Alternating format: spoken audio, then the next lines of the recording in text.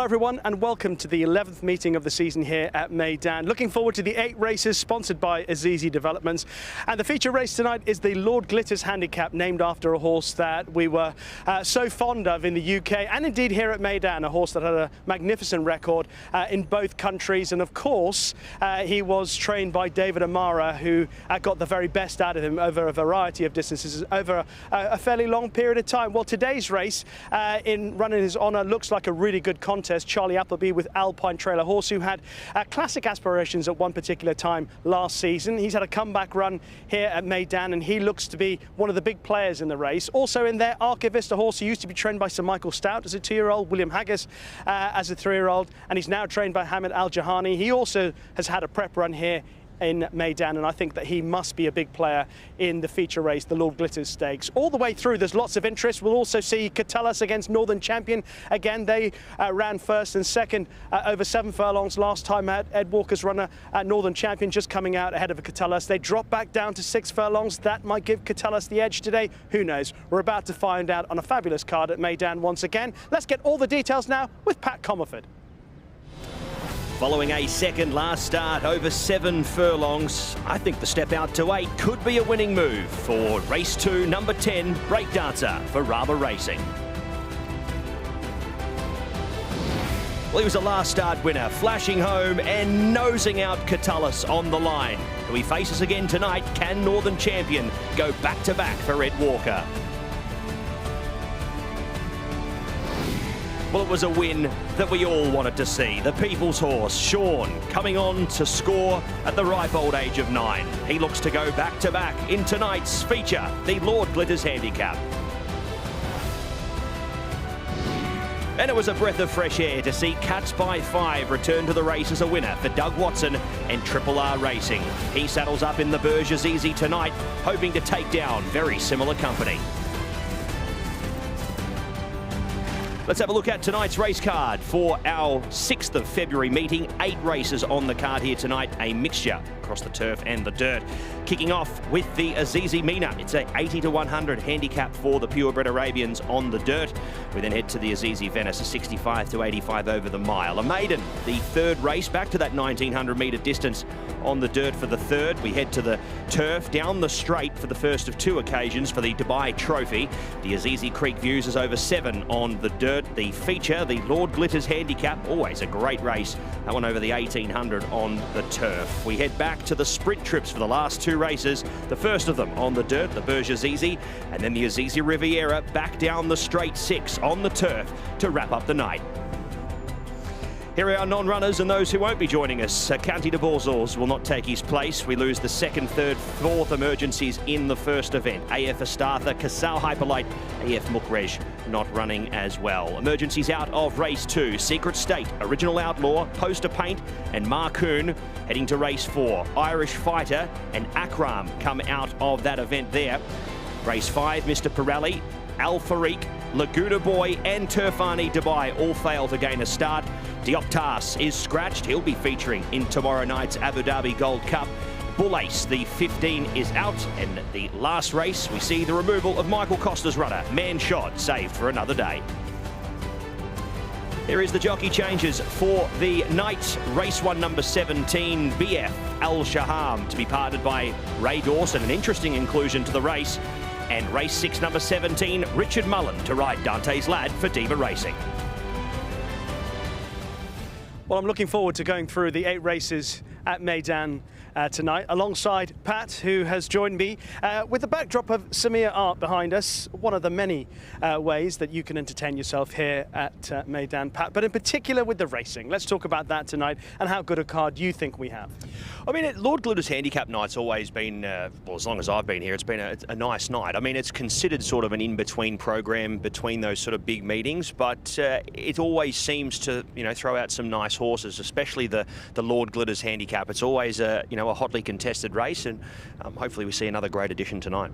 Well, the Lord Glitters Handicap, as you know, as you say and you refer to, obviously honours a horse that many viewers in the UK will know very well. So we welcome racing TV viewers to the show, and of course, Lord Glitters Glitters was a horse who did very well both in the UK and here at Meydan, and there's a lot of British interest in the big race today, the Lord Glitters Handicap, including horses both trained past in the UK and now horses here in the UAE. But let's start with our first race tonight, Pat, and it's the purebred Arabians in action for our opening race.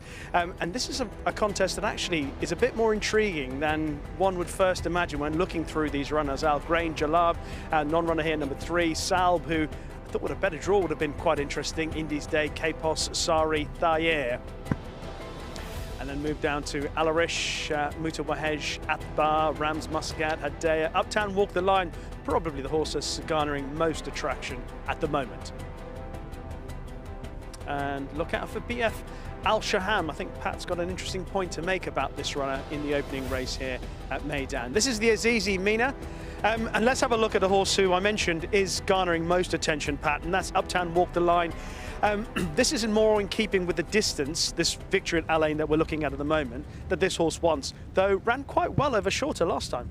Yeah, look, had every excuse going back sharply in trip last time out to not really see the trip out, but I mean showed signs of a horse that was wanting further over 6 furlongs last time. When they got tired, he was making good ground to only get within a few lengths of the winner. But look, we'll see him back out over this sort of similar trip tonight. He gets a chance to be up in the mix, he gets a chance to settle in front, and will potentially settle in front or be in the first few at least. He gets to run a more genuine race tonight, and I think it suits him, and he's already got a good run on the track. He's seen the surface now. We know that he runs well on Meydan dirt, and yeah, he's capable of winning this for sure. Okay, I mentioned another horse that I thought you'd have a very interesting point to make, and that's BF Al Shaham. Yeah, look, I mean, look, I didn't really consider him initially when he wasn't in the race. He was merely an emergency. But look, the stablemates made way for him here in this race. Canty de Borzals comes out, and as a result, this runner who was pretty good to win by nearly 3 lengths at Al Ain last time out gets into the race. I wouldn't say that he's the best chance in the event. I think he's got a fair bit to find on a few of these horses up the top ratings-wise, but put in a good enough effort to give him some consideration now he makes his way in. And the fact that the stablemate makes way for him in this race suggests maybe he might be a better prospect than some of the ones that were initially in the field. Okay, what was the key element that made you side one way or another? I went with Uptown Walk the Line here. I thought the track stats suggest that you know, he's going to be running a pretty genuine race in this and back out to a suitable trip. I only had him narrowly though from Jalab in second. I thought he was the danger, going off the fact that we don't really know how good he is. He's a horse who's got a dirt sire, so the breeding suggests he'll go on the track. The French form is good enough for him to be running a good race in here. So it was a flip of the coin between the two, but Uptown Walk the Line with the track stats gets the tick of approval from me. I tend to rely on Yaz Racing in these particular contests. They've got such a magnificent record. In fact, they're leading UAE Championship this season, and they have a usual mob-handed number of runners in this race, and I ended up going for Manar only because obviously got a good draw, but also fairly versatile in terms of trip. Has got speed over 5 furlongs all the way up to just shy of 1.25 miles. So I thought if Manar, if she can get a good break, Jules Mobian for Eric Lamartinelle, it's a good combination as we know. I thought she could at least find the placings. Okay, that's a look at the first race. Let's move on and talk about our first thoroughbred race of the evening, and this is the Azizi Venice. This is our second race. It's over 1,600 metres on the turf, and prize money totaling 175,000 dirhams, in the field headed by Chaldera, who we've seen quite a lot of. Jolly Roger, Manada, Music of Time, the Trickster, Arabian Angel, Calixio, Expert Choice, San Sebastian, Breakdancer, a little bit unlucky last time out, maybe becoming a little bit of a play for him. Open Mind, Caron, Jungle Mac, Olympic Candle, Theatre Honours, Tail Gunner Joe. Let's have a look at Breakdancer. Jungle Mac and Expert Choice also involved in this race here at Meydan last month. Breakdancer, obviously one of 2 in the race for the Crisfords, Jolly Roger being another. Is this the pick of them? I think so. I think he is the one that you've got to give the most respect to. You just look at his style of racing and the fact that he's getting out here now to 1,600 metres. He's going to be hitting this line quite hard. He looks like he'll savage a mile. So that's the horse I think we've got to give most of the attention to. I mean, Crisfords have got a great hand in the race. They've got an opportunity to bring another horse in who was visually unlucky in Jolly Roger, but I think Breakdancer would be the pick of the 2. Yes, and look, I know Impressive Act didn't come out and back up that performance with a nice win and the following start. I think Impressive Act got a good run to suit, but you saw Breakdancer, he hit that flat spot at the sort of 200-metre mark, and then it took a little bit of time for him to start winding back up. With the extra furlong, he's going to have an opportunity to hopefully hit that flat spot, if he does, a little bit earlier, and then have some time to reel the horses in that he needs to. But I'm really confident with him tonight. I've made him my nap. Oh, okay. Well, there's another UK representative in this race, and this is Caron for George Bowie. We can have a look at the performance of Caron with Olympic Candle, San Sebastian and Monada in behind. Obviously, the winner of this race is also a Crisford runner, Ocean Viking. Yeah, so I mean, that's probably a good thing in regards to sort of assessing the form, because I mean, Ocean Viking is a horse that they certainly respect, the Crisfords, in regards to sort of how both of them are going. Knowing how Ocean Viking has been working, I think Breakdance has probably been doing a little bit better. So the fact that you've got that Ocean Viking to line up from a form perspective may be, you know, a good thing to see and get a gauge of, you know, how they're going. I have no doubts whatsoever that Caron is going to improve here with running. I think the opportunity for him to now have a run on the surface here and get back to a nice to this track again with those track stats under the belt is going to see him improve and run a better race. But I think Breakdancer could have Caron's measure. We'll just have to wait and see. Okay. Well, I've actually gone for stable companion of Breakdancer, Jolly Roger. I was really taken with that run last time out. Had he got a clean run, I think he would have gone very close to winning, actually. I think he would have won. He just got stopped at such an awkward time in the home straight, but then he switched to the inside and was making ground up better than anything else. But of course, that's partly due to the fact that he got stopped at a crucial stage when everyone else was quickening, and so he was probably visually finishing the race off better than you would think he would do because of the way the others were stopping. But I think he'll be the one. Good draw, Mikel Barcelona. I presume James Doyle had the choice of the two, right? I was just about to say that. I think he would have had the choice, but there's no knock in having Mikel Barcelona on. You don't lose any admirers there. Okay. Anything else you want to mention for that, or are we ready to move Not really. on? I mean, I thought Breakdancer for me, and I thought the clear big dangers were Caron and Jolly Roger. I think it's a race in 3. Okay, let's move on and talk about race 3, which is the Azizi Rev. This is back on the dirt, 1900 metres the distance for the thoroughbreds. A maiden race, Awesome Fleet, Doan, Heart of Libya, Nakada King, Rashwan, Stormy State. Are we going with Susette for the Bupat Simar newcomer? I think Susette would be the best way to Thank go you. about it. Yeah. The other pronunciation would be quite awkward, wouldn't it? Taihan Pegasus, Watch Collector, and Auntie Fair, who is probably better than she showed on her debut. Let's have a look at Nakada King for Godolphin, Charlie Appleby. He's had a couple of runs. He was second at Kempton behind Nation's Hope, which obviously is, on the face of it, quite interesting because the winner might turn out to be quite useful. I was slightly disappointed with what he did next time out. I mean, look, I mean, I think you've got to line these performances up and say that, you know, I think both runs definitely had merit. I think they were definitely expecting a better performance there at Chelmsford the following start than what he delivered, considering that, you know, that run behind Nation's Hope was quite smart. Again, regardless of the performances, Rishi, the statistics are always against these horses coming across who are attacking Meydan dirt for the first time. It's a completely different surface, and although many do handle it and are able to run a good race, there's just too many unknowns in that to be following a horse with a great degree of confidence when you really don't know how that's all going to go. He's also drawn quite wide on the course here for this race tonight, so that may be yet another thing that could be against Nakada King. I'm not saying he can't win, but there are a lot of things against him here that may sway to other runners in the race getting a slight advantage. Okay, well, there's a horse running here called Awesome Fleet, who, judged by his first couple of runs, you'd have thought he's crying out for a step up in trip, which is what he gets today. He comes in here off the back of slightly disappointing effort, I thought, behind 6 Speed. When I thought he again did what he usually does, which is gets further back than he actually wants to be, but he actually finishes off the race okay, not as well as I thought he would do. But if you go back to his run here and at Meydan at the beginning of January, I thought it was ideal for a prep run for a race over this distance. He's a horse that has, unfortunately, they've had their battles with him in regards to his legs. He's just he's a horse that hasn't been the most sound when it comes to his legs.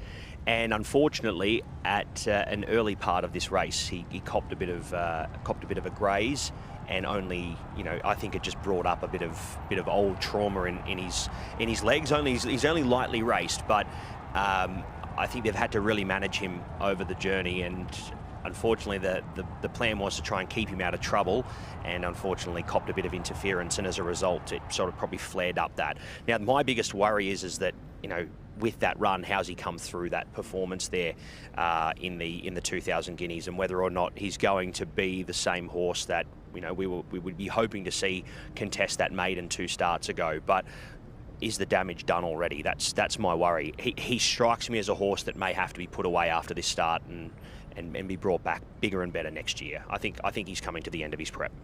Ouch! I like him. Okay. That's why that's the differing of opinions. So, I mean, I'm not surprised that you'd be going for a Salambin G'day horse. We know you're a big fan of the stable. Stable doing Number well. one ticket holder. They're doing okay this season. They certainly Thank are. you. They certainly are. But I mean, I think he's a horse that they may get one more start out of him. He's probably a horse that was aiming for that 2000 Guineas, and they've gone, oh, he's had a disappointing run. Maybe we just step him out for one more go. But yeah, look, I don't know. And an easier go on the face of it. For sure. Where else are you looking then? I think Auntie Fair out to a nice distance here of 1900 metres is going to see her race more genuine. She gets 55 here as a filly. 1600, she jumped with them last time, but then once she sort of drifted back a couple of pairs, she copped all the kickback in the face and then just went straight back in the field. She got beaten quite considerably. She ran 7th, made some ground late when she got some clear running in the straight and was out of the kickback. But I think with gate 1, Mikhail Barcelona is going to be more positive. I wouldn't be surprised to see him give her a bit of a dig in the ribs early and try and find at least the lead. If they can't find the lead, at least be box seating. The work's been solid during the week. She's a really, really nice looking type, and a horse that's doing plenty of work, good work at home. So I think we didn't see the best of her there on debut. The race experience may not be the worst thing. I think we see her more forward here today. She's double figures overseas. I can understand that on her first run, but I think she's overs. I think when she ran first time here at Meydan, spoke to Tiger Shea before she ran, he said she's the type of filly who will need a trip. She's getting that today, having made her debut over a mile. Okay, let's move on and talk about race 4. This is quite a good contest for the Dubai Trophy, obviously sponsored by Azizi Developments. 1200 metres the distance on the turf, and the field headed by Flying Comet, Hilatani, Maximised, Northern Champion, Catalyst, Postmodern, Power for Power. Moving on, Yasser Akram, Al Mutanabi, Do or Do Not, still looking for that first win. Zumbizi, Cat Belling, Hanem completing the lineup. Let's have a look at Northern Champion beating Catalyst. This was over 7 furlongs here at the beginning of January, and also what's worthy of bearing in mind is the track position of Catalyst turning for home. I mean, it was a very good run. Showed plenty of signs of a horse that is gradually, maturing and potentially will get into become a really nice horse going forward. Has already built up quite a nice resume. Hit the front, gawked around a little bit, exposed itself to Northern Champion, who I think really relished having a horse come into its eye line with sort of 50 metres left to go, found again and kicked back to win. So, I mean, there's plenty of form to take out of that race. It's funny with this being a 6 furlong event, you'd automatically assume that you'd be looking for the horses that have done well over 6 furlongs here already, but I think that's the form line to follow. I think the horses that have been over 7, turning a corner, they're dropping back in trip. I think you're going to see this race tonight be a little more deep than some of these horses that have just contested down the straight only. Those horses coming back in trip are going to be, I think, the ones to beat here. I'm with you. I think it's a classy effort from those horses that we just saw. And of course, the horse just behind them, Title Roll, came out and bolted up last week. Yep. I say bolted up. He didn't win by that far, but he was pretty keen early on still, hadn't quite settled. And he's franked that form. So personally, even though Catalyst and Northern Champion are dropping back in trip, I think the race is between the two. But I think Catalyst with a clean run, he's in 9. I presume they'll come sort of middle down the track. Your horse that you pointed out, Hanem, is in 11. She's going to go forward, isn't she? She can't do anything else but. I'd say so. Look, I think Catalyst is the horse to beat here. I think he can overturn the result here on Northern Champion. Northern Champion, even though Oisin Murphy jumps aboard, one of the world's great riders, he wasn't on last start. I mean, he didn't win on the horse. They've taken, unfortunately, with Power for Power in the race, Kieran Schumacher being retained here by the owner, Abubakar Kadora. He can't ride the horse, so Oisin Murphy's here to ride the horse.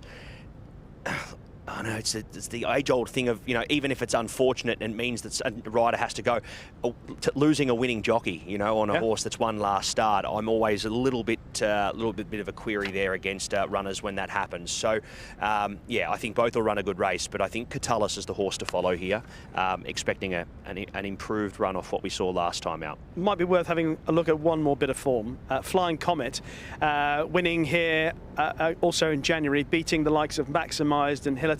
This is pretty useful form. I mean, the horse in third, Maximised, was a pretty smart 2-year-old in the UK for Charlie Appleby and has run well. And I thought if you mark the race around this, the win of the Mill Reef Stakes in the UK. Yeah, I think it's a good form line to go off. I think I took more out of the performance, even though Flying Comet won the race. I took more out of the performance of Maximised in the race than what I did with Flying Comet. Flying Comet was great. He grinded away to win the event, but I think Maximised showed signs of a horse that will come through that run and improve off that even more. Flying Comet, I don't know if he can improve off that run. I think we saw him at his absolute top last time out, and yeah, whether or not we see him go to another level tonight, I think he would need to win the race, as is Maximised. But Maximised showed plenty there, and I think of that form line there, he's probably the one that I've thrown him in for third in behind Northern Champion, okay. and think he's the one I've respected the most. Okay, so we're agreeing that Catullus is the one. I think Catullus is the one. Yeah. Okay, I think that's the first time we're agreeing so far. Maybe we'll have another agreement later on. We'll see. Yeah, we'll see. He says that with a little bit of menace, actually. The Azizi Creek Views is up next as the music gets going here somewhere. And it is the fifth race on the card, 1,400 metres the distance, back on the dirt. Prize fund of 190,000 dirhams, and the field headed by Desert Peace, Go Chrome Go, Don Pacifico, Straight and Level Columnist, Don Vaccaro, Smart System, Sirocco wins. Just that one run so far for the son of Dubawi, but a winning one. Flama Sunshine, Guarani, Million d'Oro, Nayar, Jumeirah Bay, O-Night, Action Point, and Carman.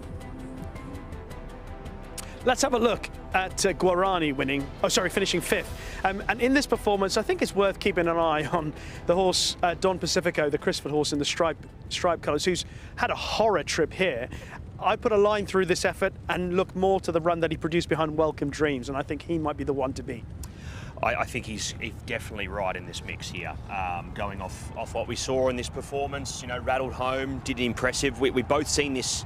We've both seen this in a very similar way. I have gone with the horse in the same race here. I thought Guarani came home with just as much gusto, and yeah, I would be shocked not to see Guarani run a good race as well. A lot of things went wrong. A few of those horses, that's the whether you love it or you hate it about dirt racing. Unfortunately, if you're not in the mix there early, unfortunately it can be curtains, and your chances of winning are slim. So, it's what you can see these horses do in the late stages that can see them potentially improve into that following start. And I think I agree with you in that Guarani and Don Pacifico both showed signs of a horse that it wasn't their night that night, but made up considerable ground late, and them sitting forward and getting a bit more luck early in a race would see them in the finish here tonight.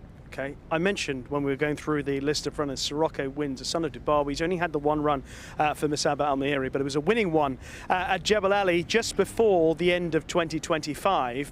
And okay, it's a different question being asked today here at Meydan against seasoned, experienced runners, and a horse who's only had the one start, but he's completely unexposed. We just don't know how good he is. I think that's the worry with him. I mean, some of these horses can use Jebel Ali as just a launching pad into their first up runs here at Meydan, but this is a race that's going to be shaping very, very differently. You're not going to have a race where half the field falls off. He's going to be pressured for a good chunk of the race, and it's whether or not he's able to adapt to that pressure and deliver his best late in the race. We also don't know how he'll travel here on the Meydan dirt in a race. He's trained here at the facility, which makes it obviously a little bit more, there's probably a bit more of a degree of confidence. It's not like the horse is stepping on the dirt for the first time here. But yeah, he's a bit of an unexposed horse. We're not really sure how to translate that form across from a Jebel Ali maiden. Sometimes it's good, sometimes it can't. It doesn't match up at all. So, yeah, he's a big watch here in the race. Okay, let's move on and talk about our feature race of the night here at Meydan. It is the Lord Glitters Handicap, sponsored by Azizi Developments. It's worth 350,000 dirhams. It's over 1,800 metres on the turf and a quality field. Acapulco Bay now with Salim bin Gadaya, former Aidan O'Brien runner, Al Ali, Yarug, Alpine Trail, King's Charter involvement. Back on the track after more than 500 days on the sidelines, Arabian Story. Caramelito, Rema, Dividend, Archivist, Hawksbill, Lanakash, and of course it's not a meeting here at Meydan completed unless Sean's running. And the people's horse. He got that win, he's got the win. There's Dante's Lad completing the lineup for the Lord Glitters Handicap. Let's have a look at Dante's Lad, ahead of Archivist and Alpine Trail, and of course a lot of people see Alpine Trail and Archivist likely to overturn the form, certainly more fancied in the international markets than Dante's Lad.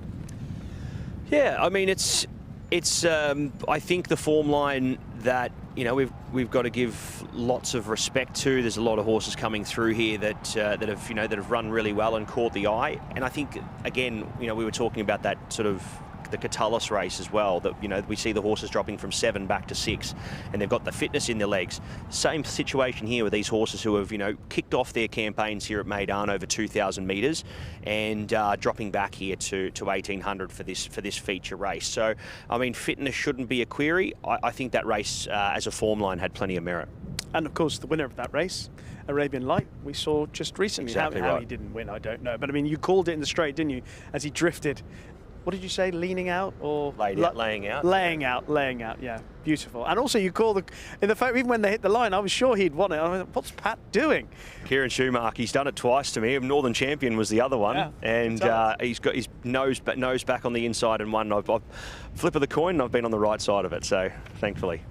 Let's have a look at a couple more bits of form, shall we? We'll go back to the middle of January in the Burj Azizi, where Lanakash finishes second. Hawksbill runs well in behind as well. I thought Hawksbill was a really smart effort here. Can you see either of these two playing a significant part today? I'll be honest with you, I actually didn't really like this race as a form line. I thought both of them had run quite well, but it was a pretty messy mile race just in regards to sort of how they travelled, and I don't think we got to truly see what we were hoping from the likes of Hawksbill in this race. I sided more with the 2,000 metre form here. These runners dropping back as opposed to the ones that are sort of stepping out here from the mile. I think they've got a slight advantage. So we will only time will tell. We'll see very shortly if I've seen this right or not. Okay, one more horse to have a look at, and that's Dividend for Dr. Richard Newland and Jamie Insole, a horse who obviously ran really well at Royal Ascot, and this was a fine effort on his first start here at Meydan when he ended up finishing third behind Folk Festival. Had a fair bit of ground to make up, like with, for example, Hawksbill in the previous race, eye-catching the way he finished off the contest. Yeah, this was a messy race as well, and I mean, in a different sort of way. The other, and it sort of left a few sort of flat-footed. This one was very different. Native Approach up in front. They were doing high 10s early in for a few of these to really rattle home from the back. I mean, Dividend showed plenty there late to come home and do it. I don't think he's going to get the pace here this time around that he got there that kind of suited his racing style. That was my query with him. But Ross Orion jumps back aboard. He's obviously had a bit to do with this horse over the journey. Okay, who is going to win? It was the race I was least confident about all night. The Lord Glitters Handicap. It's always been a tough race, and I mean it all comes down to who gets the right runs at the right time. I sided with Alpine Trail here. I thought the 2,000 metre race was the form line to follow, and the horse out of that race that I felt showed the most was Alpine Trail. And I see, look, obviously William Buick's sticking with this runner of the runners that Charlie Appleby has, which suggests that the stable also think he's the best chance for them. Alpine Trail for me. Okay. Sean's got a chance. You know what they say about London buses? Well, the stables had a good run in it. Uzo won it a couple of years ago, and Sean ran a good race that year that Uzo won too. I mean, it all comes down to luck for Sean. He needs the things to go the right way. He needs that genuine tempo that I just don't think that there is a tearaway leader in this event. Maybe one will take it up and decide to take up the lead and kick away. But I just can't see in the map anything here standing out that's going to go lightning in front, that's going to set it up for Sean to run at his best. Okay, well, it's good to see him here again. The penultimate race is the Burge Azizi, 1,200 metres the distance on the dirt, and the field headed by Cats by 5. Rafid Danya, of course, winner of the Alquoza in 2023. Sahalat, Lafati, Mr. Cafu, Donde Fermo on the way, and that is your field. Let's have a look at Cats by 5 finishing ahead of Danya and Sahalat. And I'm going to lay my cards early on the table and say I think Sahalat is my best selection of the night. A lot of people are in that same corner. I think they do feel that he's got the great form coming into this. Just watch his action all the way up the straight. Unbelievable. Unbelievable. He never changes his legs. Yeah. Which is unusual for a Bupat Sima trained runner. That's part of their training, the fact that they need to switch leads, but he never does. But I suppose today, with the additional accoutrements that he's got on, I'm expecting they're going to think he's going to produce a more sharper effort, or at least if he hasn't, that the accoutrements will help him produce a sharper effort, and we'll see more of the real Sahalat today. Accoutrement, that's a new one. I like it. Please, if you can get that in a finish. I'll have to, that'll be some effort if I'm able to pull that off. But yeah, look, I agree. I think he's showing the signs of a horse that's going to really relish here tonight. They're going to go fast. They always do. Yeah. There's one thing you can always guarantee, and that there's going to be a genuine tempo. If it's something, will take this up and try and win it from the front. It hasn't been a successful move all season. No. A lot of horses have all been run down, but one will try to do it, and that will create a genuine enough tempo for a horse like Sahalat. I've gone with Donde Fermo here on a quick backup. This is a bit of a rogue tip. 6-day backup. To the eye was impressive behind Billy Webster, who Billy Webster was in tip-top form for that race last time out. It's a Jebel Ali form line. It's a bit different. It was also over 1,000 metres. 1,200 metres is going to see Donde Fermo get a bit more of a genuine run race here for his standards, and has seen and run well here on the track before. Ran a good race there behind Raja 3 starts ago here at Meydan. This horse has done a fair bit of travel, and I think it's brought him on quite a ways. I think as an each-way prospect, Donde Fermo could run a good race. I'm expecting him to finish in the top 3. Okay. And of course, Lafati put up a really good effort to beat Welcome Dream here at Meydan at the beginning of January, and the time was pretty good in that performance as well. So it's a deeper race than maybe it looks on paper, but I'm hoping that there's more improvement to come from Sahalat. And then we come to our finale, which is the Azizi Riviera. It's over 1,200 metres, and we're back on the turf for this close-in. The field headed by Jouncy, Vespasian, Hassim, my old friend, is lining up again. Rapper's Delight, Twilight Calls, Desperate Hero, Welcome Dream, who we mentioned in our previous race. Tourist, moving on to Manshod, right here, right now. Manshod obviously is a non-runner. Right here, right now. Reservado, Deep Hope, Magsud, Odai. And we are going to look first of all at a bit of form that involves Tourist and a few others as well from this race at Meydan at the beginning of January. Tourist to finish ahead of those rivals again? That's a no. I mean, you don't have to say any more than that. No. No. Yeah. No. I think he was placed in a beautiful position this night, but form suggests that he doesn't back it up. Look, I might be wrong, but I just don't see him doing it again. I think Miss Your Chance got a lot of these horses just flat and off the bit, and he rallied, and to his credit, he rallied. She ran well. Yeah, she did. She ran well. She was put against it over a longer trip. Yeah, I mean, I think I would have been more confident if Tourist was running over 7 here tonight than 6. Yeah, I think he was in a nice position where he was able to rally, and a lot of horses were below their best because they just got caught flat-footed by the way the race ran. Okay, well, a week after that race that involved Tourist came another bit of form that we're going to have a look at. Welcome Dream finishes back in 3rd, right here, right now, 4th. Hassim finishes back in 5th. I know I always get sucked into believing that Hassim's got a little bit more up his sleeve, but I thought this was a fine effort from him, and I thought he would have snuck a place had he not just got checked again at 1 or 2 crucial moments. But he obviously finds himself in that position more often than not. I'm with you. Come on, Pat. I'm with you. And he opened over 20 to 1. He was at over 20 to 1 at the Open overseas, which I think is an outrageous price. He motored home here, and he got, look, Desperate Hero fell into his lap there. He was able to rally again. He seldom wins a race, but he rarely misses a frame. Yeah. And he, oh my God, I'd love to own him. I would love to own him. He would be the most frustrating horse to own in regards to not being able to, get the win all the time. But he just he tries his guts out and puts a good effort in every single time. The only time this season he hasn't gone any good was when they decided to run him on speed. He broke too quickly and he ran on speed. And I mean, I spoke to Richie Mullen after the race about it, and he said, unfortunately, they did want to be more forward, and he jumped really well. We put him there, and it didn't work. They've reverted back to the old thing. He just needs the run to come at the right time, and he needs to wind up. He's not going to always get there, but they were 4 to 1 or 5 to 1 top 3, which is just ludicrous for him. And I thought he ran a super race there. He's dropping back into an easier handicap this time around. He has to carry a bit more weight, but he carries weight well. If he gets the run at the right time, he'll be flashing through. I mean, tell you what, he's still like 15 or 16 to 1. If you get on him as an each-way prospect, tell you, he'll give you a side at some stage. You'll be getting off your couch and screaming at the TV at one point or another, I'd say. And if you can guarantee he gets an uninterrupted run, you would be absolutely shocked if he doesn't fill the spot in the frame. 100%. 100%. And I mean, it all just comes down to him getting that run. And if he does, and there's a genuine enough tempo, there's going to be something that'll take this up.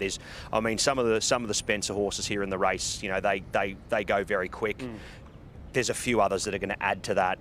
I just expect it to be going. They're going rapid up in front, and Harsim's just going to need that little bit of daylight to go boom. Away we go.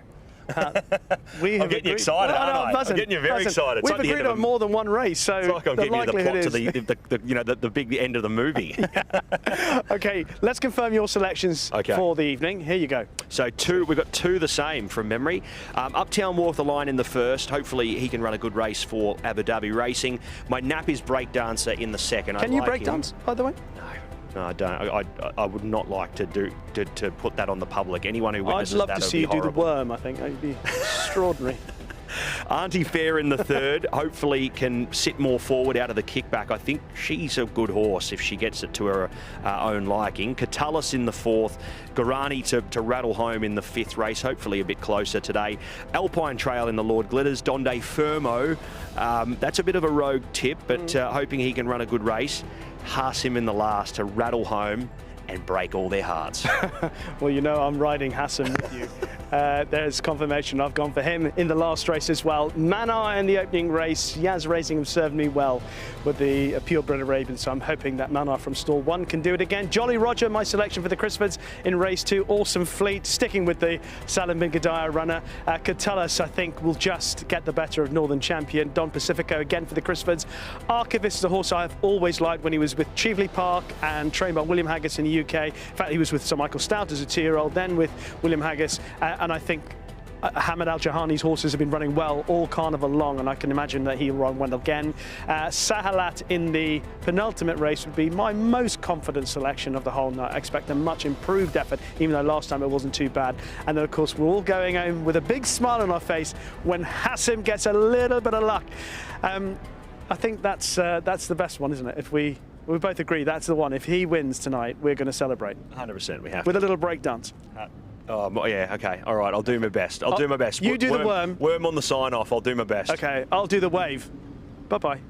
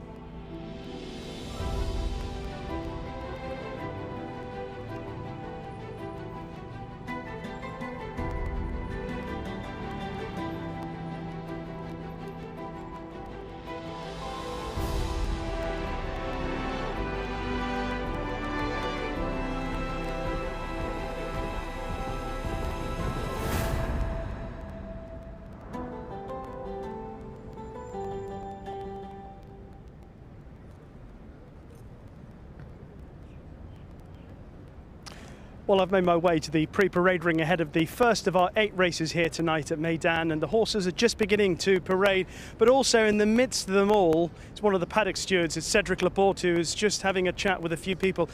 I always see him, and I'm just going to jump in and have a very quick chat with Cedric. I'm so sorry to bother you. I was just saying, you're always here, you're always immaculately turned out, you've always got a smile on your face. How long have you been working here at Meydan? For 16 here. Wow. Yes, it's been quite long now. So you must have come here when you were like 10? No. Yes, I look like maybe, but I'm not. So what was it that got you to Meydan or out to Dubai? So I was working in America before for lots of trainers there, and I was opportunity to come here.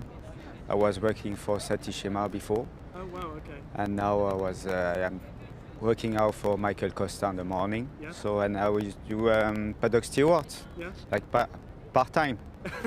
And so you spend obviously the summer or the season of racing here, and then do you travel elsewhere when there's no racing here in Dubai? Or? No, I still full-time here. So no, I stay here.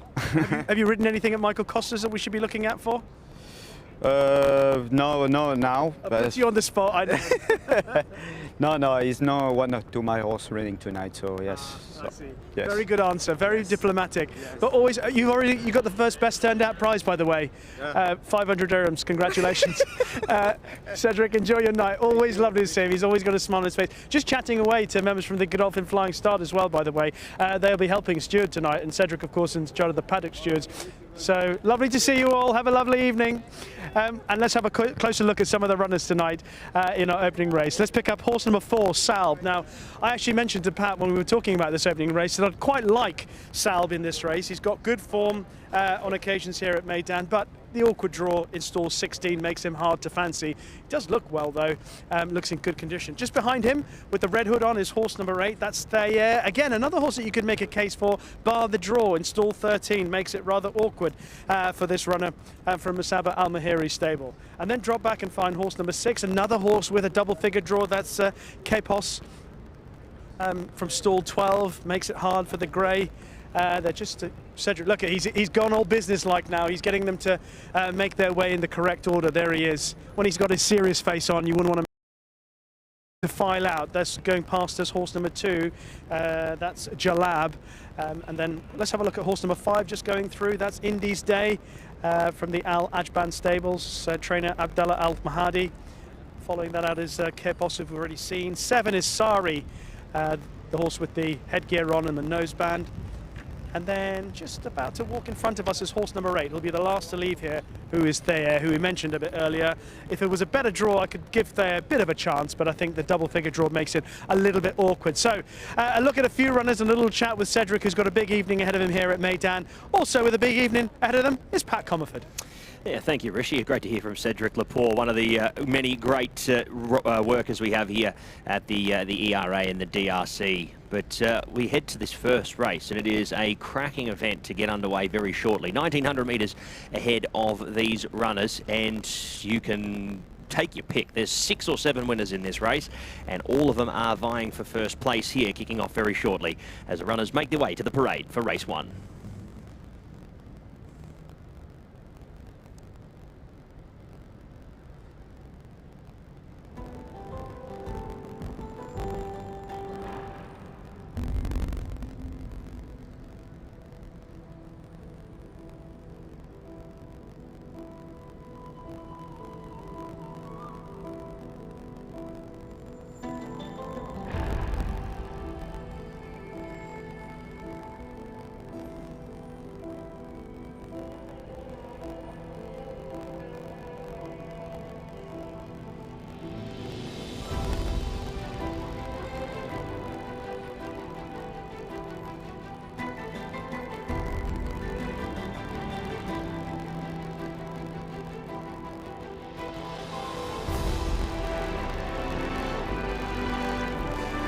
Runners arriving at the parade here for race number 1. It is the Azizi Mina. This one for 140,000 dirham, 1,900 metres the journey.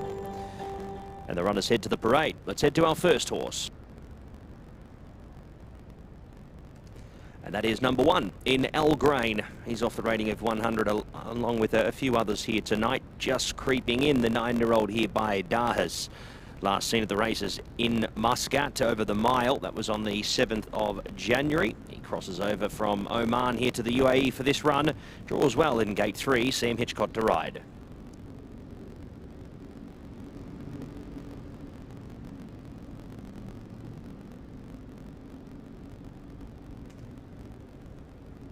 Here is number 7, our next horse to have a look at. That is Sari. Hamad El Basaidi does the riding for Majid El Jahuri, so he claims the 2.5 kilograms here on board the 6-year-old Entire by Daria. He's rated 99, coming out of listed contest at Alain last time out, in behind Tariq. He was down the track on that occasion. Would need to improve on recent form.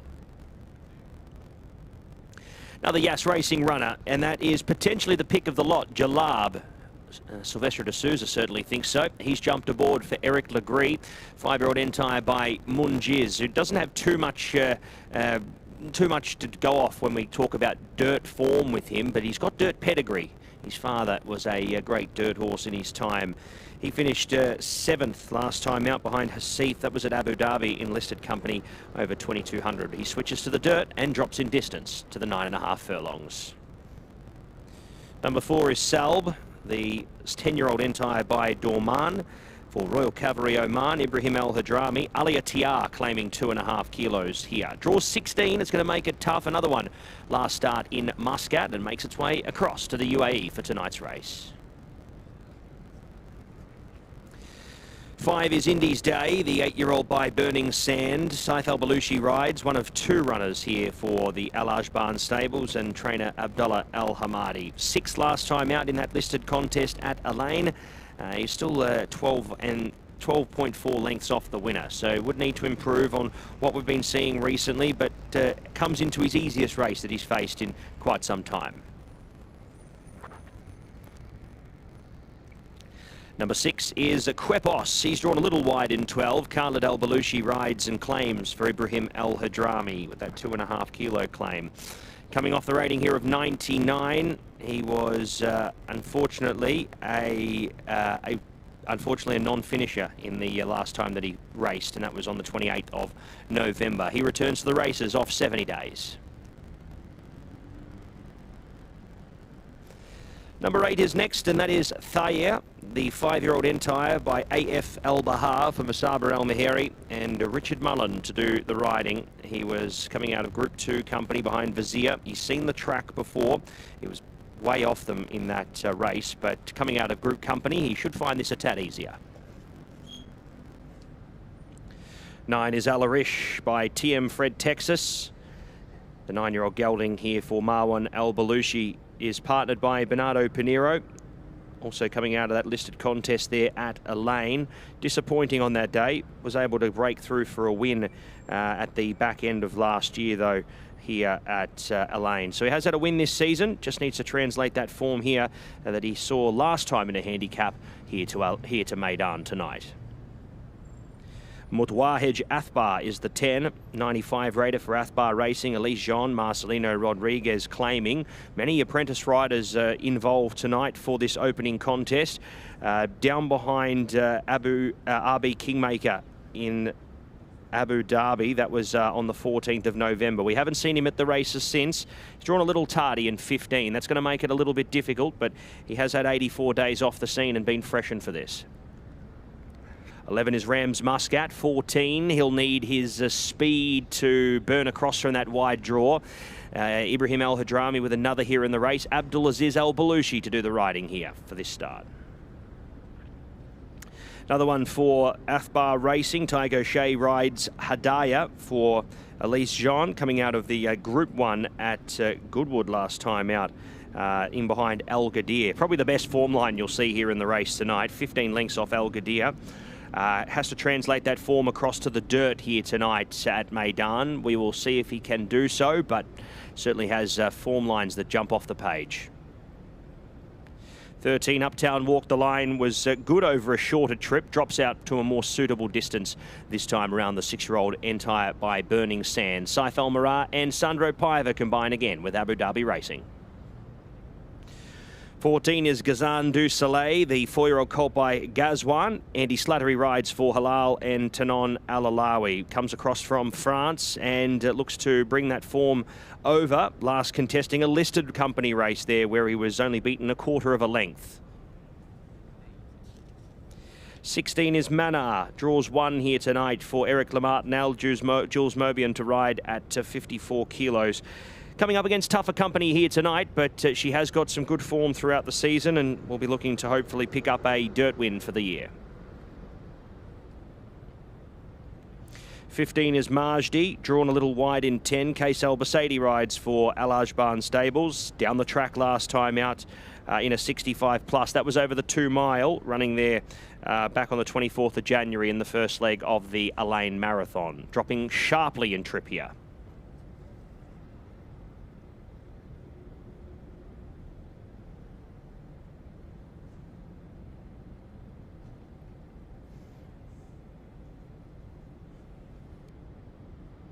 And there is 17, BF Al-Shaham, who's now into favouritism on the overseas market after being able to enter the race here with the scratching of Kanti de Bolzors. Comes in after a nice win at Alain.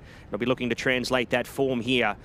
The overseas market certainly thinks he's now the horse to beat, gaining a start in the race.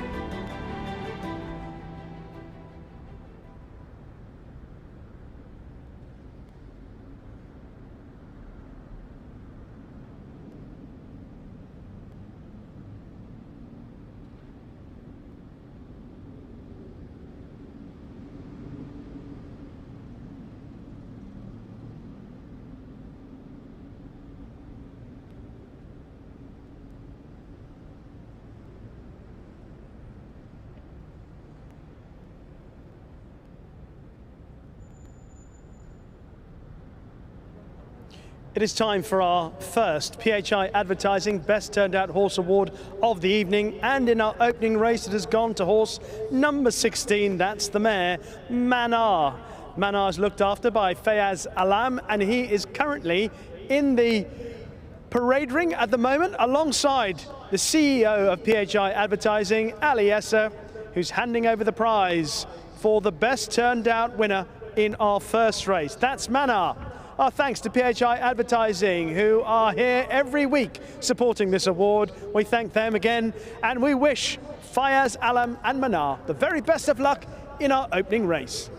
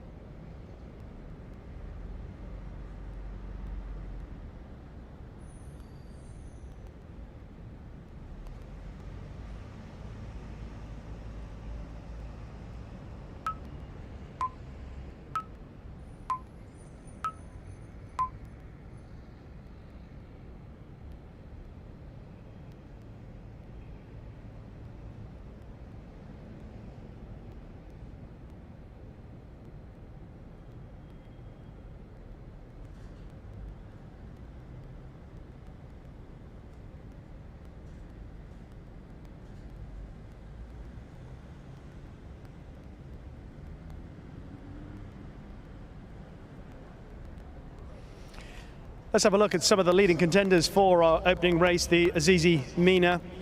And here is number 13, Uptown Walk the Line at the Son of Burning Sand, is coming in here off the back of two fine runs, the win at Alain over 1,800 meters, and then dropping down in distance and running pretty well here at Meydan over 1,200 meters.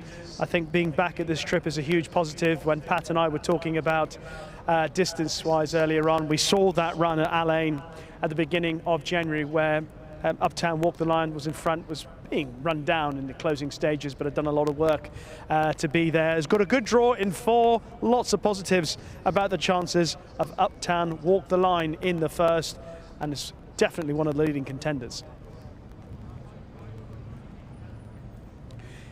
Now, Yas Racing have got 3 fair chances in this, and it appears that Silvestre de Souza has chosen to ride number 2, Jalab, who won at Abu Dhabi on the turf back in November, has got a fair bit of comparison to a few of these. As I mentioned, Yas Racing, who, as usual, having a fine time of it this season, including in these purebred Arabian races, and have also got Sari, and they've also got Manar, who's got a good draw in 1. Sari's in 2 and Jalab is in 7, but Silvestre de Souza seemingly choosing Jalab, this 5-year-old, one of the youngest horses in this field, possibly open to a bit of improvement, and on the form already shown, that should be quite good to put Jalab in the mix. The loading up process is well underway for the first of our 8 races here at Meydan. Let's head up to the commentary box.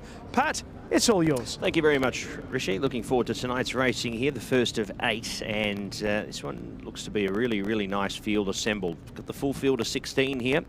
Kanji de Borzors doesn't take its place. Makes way for BFL Shaham, the last start winner at Alain. He'll be looking to make his presence felt here with another nice win as Majdi loads forward. It'll leave only a couple more to be brought forward here. Sari could potentially be the last. And he will be the last one to come up. Loading forward for Hamad Al Basaidi. Mentioning before, plenty of apprentices engaged here in this race. 4 to be exact, all claiming 2.5. So many trying to utilise the claim. Sari not wanting to have a bar of it at the moment. Getting a little restless here behind as the other 15 wait patiently in the stalls. We're not too far away from a start. He's got the ears pinned back here. He's really not wanting to play ball here at all.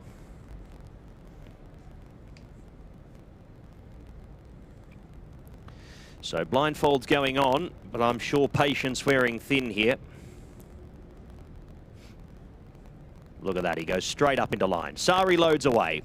Field R set here at the 1900 metres. The first here for our meeting, our 41st meeting here for the season. Ready? And away they go in the Azizi Mina. And they all jumped as one here. Hadaya a little slow out the back with Gazan du Soleil. Uptown walked the line back to 1800 tonight. Jumps well. Rams Muscat pressing forward. Thaya's on the move along with Sari. BF Al Shaya is also up in the mix along with Jalab. That's your first six. Out wider was Mutwahej Athbar, who's caught deep on the course. Kicking up the inside was Manar. Joined to its outside is Majdi. Just better than midfield. Quepos next. Then came Alarish on the inside, followed by Indies Day. Next there was Gazan du Soleil, who's got three behind it. That was Hadaya, who's starting to get a move on here under O'Shea. Salb was next, and last of all there was El Grain. It's Uptown Walk the Line, who visually is travelling along quite strong up in front here. And isn't breaking any records either, getting it pretty much a dream here. Al Shaya to its outside in second, gives it company. Out wider was Rams Muscat, who's had to take its medicine. Three wide, no cover. Up in the mix with Manar, who's up on the rail in fourth under lock and key. To its outside was Sari. Thayer continues to press on here. Comes out of the three wide line and goes four wide to start making its move here. Then came Jalab, who's already under the whip here. In the mid pack, behind it was Majdi, Indies Day, Quepos. Then came Gazan du Soleil, followed by Indies Day. Next there was Salb from Alarish, dropping away Mutwahej Athbar, and El Grain hasn't passed a horse. Uptown Walk the Line has found a little bit more here. Slipped a little bit more leather by Sandro Piver and comes away by 4 or 5 lengths. He has a look over the shoulder and everything else is off the bit and chasing here. Something's going to have to really jump out of the ground to win here. Manar was second, third up on the outside Majdi, followed by Rams Muscat, then came Sari, Quepos. It's Uptown Walk the Line by half a dozen, now 7 or 8 lengths, making ground. Majdi up into second position from Manar, but he's just getting further in front. The 6-year-old Entire by Burning Sand is coming away to absolutely run these into the ground. Wins the Azizi Mina in a cakewalk. Uptown Walk the Line, impressive. 8 or 9 lengths on the line from Majdi. Third across was Sari, who's just pipped Manar there for a final spot in the frame. Next over was Indies Day from Salb. Then came Jalab next over. Didn't like it at all in the run. Rams Muscat was next. Al Shaya dropped away. Then came Thayer from Alarish.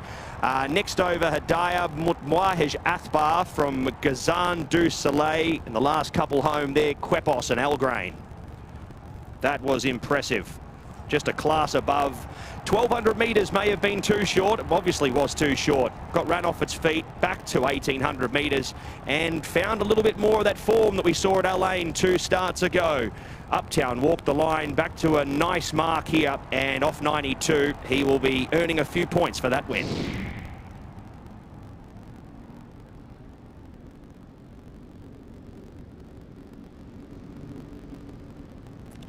Just confirming the result, Uptown Walk the Line has beaten Majdi, Sari and Manar back in fourth, but Uptown Walk the Line has absolutely bolted up in our opening race. Got a lovely position coming out the gates, settled nicely in front, wasn't pestered on the lead, and then turning for home, Sandro Piver said, let's go, and Uptown Walk the Line stretched away from all his rivals in imperious fashion.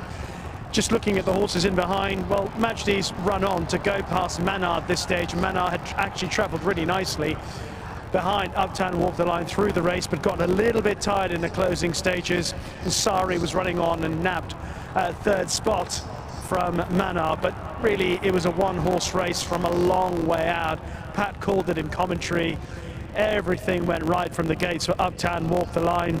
Back at this trip, certainly more in keeping with this horse's talents. Uptown Walk the Line has travelled well, showed good speed from the sit into a good position, and didn't have to work as hard maybe as what the rivals would have wanted.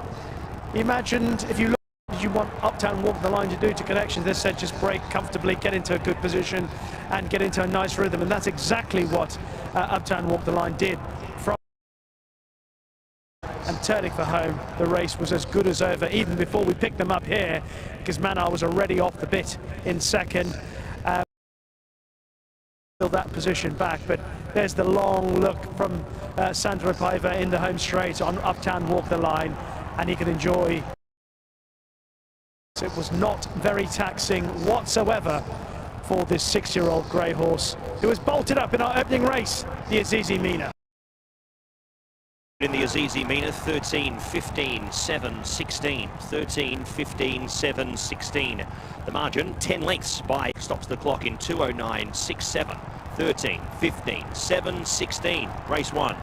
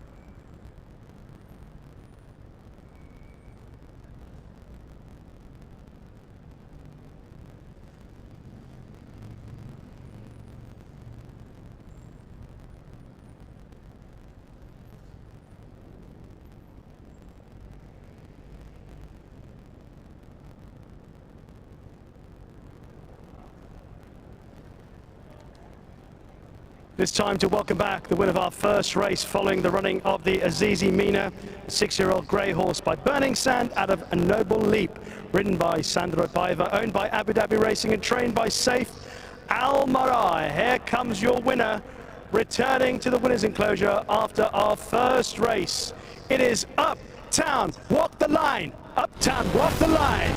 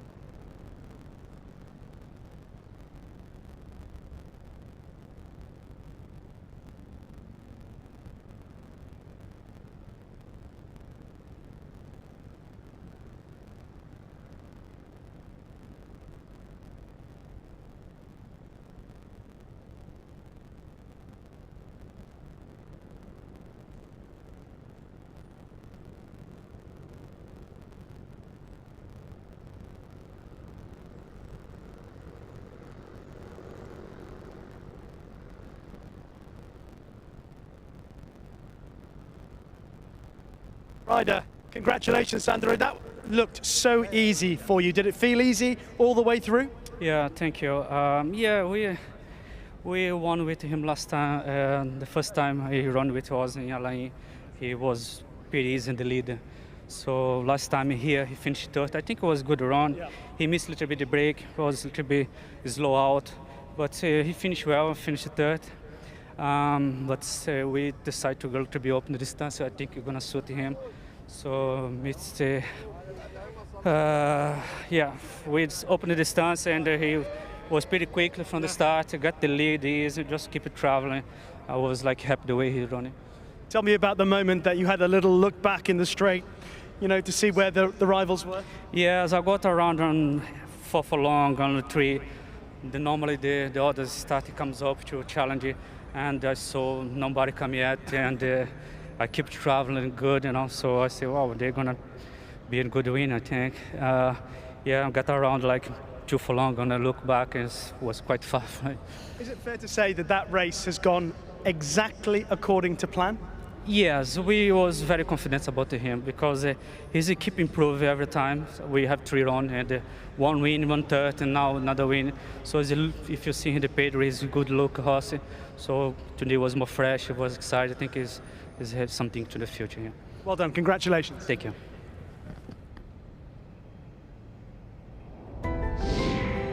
And correct weight is given in the first race. Correct weight 13, 15, 7, 16. Correct weight, Uptown Walk the Line, your winner. 209.67. Margins confirmed, 10 by a half. Correct weight, race 1.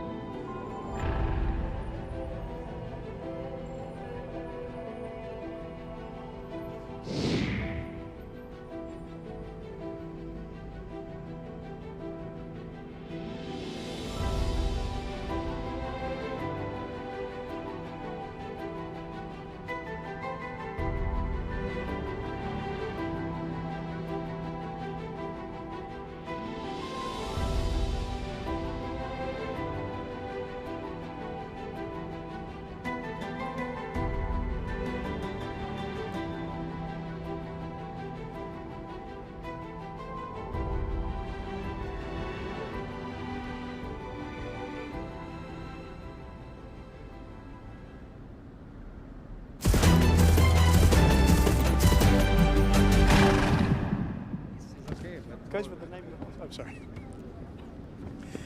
Ladies and gentlemen, it is time for the presentation for our first race. And once again, we send our thanks to Azizi Developments to thank them for the support of racing here during the Dubai Carnival at Meydan. The first race, the Azizi Mina, and we welcome to the stage to make the presentation Mr. Deepak Prabhakaran, the Deputy CEO, Design 360. And what a performance from our winner in our opening race. Uptown Walk the Line. He's the most beautiful purebred Arabian, and he has bolted up to win our first race. Owned by Abu Dhabi Racing, trained by Saif Al-Marar. Please welcome up the trainer to receive on behalf of Winning Connections, Saif Al-Marar.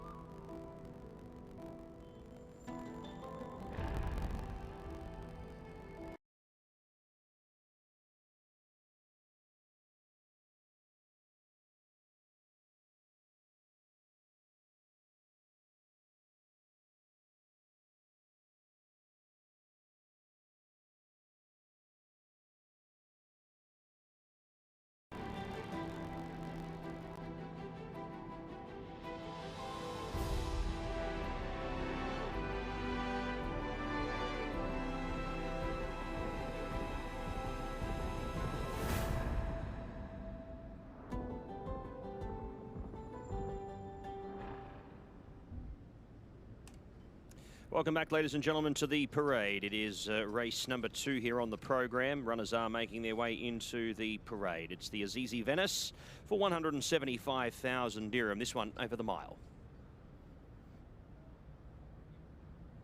First horse is Caldero for Miroslav Nezernik and Kieran Schumacher to do the riding here off the rating of 85. Beaten 4.3 lengths last time out behind the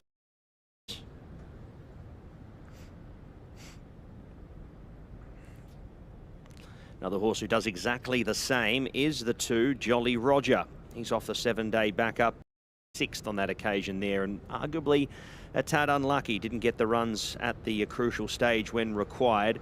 Raba Racing has a 2 in the race. This is the first. Barcelona does the riding this time around. Number 3 is Monada. Another one carrying the 62 kilos here with Chantal Sutherland on board for Bhupat Seema and Shadwell. Rated 85 here for this upcoming assignment. Last start was 10th down the track behind Ocean Viking in a similar style and grade of a race, but drops back to the 1600 for this start. 4 is Music of Time. Oisin Murphy rides for Bhupat Seema. We welcome Oisin back to Meydan for the first time this season. He jumps aboard the 4-year-old colt here by Dabawi for Sheikh Abdulaziz bin Hamad Al Nuaimi, and it makes its UAE debut.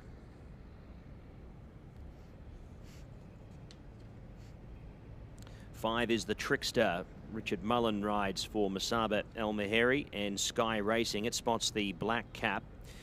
Last time out ran 7th there, coming off the quick backup as well in behind the Fingal Raven. And Richard Mullen replaces Connor Beasley this time around. Number 7 is Calixo for Jane Chapel-Hyam. Holly Doyle to do the riding here with the 61.5 kilos off the rating of 84. Down the track in its first run at Meydan, the gelding by Calix. That was in behind Yatarad. Down the straight here over 6 furlongs. Steps out in trip.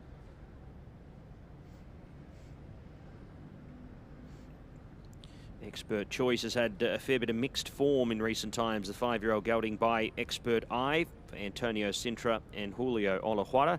Silvestre de Souza to do the riding here from a middle alley, gate number 7.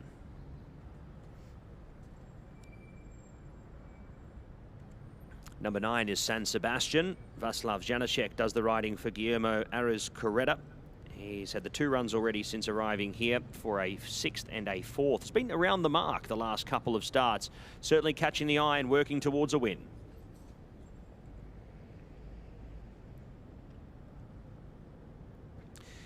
Breakdancers had 21 days off the scene, coming through a race on the 16th of January. Ran 2nd there, beaten under a length by Impressive Act, who ducked up the inside to spoil the party and win. The 4-year-old gelding by Wooten Bassett is back to the races, and the rise to the 1600 metres looks a very good thing for him at this point of his campaign. Looks one of the major players. 11 is Open Mind, one of 2 runners here for Syed bin Saror. This son of Cable Bay is to be partnered by Danny Tudhope, running 5th last time out down the straight, beaten 6.3 by Yatarad. Heads around a corner this time around. Karen's going the other way in distance. He's going back from 1900 back to a mile here after running 3rd to Ocean Viking back on the 9th of January. It's been met with some heavy support on the international market, and at this stage we'll go off our short price favourite. 13 is already out on the course. That's Jungle Mac for Andy Slattery and Bhupat Seema, Opulence Thoroughbreds. Ran 6th behind Impressive Act, coming through the same race there as Breakdancer, and will be looking to hopefully improve out in trip. 1600, the furthest distance-wise we've seen Jungle Mac over in quite some time. Olympic Candle's got to deal with a wide draw here. Syed bin Saror and Oisin all combining with the 5-year-old son of Profitable. This is Karen here behind Ocean Viking, ran 4th on that occasion, and just needs to overcome the wide draw again here for this upcoming race. But the Theatre Honours, Samad Al Basaidi claims 2.5 here for Kasabood, and Local Creator Racing having its first run here in the UAE, coming off a all-weather win at Newcastle. That was with Billy Lofnarn in the saddle back on the 21st of June 2023. Returns to the races off a 961-day break, does the 15 Theatre Honours.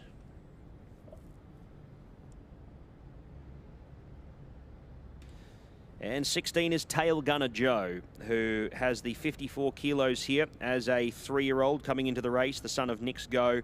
Just hasn't had the penny fully drop yet since arriving here, but has had a few starts and certainly is trending towards a win. Nice run behind Title Roll last time out.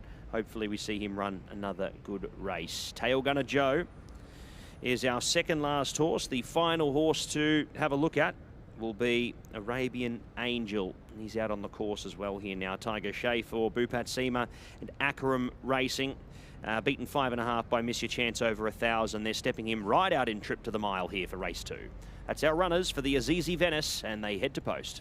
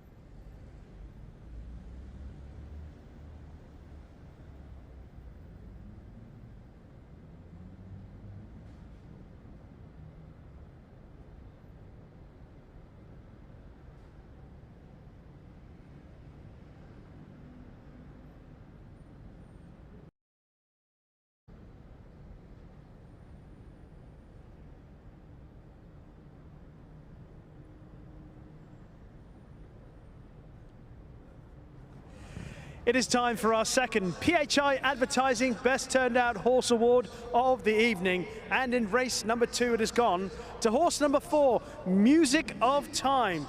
Music of Time is looking. He is in the winner's enclosure now alongside Ali Esser, the CEO of PHI Advertising, and he's receiving his prize as we speak. Our thanks to PHI Advertising and best of luck to Music of Time and Ikram Ahmed in our upcoming race.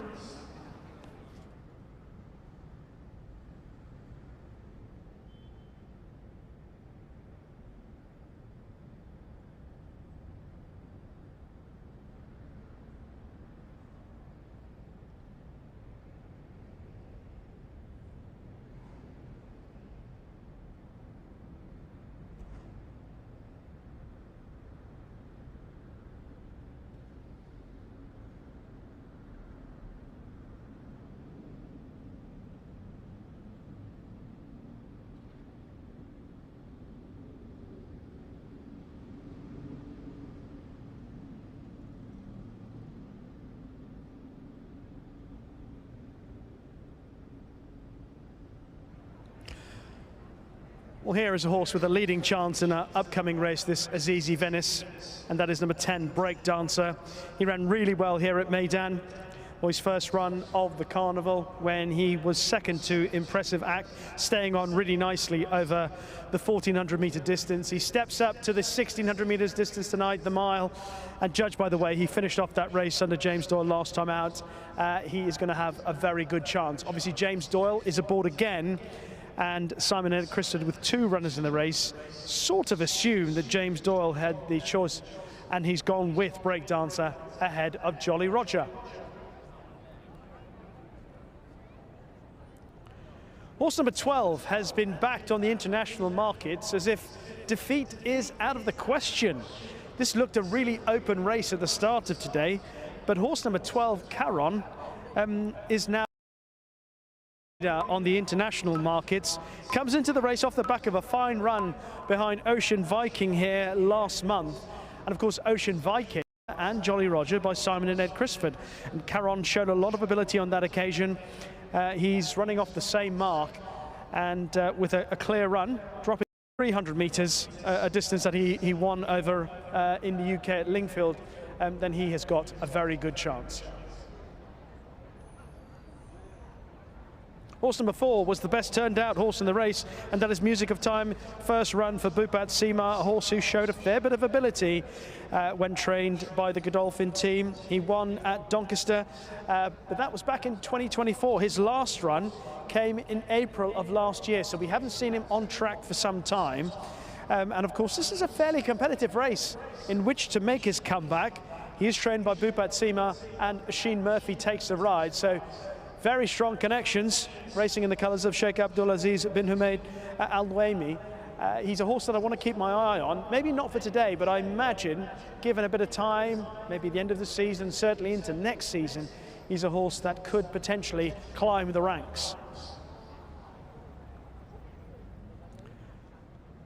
Horse number 14 is Olympic Candle. Side Bin Saror's also got Open Mind in this race. Sheen Orr on Olympic Candle. He's got an awkward draw in stall at 14, as Caron did behind Ocean Viking here earlier on in January. Again, another horse who ran really well. I thought the draw made it a little bit more awkward for Olympic. He's got in hand. I thought if he was given a better draw, he would be a leading contender, but it makes life a little bit tougher from a double-figure draw in a race like this. Loading up process is already underway. Really competitive race. I thought this was going to be a hard one to solve. The international market suggests it might not be that hard, judged by the way that Caron has been backed for Billy Loughnane and Paul Byrne and Stephen Davison and trainer George Bowie, who is here tonight at Meydan. But it's a competitive looking race. I like the chances of Jolly Roger. I mentioned he's drawn in stall 1 after that fine run behind the Fingal Raven, where he didn't get the cleanest of runs. Mikel Barcelona is taking the ride this evening. If he got a clean run and didn't get an interrupted passage, as he did in the home straight last time out, then I can see him being in the placings. But he does need a little bit of luck in running, judged by how he is likely to be ridden. His style seems to be held up off a decent pace. If that's the case, then I can see him getting involved. We look forward to seeing what's going to happen here. Last few coming forward. Pat Comerford standing by. Thank you, Rishi. Yes, Theatre Honours coming up. There's about 5 more to go. Theatre Honours coming off over 900 days. Billy Loughnane rode him to win in June of 2023. He's probably just starting out his career then. He's ridden many winners, the young man, since then. Theatre Honours returns back to the races for local creator racing in Case Abood. Here's Monada for Chantal Sutherland. Olympic Candle coming up out to the wide draw, and that looks like it will complete it for the Azizi Venice. Ready to go. And racing from the mile. Oh, Olympic Candle, he's had a blunder at the start here. He's missed away by at least half a dozen. It's going to make it very difficult for him. Caldero out wider is away quickly with Jolly Roger, who's utilised the inside gate to get into a forward position. Monada sits handy. Next there, up on the outside as they continue along, was Arabian Angel, who's worked up into the first division. Joining it up there as well, Calixo from Jungle Mac, and in between runners was Expert Choice. Breakdancer is in the first half. Theatre Honours has caught deep on the course on his return here. Caron is buried away on the inside from the Trickster San Sebastian. Next there was Tail Gunner Joe from back in the field, Open Mind.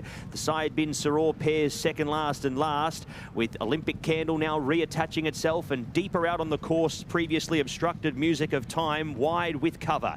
It is Caldero at the 750, and they've gone steady. They've slowed it right off here. 11.25 back to 12.26 here. Caldero's getting a dream here. He's been able to walk the dog up in front here, Kieran Schumacher. 3/4 of a length now to up on the outside Arabian Angel. As they start to wheel the bend now, Jolly Roger next from Jungle Mac. Monada looking for room. Then came Calixo. Out to the widest part of the course here was Breakdancer, still with a few to pick up. Then came Expert Choice from San Sebastian. It's Caldero, Jolly Roger, Breakdancer and Monada trying to reel in. Caron's taking the short way home. It's Jolly Roger the leader, but here comes Caron up the inside. Jolly Roger and Caron. Breakdancer reeling home as well in the late part. Caron's diving at Jolly Roger, who goes to fight. Caron Tail Gunner Joe, my apologies, Tail Gunner Joe has come over the top to win. Tail Gunner Joe for Dylan Cunha goes on to win for Jolly Roger. Then came, next there was Mo Nada from next over there, Open Mind. Next there in running was Break Dancer, followed there by San Sebastian, Music of Time Caldero. Next was Calypso, followed there by, next there Jungle Mac, Expert Choice. Next over was Olympic Candle, who tailed away. Theatre Honours, and the last one there as well at the beer of the field was the Trickster. Apologies there, Tail Gunner Joe, winner's time 1:36.9. Taken the short way home here and has rolled home to win, beating Jolly Roger on the line. Break Dancer has finished into third position there. He's finally found a way to get there and put his best foot forward here with the lightweight Tail Gunner Joe, number 16, 1:36.99, 1:36.99. Winner's time 16 in the frame in the Azizi Venice. It is Tail Gunner Joe for Bernardo Pinheiro, Dylan Cunha, and the Ridgeview stud who's come home in front. As you heard from Pat, he took the brave route down on the inside rail, Bernardo Pinheiro, and it has paid off. Turning for home, he didn't have many behind at this stage, and in fact Caron was just alongside him at this point. Caron goes to the middle, Tail Gunner Joe to the inside. Jolly Roger ranges up alongside Caldero and is about to take over and look to have most of them in trouble, but all the while Tail Gunner Joe is closing into the outside. Break Dancer is running on the outside in the second colours of rubber racing for the Crisfords. Jolly Roger has tried really hard. He probably did a little bit too much running in the early part of the race, and Tail Gunner Joe has nailed him right in the shadow of the post. That's a fine run from Tail Gunner Joe, who's been kept pretty busy through the Carnival, obviously both on dirt and turf.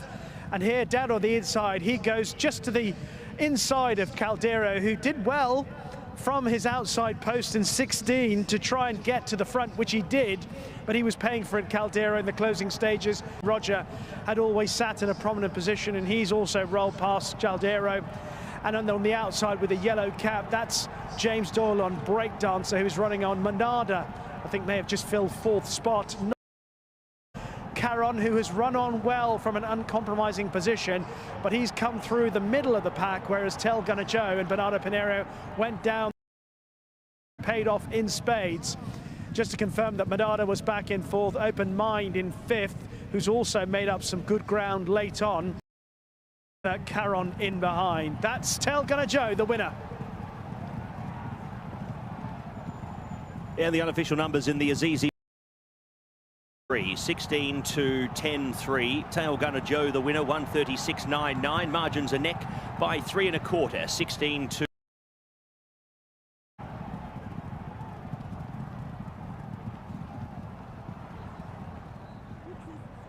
Time to welcome back the winner, ridden by Bernardo Pinheiro, owned by Ridgeview Stud, and trained by Dylan Cunha. The winner, Tail Gunner Joe.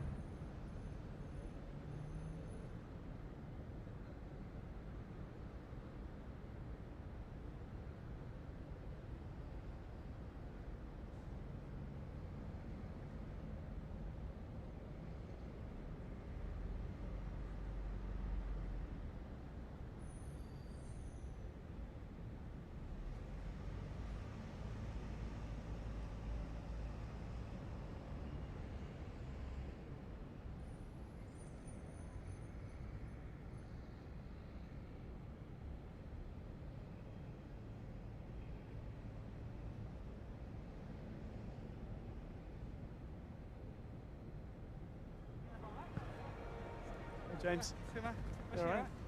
Good. Yeah, good, thanks, mate.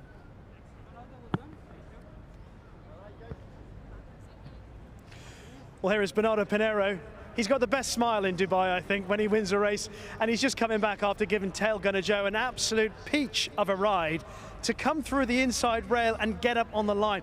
What was your confidence like when you turned for home?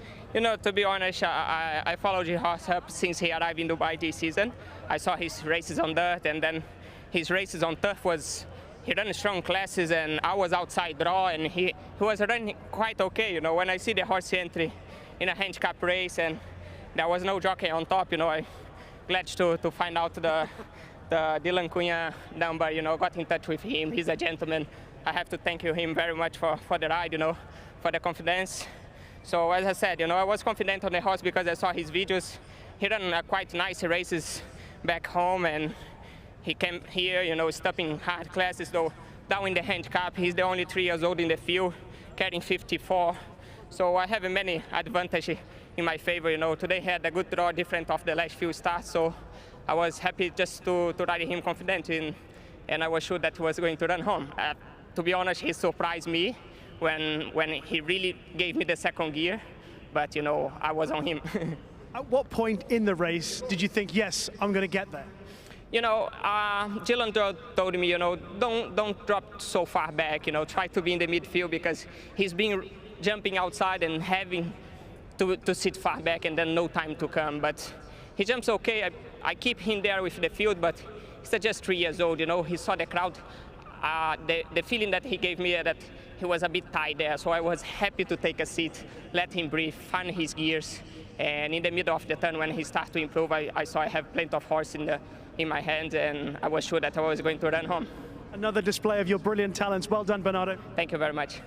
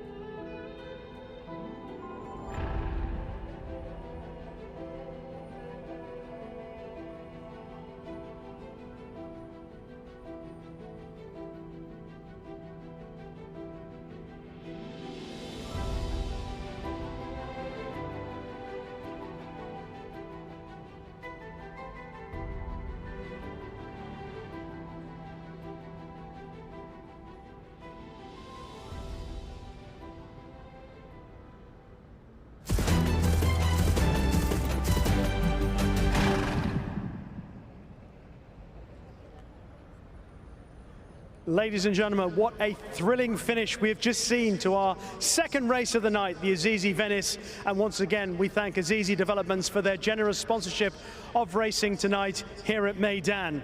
Tail Gunner Joe, the winner, and we welcome to the stage to make the presentation, Mr. Imad Hamad, the GM, Infrastructure Royal. Tail Gunner Joe, from almost last to first in dramatic style, getting up in the closing stages under a brilliant ride from Bernardo Pinheiro in the colours of Ridgeview Stud and trained by Dylan Cunha. Representing the winning team, a round of applause for Caroline Kelly and Claire Harkness.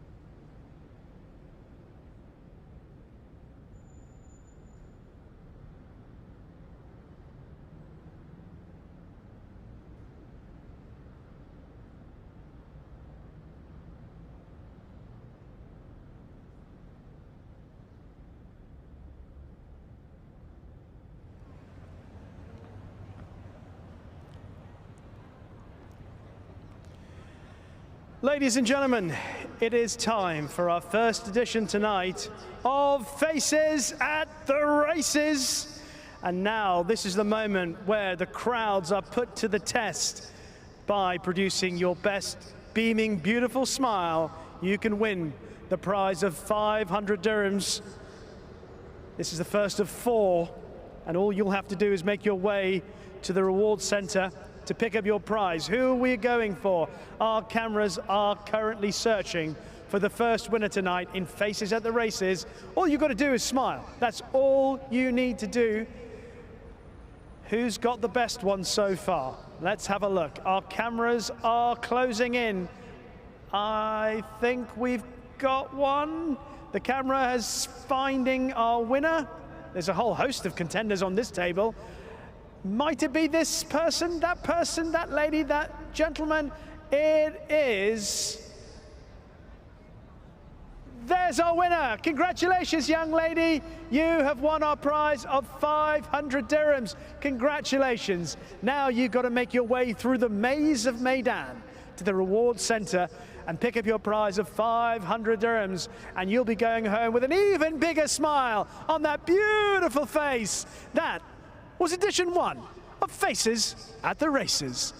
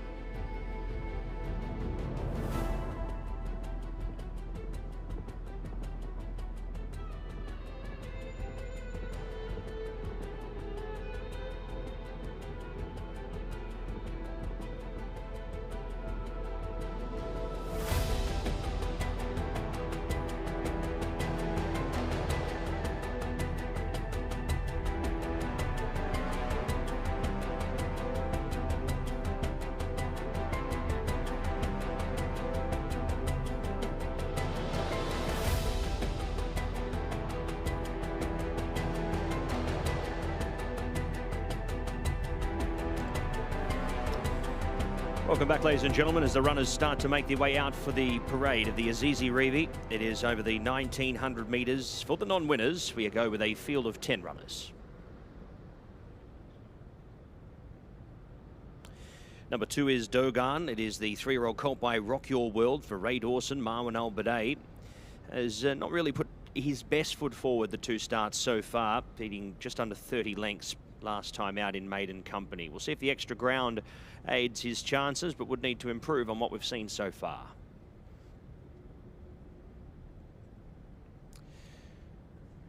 He's looking in fabulous order. Is number 3, Heart of Libya.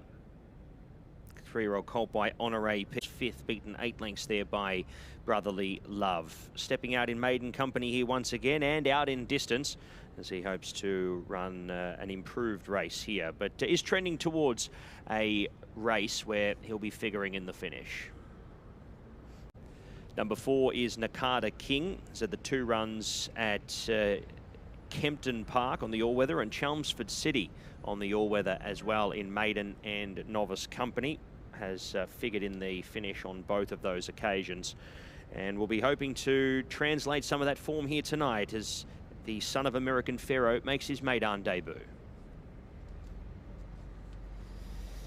Number 6 is Stormy State, the 3-year-old gelding by Silver State for Sheikh Juma bin Dalmuk Al Maktoum. Ahmed bin Hamish and Sam Hitchcott combine here. He's had the 2 runs at Jebel Ali and here at Meydan. The last time out was in behind Devon Island. He was beaten 20 lengths on that occasion. Maybe the extra ground should aid his chances, but stepping out here to his longest trip so far at career start number 3. 2 runners here for a Curie Armour Zing team. The first is Susette for Bupat Seema and Andrew Slattery. It'll spot the white cap here. The 3-year-old gelding by Candy Ride is on debut here tonight, and he'll be looking to kick off in winning style here. 8 is Tai Hung Pegasus, the 3-year-old colt by War of Will. Charlie Fellows and Kieran Schumark combined here. So the 4 starts for the 2 third placings. Last time out, 4th there behind Brotherly Love and was making considerable ground late. 9 is Watch Collector, who went to Jebel Ali last time out over 1,200 metres, was down the track there. Returns to Meydan, where he's potentially put in his best run of his career so far to date, yet to figure in the top 3. Here is the 5, Rashwan, Bupat Seema and Tygo Shea combine here. Tyke's been on both of the starts so far to date, beaten 11 lengths by Brotherly Love last time to the races. A step out in trip looks a very good thing for him, 3rd up here for the campaign. Couple horses left to have a look at here, the first being number 1 in Awesome Fleet, who has had a good run so far to date in maiden company, stepped up in last time out, wasn't to be. Back to non-winners company. They should see him in much more suitable grade. And number 10 is Auntie here, Mikhail Barcelona, to do the riding on the filly here by Uncle Chuck. Has drawn gate number 1 here for tonight's assignment, and stepping out in trip should see her race a little more forward in the pack. Runners heading to post here for the Azizi Reeve. Full field of 10 runners, no scratchings here for this event for 165,000.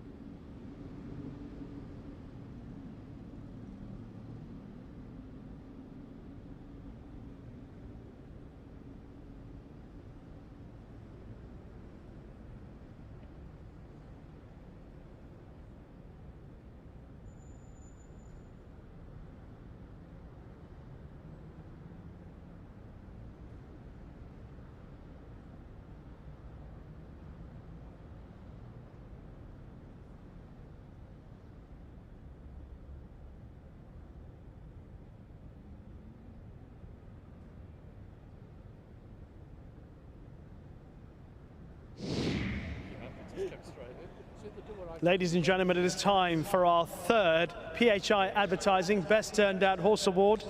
And in our third, that is Heart of Libya. Heart of Libya is trained by Antonio Sintra and Julio Olazquaga, who is taking a photo of Amir Hamza. His appearance tonight. And of course, Ali Yasser, the CEO of PHI Advertising, is making the presentation now to Amir Hamza. We wish Amir the very best of luck with Heart of Libya for Antonio Sintra and Julio Olazquaga in our upcoming race.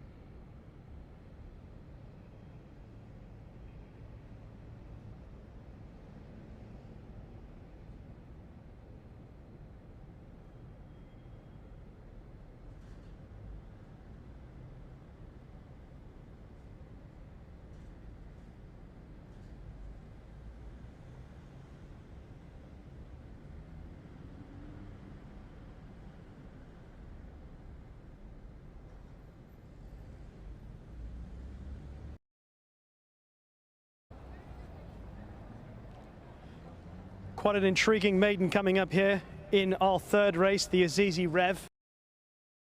Look first of all at Nakada King for Charlie Appleby and William Buick in the Godolphin Blue, a son of American Fair who's had a couple of runs so far. Stable companion Nation's Hope, and that looked to be a good first effort on paper. The winner looks quite a smart prospect for Charlie Appleby and Nakada. He followed that up with not quite as a convincing a run when he was third behind Quartermaster of John and Thady Gosden's. Of course, there is the question mark about how he'll go on the dirt surface. Of course, he is a son of American Pharaoh, and on the dam side, he's bred for it as well. So shouldn't be an issue.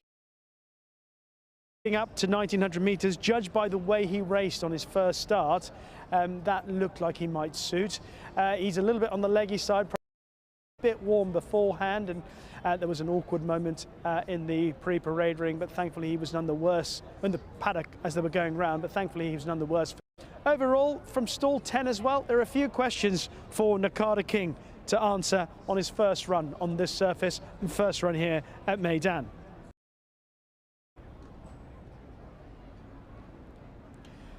Also a few questions to answer maybe for Awesome Fleet following his run last time out in the 2000 speed when he was a little bit disappointing. He was given a chance by Bernardo Pinheiro to make his ground into the race, but even though like he did in his two previous runs where both times he was a little bit slowly away but ran on okay, so he's got to bounce back. However, looking at his who would appreciate the step up in trip, which is what he gets today. His first run was over 7 furlongs or 1400 meters, then a mile, and he's obviously coming up to 1900 meters today. You think on his first two starts, but he has that disappointment last time out in the 2000 Guineas just to put behind him. Bernardo Pinheiro, of course, looking for a double. Number 5 is Rashwan, who showed a fair bit of promise first time up here at Meydan. That was back in December when he finished 4th behind Devon Island. Of course, Devon Island is stable companion of the leading contender here, Nakada King. Rashwan ran behind Brotherly Love last time out. Again, that was over a mile. It wasn't quite as good as his first effort, so we'll have to throw the shackles of disappointment off following that run. If he fulfills the promise of what he showed first time behind Devon Island, then there is a chance he could potentially be a player. But again, it's going to have to be improvement of what we've seen so far. Horse number 8 is Tai Hang Pegasus, who actually ran pretty well behind Brotherly Love last time out. That was back at the beginning of January. That was a decent effort, having run okay behind UK, trained by Charlie Fellows. His first run behind Devon Island wasn't too bad on the dirt, and then he followed that up with a fair performance there behind Brotherly Love. There's room for suggesting that the step up in trip is really going to suit him, and I think he would make the short list of contenders for this, our third race. They are loading up. One other I'd like to mention maybe is number 10, Auntie Fair, who's drawn in stall 1. Bupat Sima, Mikel Barcelona teaming up. I thought if this horse got a good break and took a handy position, she might be involved in the closing stages. But it's a relatively tight race, even though Nakada King is the market leader on the international markets. He's just getting a little bit warm, but he might be one of the last to go forward. Let's head up and join Nakada King, the last one to come up. He'll take the outside stall, and the runners will be set here for the Azizi Revi. Field of 10, 1900 metres for the non-winners. Ready, set and racing. Auntie Fair ridden with aggression early, heads up to the lead with Watch Collector, and Rashwan's also working up out wider. Susette's in the first few. It's Bupat Sima 1, 2, 3 and 4 at the moment. Nakada King working up out wider to continue adding pace into the race as they head past the mile. Awesome Fleet is in behind them from Stormy State, Heart of Libya. Tai Hung Pegasus up on the inside, and out deeper was Stormy State along with Dogan. He's in the rear division. It's Auntie Fair the leader past the 1400 metres, and Barcelona's assumed control here. 885, 1136 leads half a length. Nakada King's burnt some petrol to get up outside the leader and racing a little keenly in second. 3/4 of a length in third to Watch Collector. 1.5 lengths to Rashwan in fourth position. Awesome Fleet 3 wide punching the breeze. From Stormy State the rail. 1.5 lengths to Susette. 1/2 length Tai Hung Pegasus. 1 3/4 lengths Dogan, and Heart of Libya is last. So they head inside the 1000 metres past midway, and the fractions have slowed down as well. He's getting a bit of a dream run up in front here on Auntie Fair is Barcelona. 3/4 of a length to Nakada King. Watch Collector third, Awesome Fleet fourth, has done it the tough way. Then came Rashwan, who's in between runners. Stormy State next from Susette, who's worked upon now. Tai Hung Pegasus next, followed there by Heart of Libya, and he's joined at the rear of the field by Dogan. Nakada King is continuing to add pressure here to Auntie Fair, who's now dropped the bit. He's still sticking on though, Auntie Fair to the inside. It's Auntie Fair, Nakada King, 2.5 to Watch Collector. Susette's grinding away out wider and coming into the race ominously. From up on the outside there, Awesome Fleet, then came Rashwan. In the meantime, Watch Collector's come right through the inside. Watch Collector takes over, boots away by 2 or 3 lengths to Susette. Awesome Fleet, Auntie Fair, then came next in running there on the outside was Nakada King. It's Watch Collector from Susette, who's grinding away the outside. Watch Collector with 1.5 lengths at bay on Susette. Watch Collector, a tough win. Watch Collector 1.5 lengths, Susette. Running over into third position there late was Rashwan. He's nudged out Nakada King there for the final spot in the top 3. Auntie Fair next from next there, Heart of Libya, Tai Hung Pegasus, Awesome Fleet. Next over there was Stormy State, and Dogan is the last one in. Watch Collector for Richard Mullen, and Bupat Sima for Faisal Muhammad Al-Khatani. The 3-year-old gelding by Medaglia Dioro stuck to the inside. They rolled off the fence there at the turn, and Richard Mullen just came straight on through. Takes out the Azizi Revi here for 165,000. Watch Collector stops the clock at 2:01.53.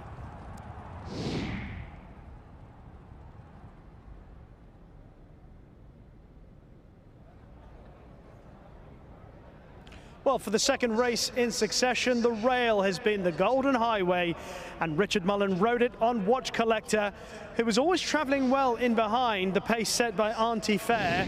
Nakada King has actually run well in the circumstances, considering he was slowly away from the gates, rushed up to take a prominent position, and had to battle for the lead. He ends up finishing fourth, getting tired, but Watch Collector makes that move down on the inside rail.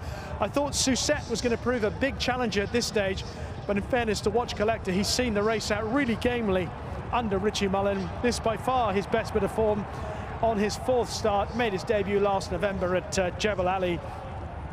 And this is the first time he has raced over this distance and seemed to find travelling at the pace that we're going oh so comfortable through the race. Awesome Fleet was a bit disappointing. He came up on the outside and then checked out towards the home straight. Rashwan has actually stuck on quite well to fill 3rd spot. At this point, Watch Collector just hung on. He still wanted to lug a little bit to his right and then left again. He's still green. This is only his 4th start, but this was by far his best effort. And he's who has run a fine race on her first run under rules. A 1-2 for the stable and a 1-2-3 because, of course, it is Rash. 3rd. 4th horse home was Nakada King. Hopefully he'll improve from the gates in future. If he does, and he can produce a performance stances, then he'll have some chances on the dirt again. But Watch Collector, Bhupat Seema, Richard Mullen takes a 3rd, the Azizi Rev.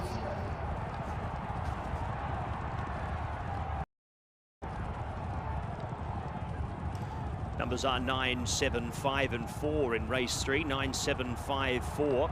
Watch Collector 1, 5, 3. Those margins 1 1/4 by 6 3/4. 9, 7, 5, 4. Race number 3.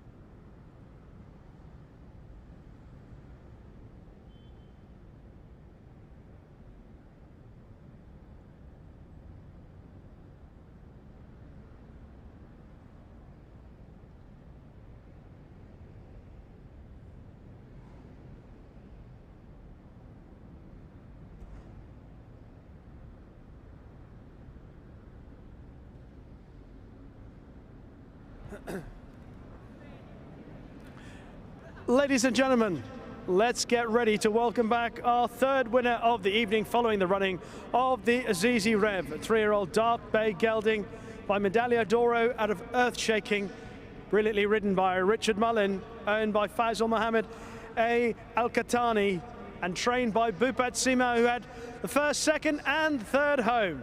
Welcome back to the winner's enclosure though, Watch Collector.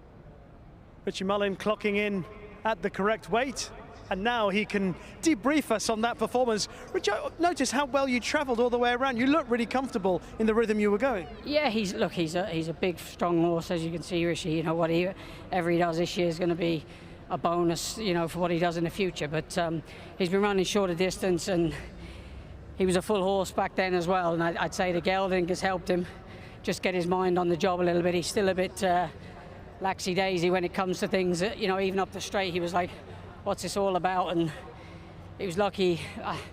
Andy said, you know, I came wide of you. I said, well, if you'd have come close to him, it might have helped him, because he'd have got a bump and realised what it was about. If he was going to get me, it was going to be sort of wide of him where he couldn't see him. But travelled around lovely, and I was happy with the posse I had, because, you know, I had Will and Mikel in front of me, and they were the two market leaders, so they were the ones that you felt were going to, you know, take you to the straight. And Mikel's, I could see, wasn't really helping him. You know, the filly, she was just logging off, and I was thinking, it's going to be very hard for me to come back now and come around and get going, because he's a big horse. And I thought there was just, Mikel just rolled off enough for me to get up there and get him running. And like I say, for a big green horse, probably helped him having the rail to look at, and galloped all the way to the line. But even like trying to get him to switch leads up the straight, he was like, what's this all about? You know, he still doesn't know what it's about. It's like his first day at school. We saw the head on, and you changed hands, the stick. He was going left, then he went right, then he went back left, and then he went right again. As a jockey, when you're doing that, does it come, obviously, second nature to you in what you have to do? If you explain to people at home when a horse is doing that, and what's required of you, because we look at it and we just see you do it because you've been doing it your whole life. I think it's natural. I'm going to be 50 in April, so if I don't know how to do it now, I'll never know how to do it. But look, even though he was wandering around, I still felt there was plenty of horse underneath me. You know the ones that aren't going to give you anything, but you know the ones that are still immature, and you know, you have that sense after riding so many of them. You kind of have a feel for them, and obviously after sitting them in the morning, you kind of know their strengths and weaknesses. But he surprised me how well he actually travelled around here. Like I say, once he got into his position, and like I say, he'd be a nice horse going forward. You know, whatever he does this year, whether, you know, that's it for him, because I mean, a lot of the options now would be sort of Bastic here and things like that. And to be honest, they'd probably have him on his head in a competitive race like that. But who's to say that in a year's time he's not taking on them horses? But at the moment, I would say mentally, it would be, my advice to Boo would be small steps. But he's got a powerful enough stable to not have to worry. Well, you know, not have to worry about having to throw them in them races. He's still inexperienced, you're experienced. Good combo, well done. Thanks, Richie. And correct weight is given in race 3. Correct weight 9754. Correct weight, watch collector, your winner 20153. Margins 1 1/4 by 6 3/4. Correct weight, race 3.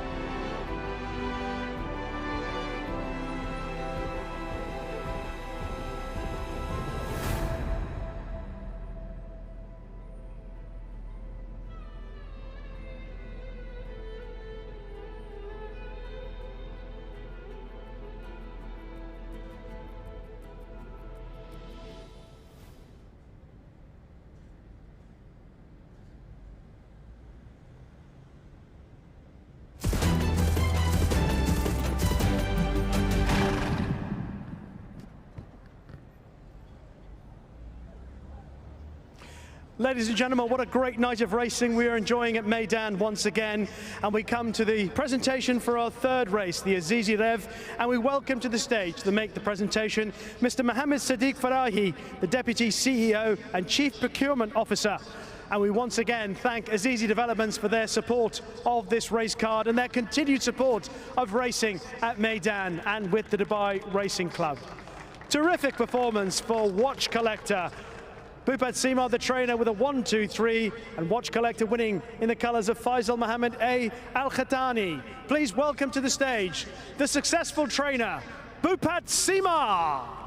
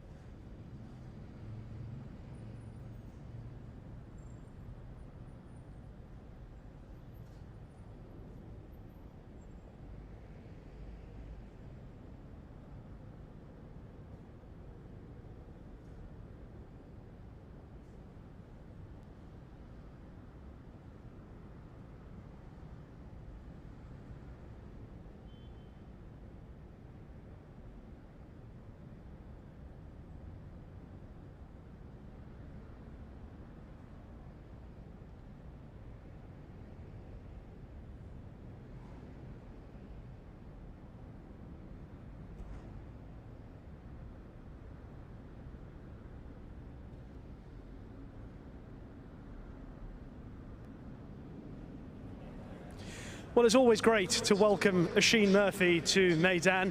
Oisin, good to see you here. You've picked up quite a nice ride in our upcoming race on Northern Champion for Ed Walker, who's going well out here. Yeah, wonderful to be back here, Rishi. I've had a lot of good memories at Meydan, and it's great to have 3 rides this evening. I suppose this horse, Northern Champion, won well last time with Kieran Schumacher. He's coming back in distance, back to 6 furlongs, so that'll be a new challenge, but hopefully he'll go well.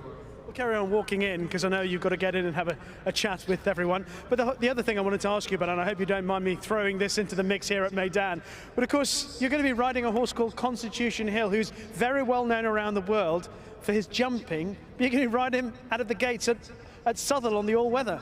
Yeah, on the 20th of February, I'm due to ride Constitution Hill. He's a very famous jumps horse. Unfortunately, he's fallen on his last few starts over hurdles. I sat on him this week. He's a quality animal, and it'd be nice to see what he can do on the flat. So did you sit on him coming out the gates in the UK? Yeah, I did, and like? he was a little bit slow to begin with, but he got the hang of it. He's a fast learner, intelligent horse, and then I rode him in a little bit of work, and I felt great. So. And when you sit on a horse like that, with the reputation that he has, and obviously he's been jumping, and we've seen him and his size, I mean, do you sit on him and immediately have an impression of what he's going to be like in a race, or are you just thinking, well, I'll have to wait till that happens? No, I think he probably gave me a fair representation of what he might be like. When I was a child, I rode some top jump horses, a Gold Cup winner called Lord Windermere, and he's similar to him, maybe, a bit faster, but yeah, it was nice to get the leg up on him, and hopefully we can see what he does on the 20th of February. And you're quite a show jumper as well. Maybe you could ask connections if you'd have a pop over a fence with Constitution Hill? No? I think that'd be wishful thinking. We'll leave that to Nico de Bourneville. Best of luck. Thanks, Rishi.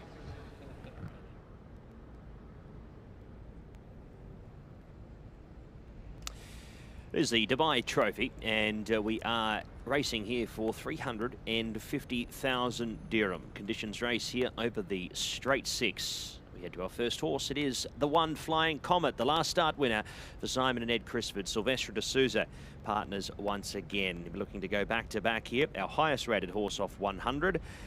And he'll be facing very similar conditions. Stopped the clock last time out at 109.20. Number 2 is Hilitani, another one here for Victorious Forever. He'll spot the white cap for George Bowie and Billy Lofnan.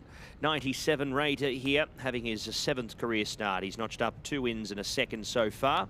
He's dropping out in distance here after contesting Group 2 company behind Cover Up last time out. 3 is Maximised. He was 3rd behind Flying Comet, beaten less than a length there. Running a good race, and you'd say he'll come on from that. Mikhail Barcelona replaces Richard Mullen here for this upcoming race for Charlie Appleby and Godolphin. Great to hear from Oisin Murphy there in regards to Northern Champion. He's drawn out in 14 for tonight's assignment, so he'll be coming down the near side. The son of Wooten Bassett looking to go back to back here for Ed Walker and TBT Racing. And the horse he nosed out last time out, Catullus, he faces once again. Here's the next horse we have a look at here, Catullus, the 3-year-old colt by Invincible Spirit. He'll be looking to turn the tables here. He's our international market favourite off the rating here of 96. And William Buick does the riding here for career start number 6 for Charlie Appleby and Godolphin. Next horse is the 7 Postmodern, James Doyle for Hamad El Jahani and Wathnan Racing. He was 7th behind Flying Comet there, beaten 4.2 lengths. Now he's had a look at the track. We may see an improved run. 8 is Power for Power. Kieran Schumacher rides for Bupat Sema, Nabu Bakar Kadora. He was 7th behind Title Roll over a mile last time out. This is his first go down the straight here at Meydan, and he's 4th run at the track.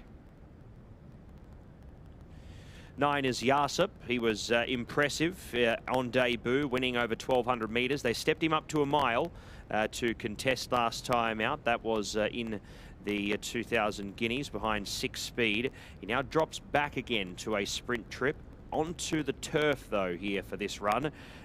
Form suggests that he will go on the turf. Some drawn 2 here. Sam Hitchcock maintains the association. 11 is Al Mutanabi, the 3-year-old Kopite Audible. He was 4th behind Ashwan at Jebel Ali last time out. This looks tougher than his last assignment. He'd need to improve.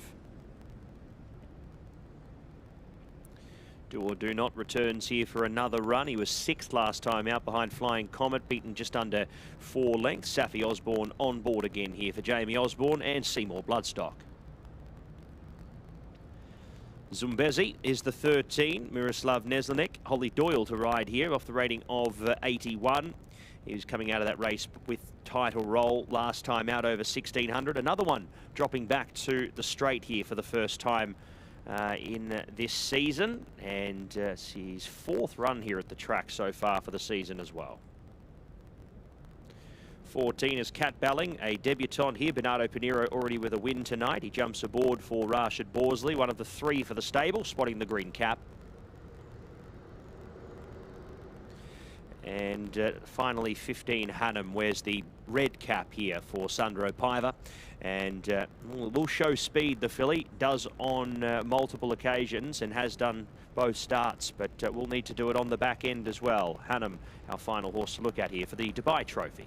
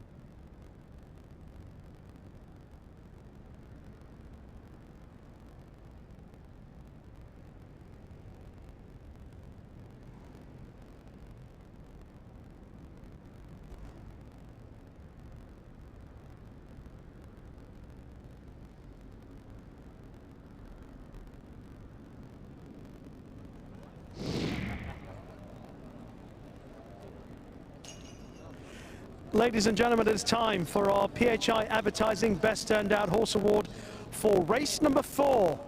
And it has gone to horse number 4, Northern Champion, beautifully presented by Gul Ashfaq Saida. And he is in the winner's enclosure now, picking up his prize of 650 dirhams from Ali Essa, the CEO of PHI Advertising. If you need advertising, type in PHI for PHI Advertising. Our thanks to PHI Advertising and best of luck to Northern Champion and Gul Ashfaq Saida.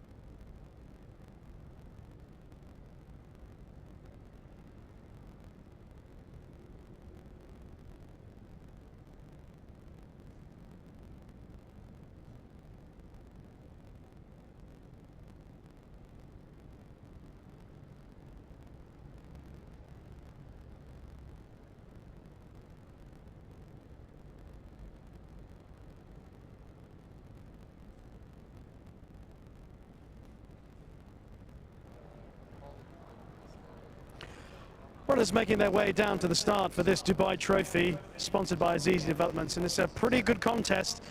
First prize here, 210,000 dirhams, and it appears that the international markets are suggesting that Catalyst is the one to beat and overturn the form with Northern Champion from here at Meydan at the beginning of January.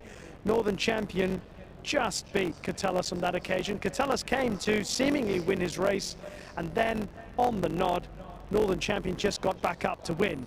That was over 1,400 meters. They dropped down to the 1,200 meters today. That should, in theory, be in favor of Catalyst.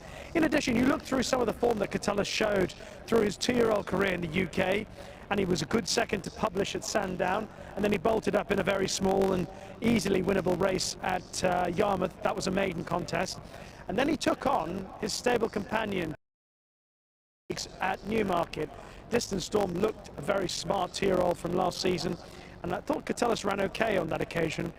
And his first run back here at Meydan showed that he trained on, at least after that layoff between September and his comeback run here last month. So he looks to have a very obvious chance. He's drawn in stall 9. I think there'll be plenty of pace spearing down the middle of the track, and hopefully William Buick can just find a horse to lead him long enough. Northern Champion will clearly have a very good chance.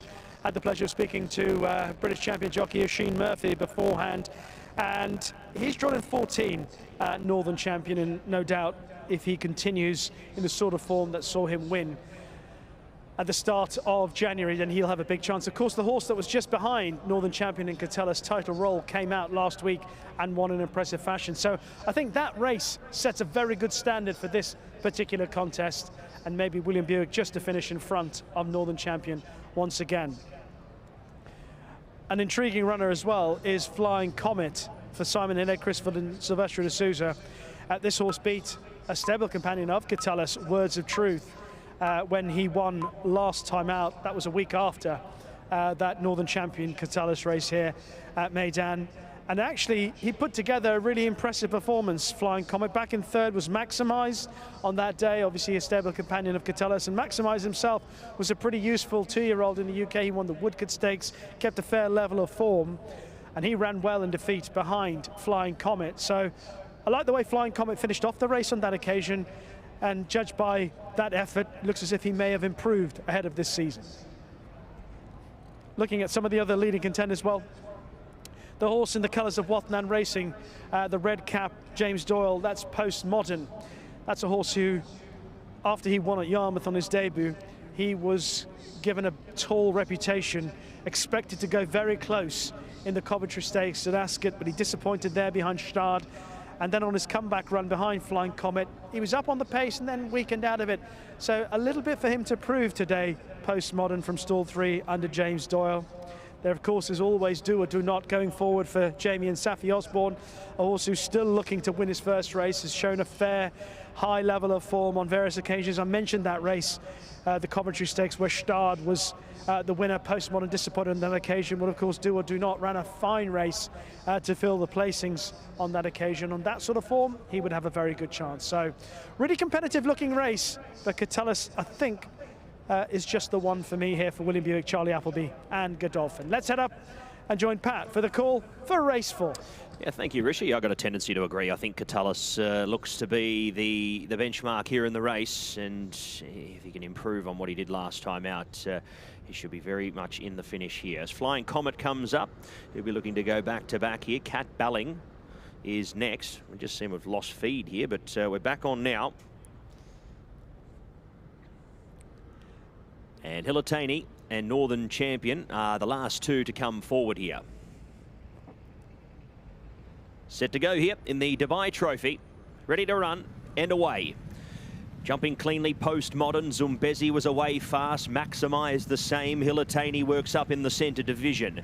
Behind them, Catalyst from Do or Do Not. Yarsip, he's midfield, joined there by Zumbezi, who now works back in the field, joined by Hanum, who's not up in the lead today. Al Mutanabi, Cat Balling, the Borsley trio race in a group. Then came Power for Power, and Northern Champion to the near side races in isolation as they stretch right across the track here at the 700 metre mark. It's Postmodern who takes over for James James Doyle from next air Hilitani, then came Maximised and Flying Comet in between them. Catullus with plenty of room to breathe. Do or Do Not in behind them, looking for a path clear. Yarsip over on the far side midfield. Northern Champion continues to run on down the near side as Postmodern hits the 300. A narrow leader from Maximised. Catullus, Flying Comet, and getting warm down the near side as well is Northern Champion. It's Postmodern from Maximised. Northern Champion, Flying Comet, good finish. Postmodern still in front, but here comes Northern Champion with the big bounds in the late part of the race. He'll go back to back. Northern Champion coming away for Oisin Murphy. Wins by 2 lengths to Maximised. Third across Postmodern. Then came Do or Do Not. El Mutanabi rattled home into 5th from Zumbezi. Then came Catullus, who dropped away with Flying Comet. Hilitani was next. Then came Cat Balling, joined by Power for Power, Yarsip, and Hunnam there as well. Northern Champion does it again for Ed Walker. Took the near side trip the whole way home. He drifted across into the centre by the end of it, but he has won with a fair bit in hand, I'd say. 1:10.16 winner's time here. Northern Champion goes on to win comfortably. Maximised has run another great race. Postmodern, that was a big improvement on what we saw first time around. Do or Do Not, he's picked up another check. He has run another good race, but not good enough to win. 4, 3, 7 and 12. Northern Champion goes on to win. Oisin Murphy, a winner for the night.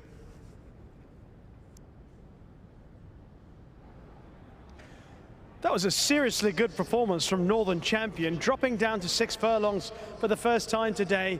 And it's fair to say that that is a career best, even though he produced a really good effort to beat Catullus last time out. He had a bit of ground to make up. Most of the action took place to his left, our right, as we look at it. And Postmodern has improved on his first run of the season. He's run very well. Maximised to the far side, and Flying Comet in between. Catullus was a bit disappointing in the end, but Northern Champion has stepped forward significantly, and he has blasted by them in the closing stages. This son of Wootton Bassett out of the Shamadal mare Zargos, and he has run away from them at the line. It's possible they have found a little bit more evidence about the ability of this horse tonight. Oisin Murphy, I look forward to speaking to him and what he thought about his chances at the 2 furlong marker, because he had a fair bit of ground to make up visually. Fine turn of foot in the closing stages to saunter past them ultimately. That's a very impressive performance from this season. 2 out of 2 here at Meydan, and there didn't seem to be too many excuses for anything in behind. I think what we saw was just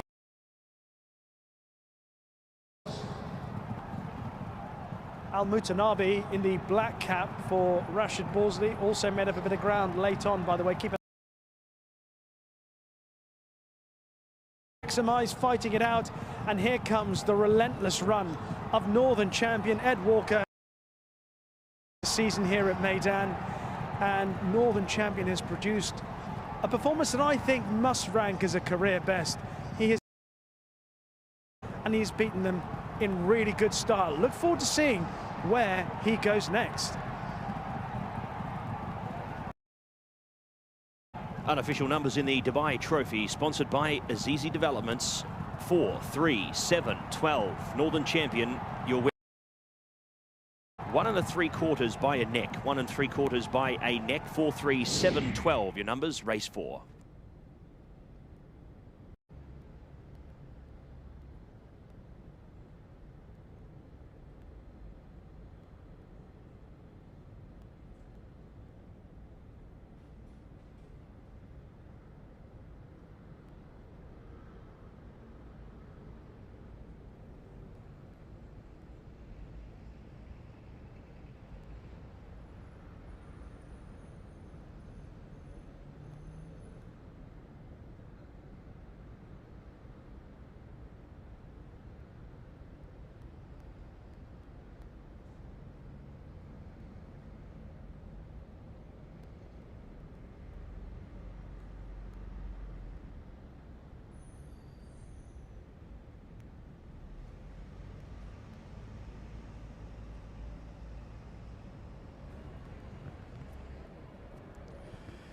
Ladies and gentlemen, time to welcome back our 4th winner of the evening after the running of the Dubai Trophy, sponsored by Azizi Developments.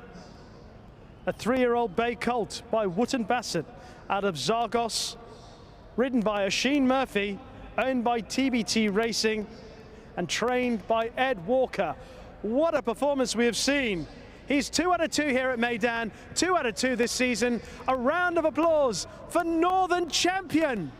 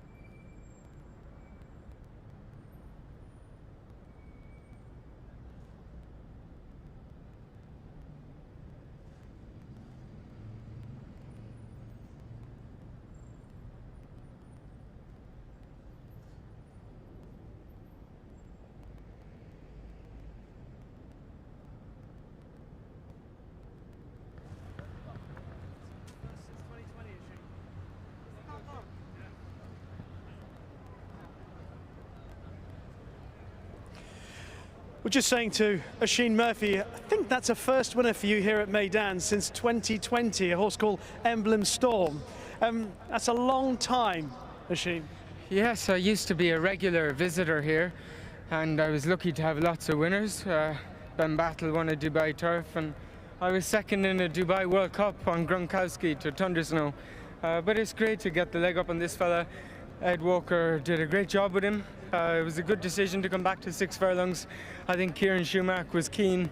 He tried sprinting, and it was very nice of Simon Sadler, his owner, who asked me to come out and organise the trip. So I'm very grateful. Tell me, when the race was developing, it looked as if most of the action was over on the far side. James Dolan, Postmodern and Maximise, and it looked as if you had a fair bit of ground visually from where we were watching in the stands. Did you always think you would pick them up? I didn't take a pull out of the gate. He broke, and he had a little bit of pressure from his left. The chestnut horse was keeping him honest. The camera angle is deceiving Rishi, but it felt like in the opening furlong or two I was bang on the speed, and then maybe halfway I let them get racing early, and then he picked them off as they slowed down. Well done. Thank you very much. Correct weight given in the Dubai Trophy, sponsored by Azizi Developments, 43712. 43712, correct weight. Northern Champion, your winner, 110, 16, 1 3/4 by a neck, correct weight.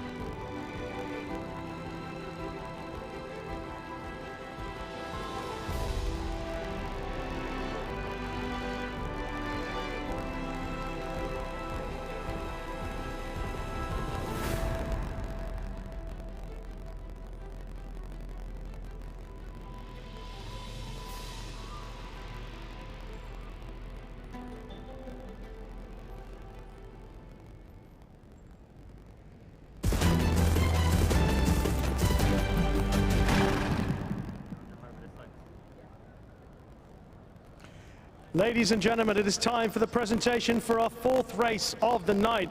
What a stunning performance in the Dubai Trophy, sponsored by Azizi Developments from Northern Champion. That is a name that we continue to be impressed with. He is 2 from 2 this season, and we come to the presentation for this, our fourth race. And we welcome Mr. Moes Azizi, the chairman of Azizi Group, to make the presentation. And once again, we thank Azizi Developments for their support of racing tonight here at Meydan and their continued support of the Dubai Racing Club. They are pillar partners, and we are delighted to have them here at Meydan once again.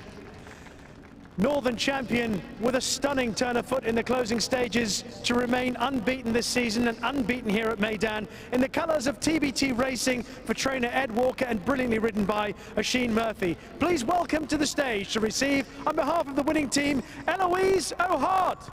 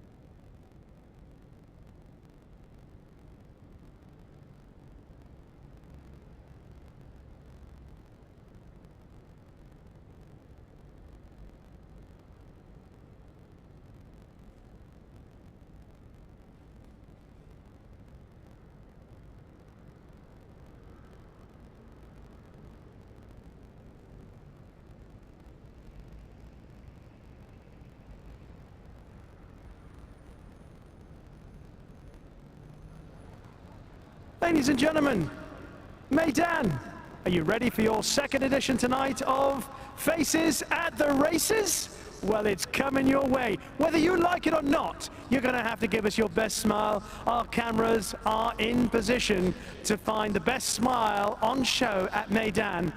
And if we find that it's yours, you will pick up a prize of 500 dirhams.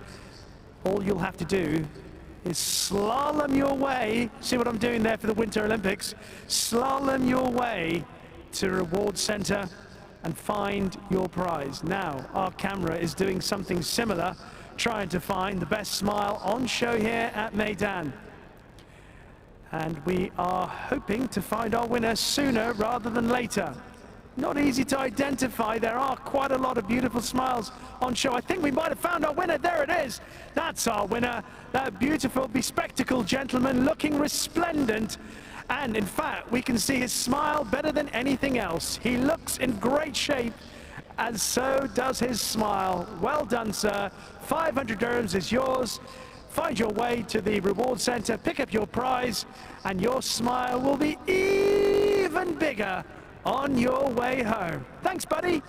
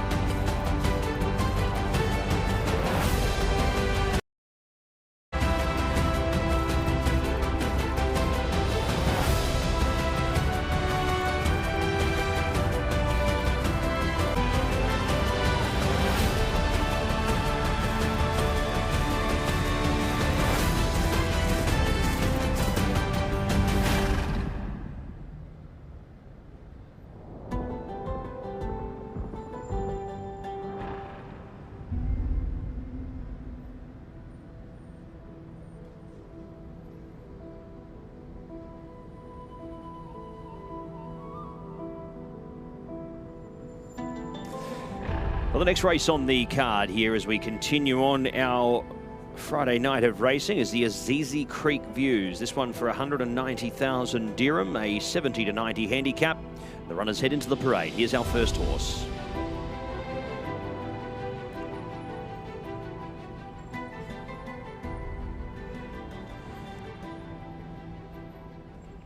That is number 1, and the first ride of the night here for Joe Moreira. We welcome this evening for HHK Racing. Desert Peace is the number 1. He returns off 714 days. A last start winner of race, albeit it was the 23rd of February 2024. Good to see him back at the races here, the 9-year-old gelding by to have a look at here in the parade. Stable also saddle up Go Chrome Go, who's draw-wise here for the 7-year-old Entire by California Chrome. Francisco Goncalves does the riding here on board this runner, who we saw last time out in a 75 to 100 at Jebel Ali. That was on the 27th of December. He's had 41 days between starts. Don Pacifico caught the eye last time. Lengths, but the run to the eye was impressive enough. That was over 1,200 metres. The extra distance should aid his chances here for Raba Racing. Simon and Ed.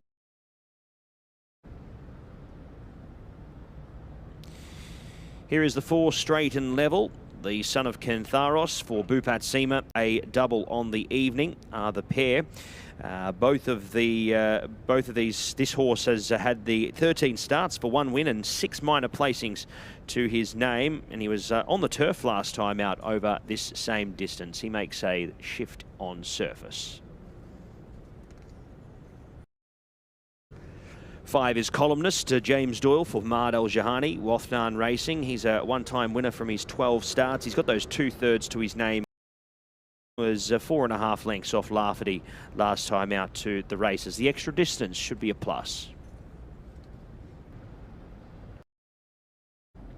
Don Vaccaro's been bouncing around distances. He's done a fair bit of racing at Jebel Ali this season as well. He's drawn 15 here for Sky Racing, so 87. Smart System was a very big improver last time to the races. That was on the turf. He did lead them up and stuck on well to run 3rd on Carly. He stays at the distance, but shifts surfaces once again back onto the dirt, a surface he's very familiar with. Sirocco Wins was a fantastic winner at Jebel Ali on debut over this trip in Meydan company. Now he steps up into a for the first time in his career under lights, but seems to be handling it quite well here in the parade, and hopefully if he continues that way, he could be a live chance to be in the Flammer Sunshine heads out a little early. He's drawn 14. Andy Slattery rides here for Bupat Seema. He was down the track last time out here. Dirt here. He's certainly done a lot more. She's done a lot more racing here on the dirt in her past, and I think she'll be welcoming the switch back here to this surface. Stablemate is Gurani. He is very good on his farm. Tygo Shea rides here for Bupat Seema off the rating of 81. His last run, a similar performance would see him in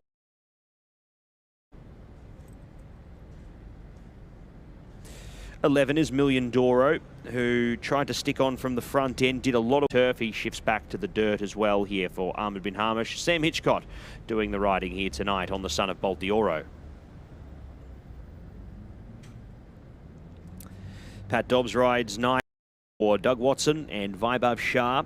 6th last time out to the races here on the dirt over a mile, dropping back in trip here for tonight.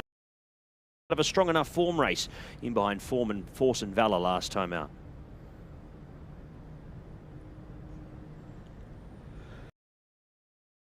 In the race here, Jamie Powell to do the riding off the rating here of 78. If you look at the distances he's been away from the leaders, he just can't get his head in front. That's his biggest issue, but hopefully we see him run another good race here tonight for Connections. Hoping to go very well here, coming out of a nice form race last time out. He just has to do it on the dirt here this time, just changing it up here surface-wise. 14 his own night. Ray Dawson for Marwan Al. Around 10th last time out behind Namfrick at Jebel Ali. He makes his way back here to Meydan.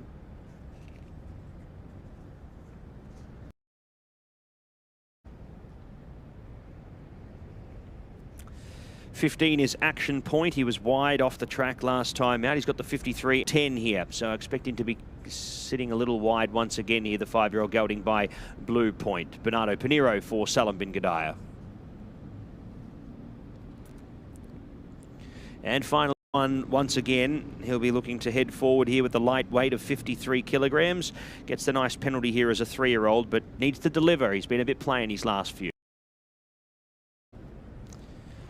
So that's our look at the runners here for the Azizi Creek Views, and the runners head to the tunnel here for race number 5.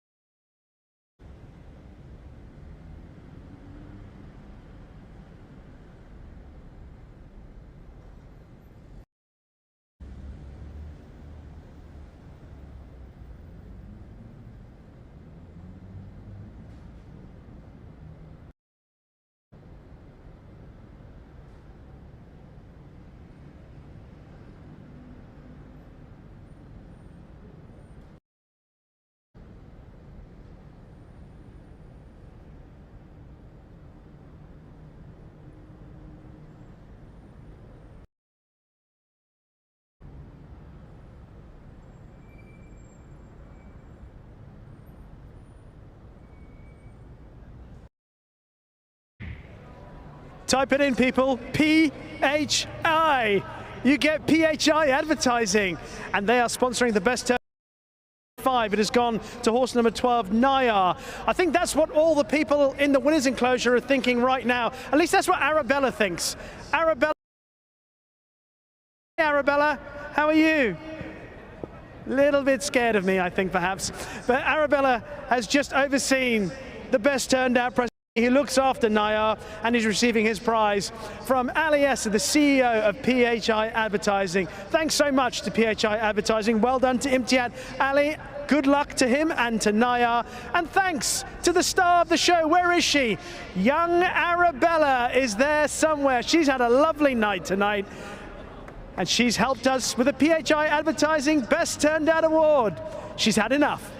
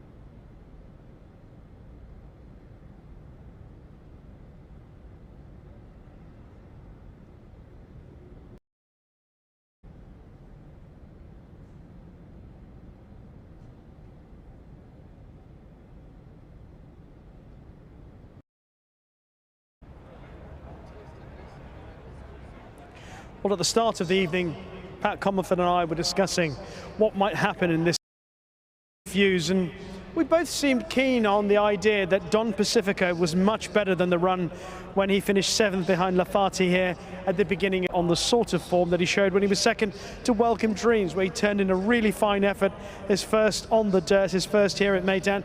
That came in December, and last time out he just had a wide trip. He was stuck 4-5 horses wide through the run and then came even back. It was the run that you're just happy to put a line through, totally forgive it, and hope that he returns to the form that he showed when he was second to Welcome Dream. Obviously the form of Welcome Dream and Lafati is quite good. Those horses are running in better class races later tonight. Lafati's running in quite a decent looking sprint race later on.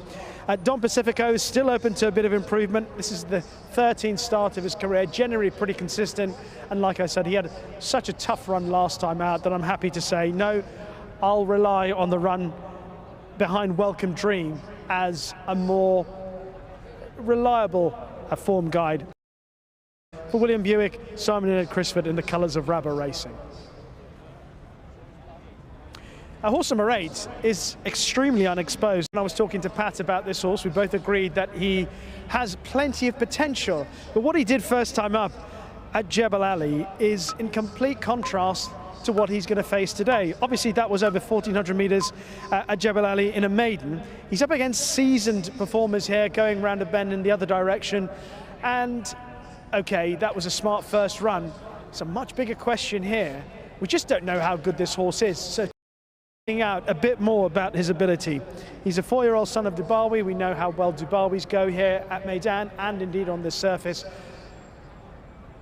He's taken a significant step forward because he will have to, judged on the bare facts of his defeat of Hidden Secret first time up compared to what's going to be required to win this race. Number 10 is Guarani, who also ran on quite well behind Lafati, and of course that was the race in which Don Pacifico finished back in Guarani. The likelihood is that he will probably step a bit forward for that. I thought he finished off the race well. Columnist was in it as well. Line up against each other from that race. Guarani wasn't beaten that far, just over 2 lengths behind Lafati, and he stuck to the task really. And of course, he goes up 200 metres in distance. Judged by that effort, you'd say that's a positive for his chances today.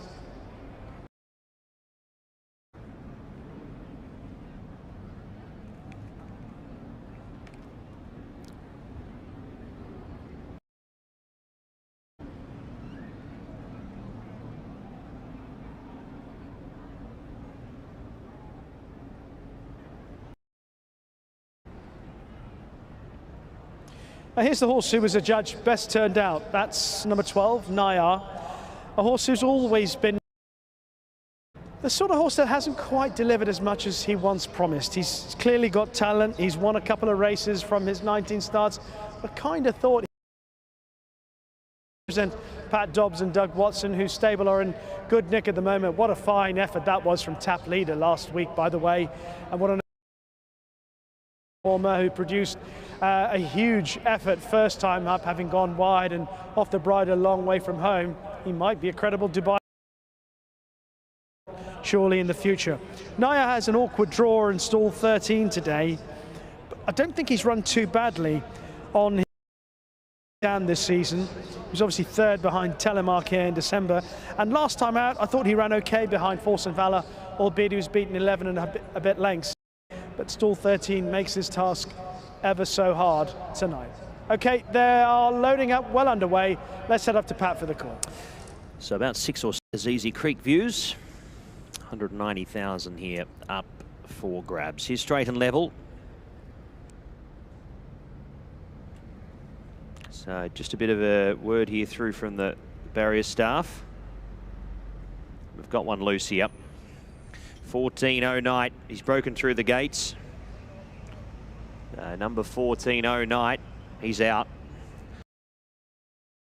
Too much work here. 1409, he's out.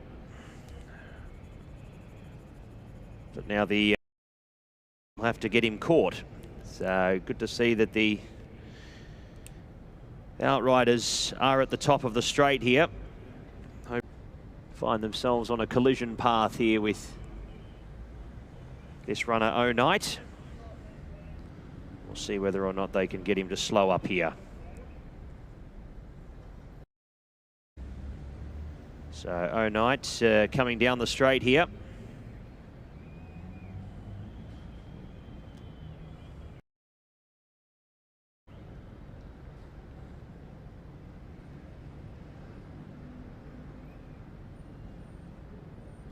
Brilliant horsemanship on show. Round of applause for our outriders.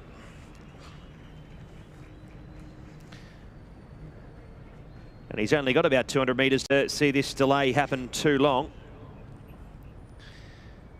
But in the meantime, as we can understand, the runners have been unloaded here, Rishi Prasad. So we'll come back to this underway very shortly. But it looks like we'll be back very, very soon.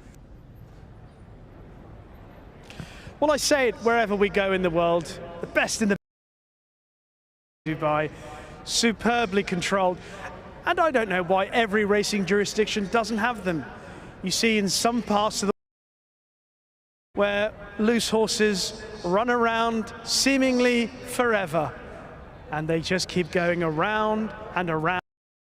Example of how it can suit to have an outrider to help corral and gather that loose horse owner, doing himself any harm, save the horse from doing any others, both human and equine any harm, and keeps the process going rather than asking all those horses down at the field here, asking them to hang around again whilst the horse is caught. Well done to all involved. Outriders are invaluable for safety and for expediency. So hopefully other jurisdictions that don't use them, it's something to consider. But it's definitely something here in Dubai that we are proud of. And there's a very good example of its use. Runners loading up once again. And bearing in mind that we just had all that excitement involving O'Night charging around the racecourse. And look at that, in just a couple of minutes, we are all set to go once more. Cross that we don't have any more dramas, Pat. And then we can get this race off ASAPC. One can hope, Rishi, thank you. Load away here, Go Chrome Go coming forward. Good team of runners here for Antonio Sintra and Julio Olo. We've got the #1 rider in Argentina for a number of seasons retained here, and they've picked up Joe Moreira along the way, who's stopped into town and well. See Azizi Creek views, Smart System lunged at the gates, they go again, and Smart System jumped with them here as they're under. Working forward from 10, Columnist is there as well with Nayar, then came Straight and Level, and Kahman on the inside works forward. There's a good speed, works alongside Sirocco Views, then came next in running on the in-between runners Don Pacifico, joined there by Desert Peace, then came Jamira Bay from Guarani, next there was Don Vaccaro as they approached the back turn, and Flamma Sunshine is last and wide. It's Action Point who works off the side of the course here, 13.68, 10.74, 11.20. IR in second. Working up the inside there was Desert Peace, joined there in the run as they continue along by next there Go. Next was Columnist, and Sirocco Wins is working up out wider. Then came Guarani, followed by Don Pacifico. Next there was Sunshine. It's Action Point and Nayar. They go to battle here at the 300 metre mark. Action Point still holds sway by a length up on the outside. Under Pat Dobbs, Nayar coming past Action Point, who's game to fight on. Then came Sirocco Wins from Straight and Level, Go Chrome Go, but in a way to win it by 2. Beats Action Point, Sirocco Wins. Fourth across Straight and Level from Columnist. Next over was Go Chrome Go from Don Vaccaro. Then came Guarani from Kahman, Smart System, Don Pacifico, Million Doro. Jamira Bay was in the back of the field, joined there by Desert Peace, and Flamma Sunshine was also one of the rear enders. Number 12 year winner Nayar, the 6-year-old Entire by Moonings. Pat Dobbs and Doug Watson go on to win with Vibe Sharp. And Nayar gets another victory here in this 70 to 90s. One convincingly too. Action Point stuck on after leading basically all of the way until about the 100-metre marker. Sirocco Wins has franked that maiden form. He'll be winning another race soon enough. Straight and Level has stuck on as well. 12, 15, 8 and 4. Nayar victorious in the Azizi Creek Views. Doug Watson picks up a win for the evening. What a performance that was from Nayar. Spoke beforehand about his win record of 2 wins prior to tonight from 19 starts, and he's a horse who's always promised more than that.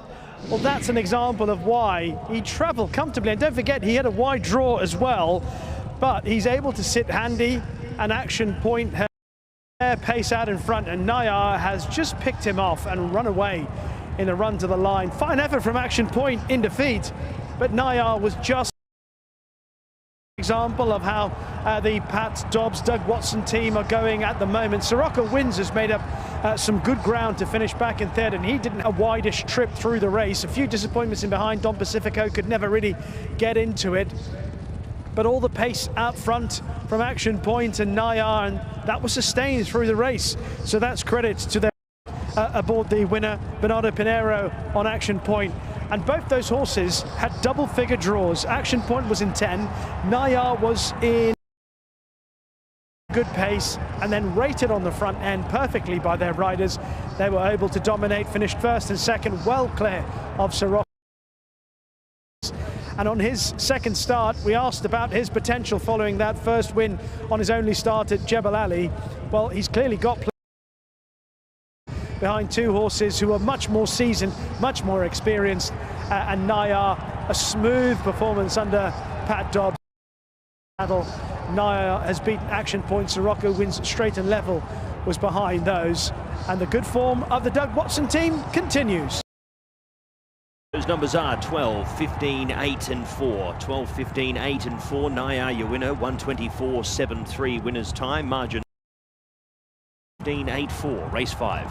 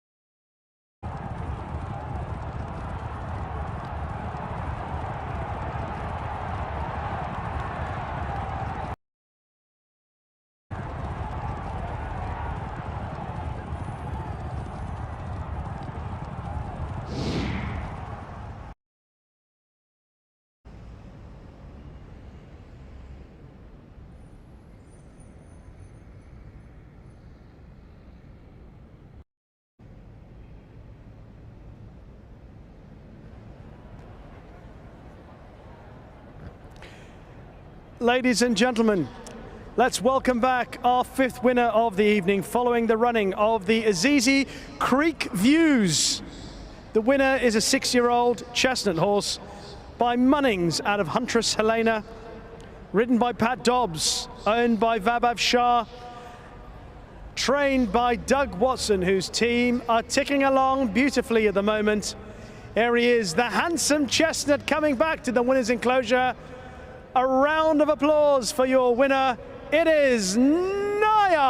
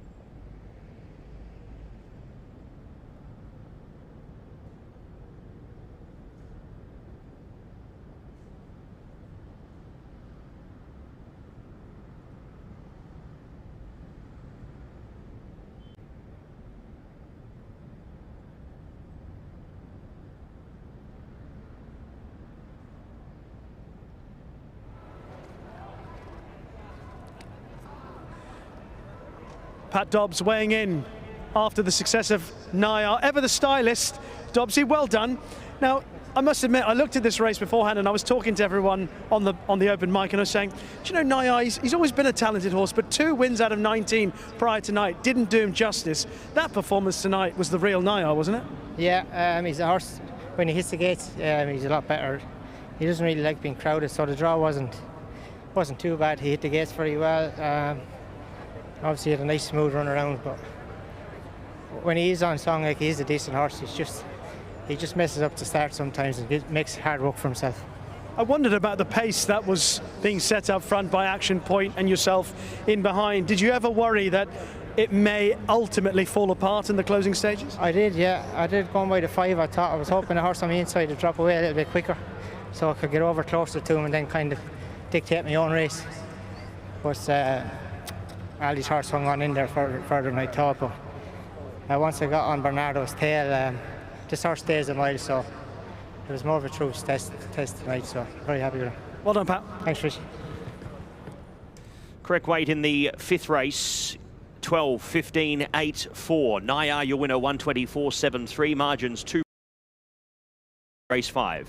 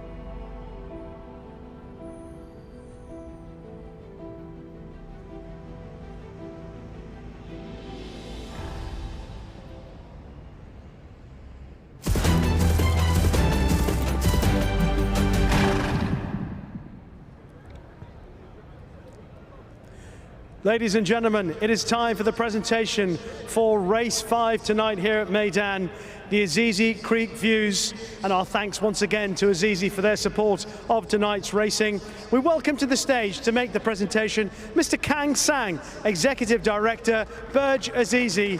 Azizi, who have been a partner at Meydan here for such a long time. They've been great partners to the Dubai Racing Club, and we welcome them once again to our famous racecourse. What a performance tonight from Nayar, going off fast alongside Action Point, but seeing the race out brilliantly to continue the excellent run of form for the Doug Watson team. Nayar winning in the colours of Vaibhav Shah. Please welcome to the stage to represent the winning team, Ishan An.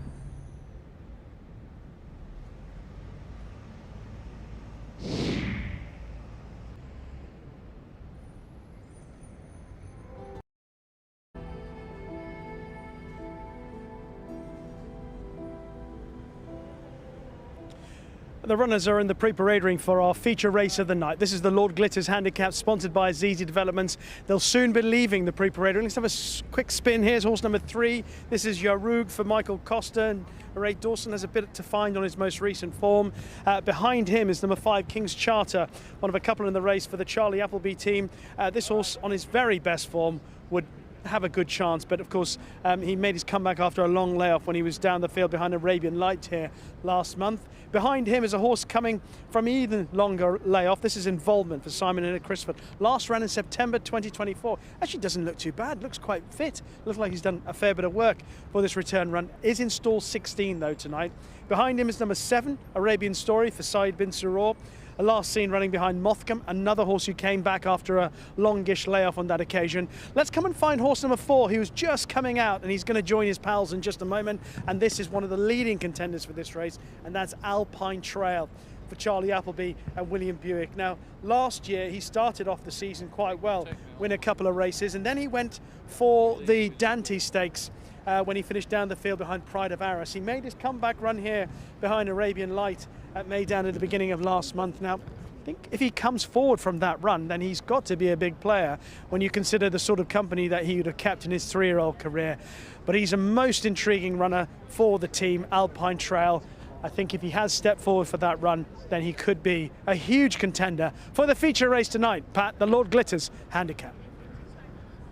Thank you very much there, Rishi. Good to see the involvement here from you here in the pre-parade, because we get to see a good opportunity of getting a gauge on a couple of these horses before they do come into the parade. I can tell you Involvement has been the work partner of Kudwa, who we'll see running tomorrow at the Abu Dhabi Gold Cup. So you can say the fitness that he's got in his legs is certainly from having that role of being involved with a horse who's got some big targets for this season. So looking forward to seeing how Involvement goes here. Runners are heading into the parade here for race number 6, and we'll be back with our first horse very shortly.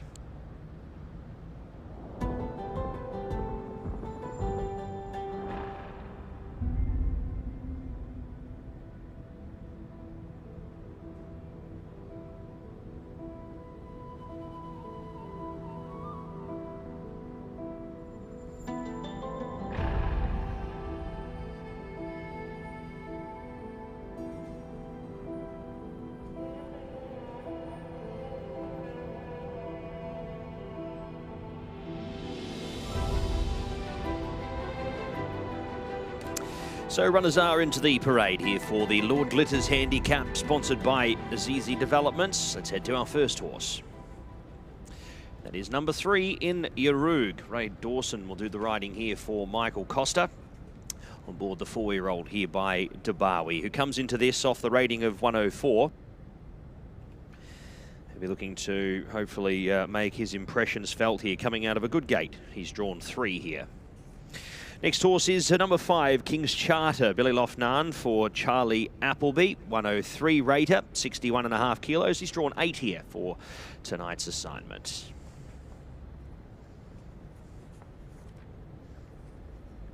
Followed by the 6 here, Involvement. He certainly is on the fitter side for a horse returning off 503 days. He's drawn into 14, so he's got the wider stall here. Mikhail Barcelona will do the riding for Simon and Ed Crisford and Sultan Ali. 7 is Arabian Story. He's got the white cap here. The son of Invincible Spirit, Said bin Suror. Oisin Orr to do the riding here from the ace draw. Last start 10th behind Mothcombe. That was on the 9th of January. Number 9 is Caramelito. Malone Favreau does the riding for Nicola Corlery. For owner Patrick Saban. 8-time winner from 28 starts here. 9th coming out of that same race there as Arabian Story behind Mothcombe. Coming into this off 28 days. Number 11 is Dividend, the 4-year-old gelding by Kodiak. Very good last time to the races. 3rd, beaten by Folk Festival by less than a length. Made good ground from the back of the field. Whether he gets the hot speed up in front this time around remains to be seen. But a nice winning hope in the race for Dr. Richard Newland and Jamie Insole. Here is a 13, that's Hawks Bill, the 4-year-old gelding by Kamiko, Phil Cunningham, Richard Spencer, Safi Osborne to ride here off the rating of 97. He was 3 lengths off English Oak in his first and only run so far this season at Meydan. That was over the mile. 14 is Lana Cash, has run second his last 2 starts. He does step into tougher company this time around, but has been around the mark his last couple, and hopefully can continue that form here for Shadwell, Bupat Seema and Tygo Shea.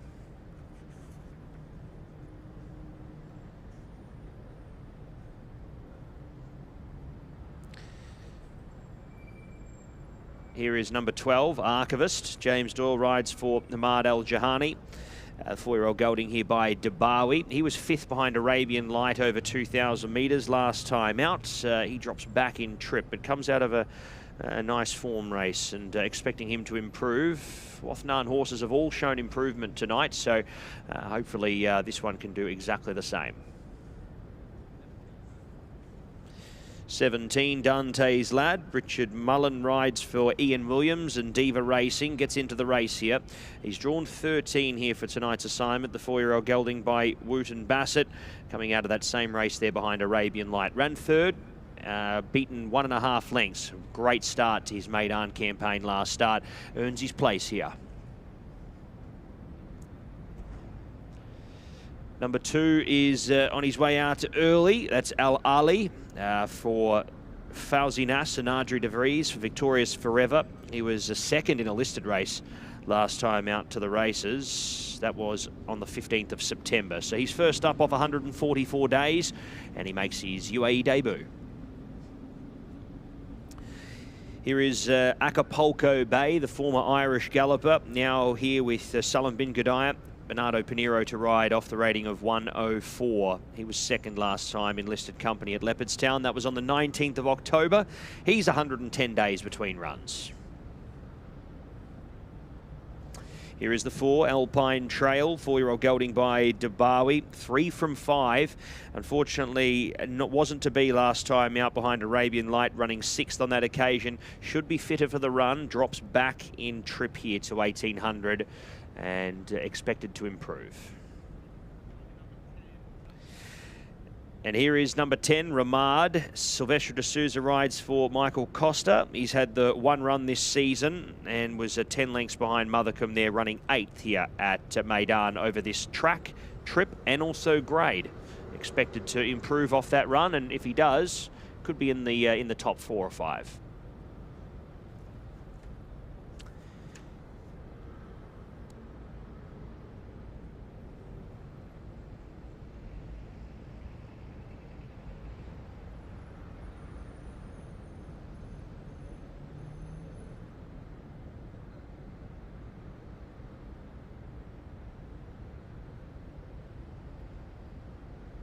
And last but not least, we see Sean, the 9-year-old by Acceleration.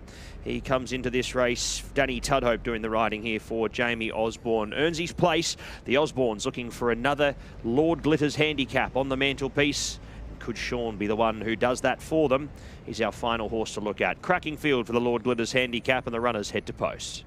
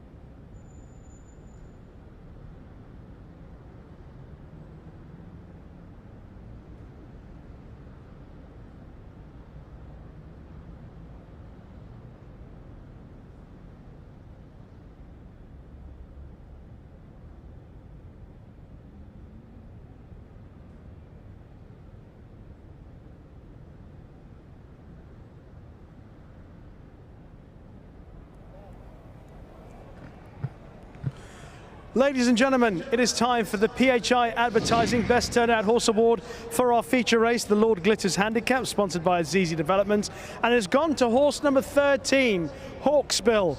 Chatar Singh is the man responsible for producing Hawksbill in such magnificent condition tonight, and Chatar Singh is alongside Ali Esser in the winner's enclosure.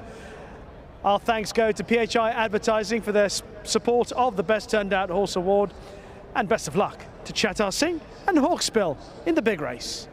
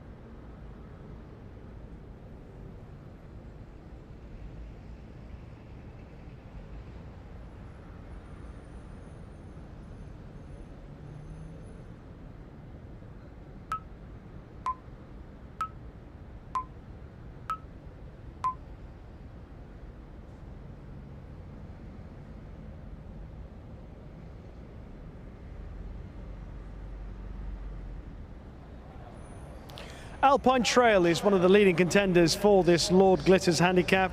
The son of Dubawi was very progressive in the early part of his career, won unbeaten in his first 3 starts, and then was asked a very big question running in the Dante Stakes, a trial for the Derby at Epsom. Didn't live up to expectations that day, but then he had a long layoff, so clearly something wasn't quite right. And he made his comeback here at Meydan in that handicap at the beginning of this year. Didn't run too badly, ultimately was beaten less than 4 lengths behind Arabian Light. We saw how well Arabian Light ran last week. And Alpine Trail is likely to have stepped forward for that first run after that layoff. And he is a big contender here under William Buick for Godolphin and Charlie Appleby. I think the same comments apply to horse number 12, Archivist. Again, highly progressive in the early part of his career. I mentioned as a 2-year-old he was trained by Sir Michael Stout. Then he went to William Haggis last season in the UK and progressed till he finished a very good 3rd in the John Smith's Cup at York behind Fox Legacy. That is always a difficult race. And after that, he wasn't seen until he ran behind Arabian Light in that race with Arabian Trail. And I thought he did well in the circumstances.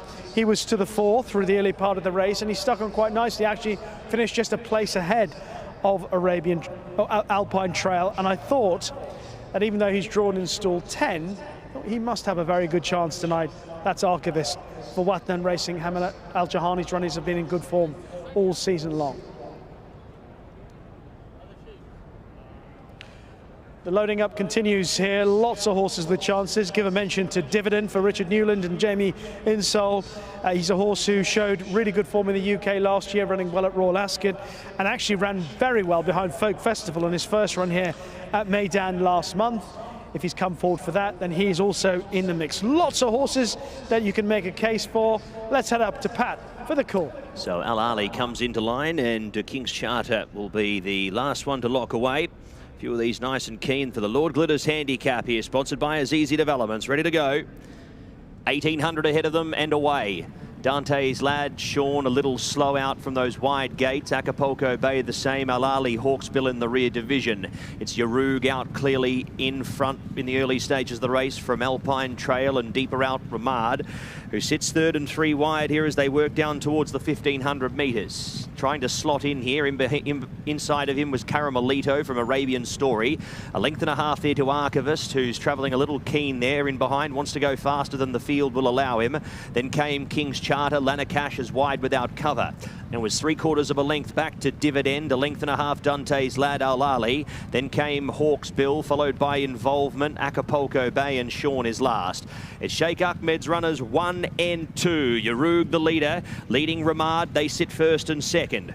Arabian Story sits third in behind them, getting the run of the race here as they work off onto the side of the course. A length and a half there to Alpine Trail. King's Charter was next. Then came Lana Cash, half a length, Caramelito, Dividend, Archivist. 3 lengths to Al Ali from Dante's Lad, Hawks Bill, Acapulco Bay. Then came Involvement, and last of all was Sean. He has to come past all of them. It's Yarug the leader. A length and a half to Ramad. Arabian Story now starting to get shaken along. Alpine Trail close enough with King's Charter. Then came Lana Cash, who hasn't had it at all good throughout the trip here. Caramelito next. Dividend looks for a way clear, has something to offer. Then came Al Ali, Archivist to the wide outside from Dante's Lad. It's Yarug the leader. Dividend now working through runners for Horseracing and picking up quickly from King's Charter. Then came Archivist from Ramad. Yarug on the scene late is Dividend, and Dividend hits the 100-metre mark here, clear by a length to King's Charter, running on with Archivist. Yarug dropping away. Dividend, nice ride, Horseracing. 3/4 to King's Charter, Yarug.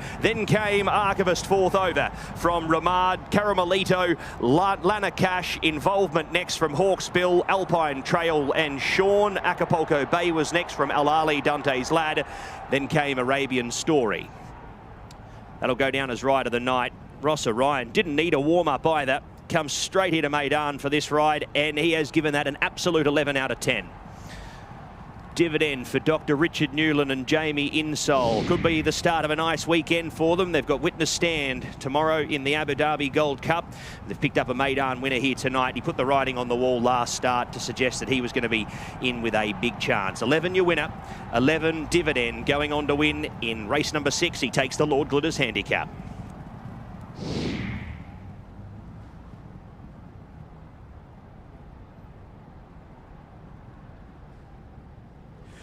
Well, Richard Newland, I'm not sure how many times you've journeyed to Meydan, but surely this is the best experience you've had here. Absolutely superb, yeah. And what a master ride from Horseracing, who's flown over to ride R2. We're so grateful for today and tomorrow at Abu Dhabi. But yeah, us our first ever winner abroad. We only just started. We started doing flat racing a couple of years ago. Lovely to nab one. And this horse has been knocking on the door and big handicaps, so great. Fabulous season he had last year. Obviously, I mentioned his Royal Ascot run last year, and his first run here at Meydan was hugely encouraging. Yeah. How much confidence did you come here with the team tonight? Yeah, we were very hopeful, in fairness. We've got the extra furlong and putting cheek piece on for the first time. He's just gone a little bit, but travels a little bit behind the bridle these days. But I mean, yeah, and Rosser was keen. He didn't want to get there too early. Delivered it beautifully. So how many times have you been to Meydan? I've only been here to the races. This is probably my second time, so there you go. I'll be coming back. And you're obviously a hugely successful trainer in the UK, Grand National winning trainer. Not many people would have trained the winner of a Grand National and a winner here during the Carnival at Meydan. I mean, when did you decide that, yeah, flat racing, Jamie Insole's got to come on board, and that you wanted to expand your operation like? Yeah, about 3 years ago, 2 to 3 years ago, we felt it made sense commercially to change from jump to flat. Jamie was joining me, so we're joint trainers on the license, as you rightly say. But, you know, also it's lovely having a new challenge. You know, having done the jump horse for a long time, I'm really enjoying completely new challenges. You train them differently, very exciting. What would be the plan with this horse now? Obviously, to get a win here is fabulous, but you have still got a fair few weeks of this Carnival left to go, all building up to World Cup night, obviously. Yeah. Do you have a long-term goal for him? I think he probably will run once more. I need to catch up with Jamie, make a firm plan. We might try him, you know, he'll be rated probably in the hundreds now. There is another handicap he could go for, but whether he might be too high for it. So but maybe look at a listed race or Group 3 or something like that. And your conquering of this particular area of the world isn't done and dusted yet, is it? You got your eyes set on a big target tomorrow? Well, we've got our highest rated horse running tomorrow, Witness Stand. Just brought the 2 over. We've got a nice draw for him, but he's got a bit to prove, really. He's going up to a mile for the first time, but he's a very good horse on his day, but he will have to find his form a bit. Just the 2, but one of them doing fabulously so far. Well done. Thank you, Rishi. Thank you. And those numbers there in the Lord Glitters handicap, 11, 5, 12 and 3. Dividend your winner, 149.54 winner's time. Margin 3/4 by 1 1/4. 11, 5, 12, 3. Race 6.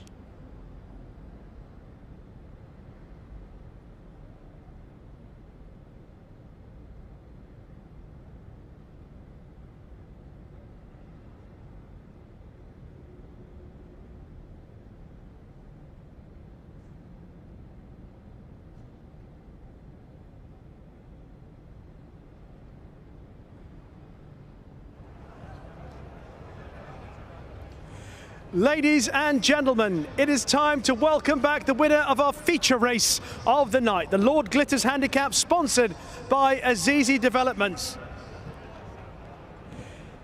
Your winner is a 4-year-old bay gelding by Kodiak out of Dabble, ridden brilliantly by Ross Orion, owned by Commercium, trained by Dr. Richard Newland and Jamie Insole. Their first winner here abroad, their first winner obviously at Meydan. Here he comes back to the winner's enclosure.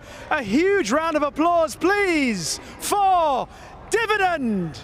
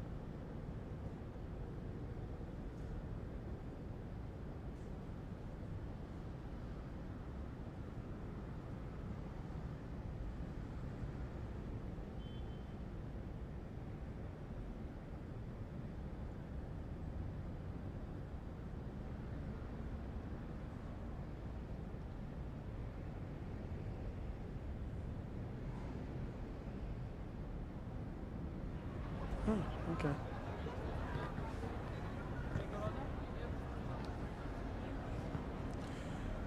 Rossa, congratulations. Now, we're busily going through our stats. Is this your first Meydan winner? It is. Congratulations. Thanks.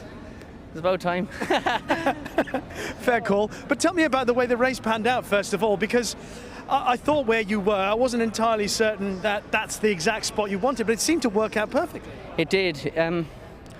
I think the biggest thing today was just getting him in a rhythm without bullying him and let him travel. And fair play to Kieran Schumacher, he suggested the last bit about cheek pieces on him, and it worked, and just made him concentrate. But we went a good gallop, and I ended up letting James in on the Wathanan horse because I thought he'd just pester me otherwise, and I didn't want to be in a barging match. And I had the two Godolphin horses and Wathanan horse in front of me, the hot pots of the market, and I thought, well, I'm definitely in the right spot. And after that, to be fair, Richie, when I needed him, he was there, and he's a great turn of foot, and on a tight turning track like here, it suits him down to the ground.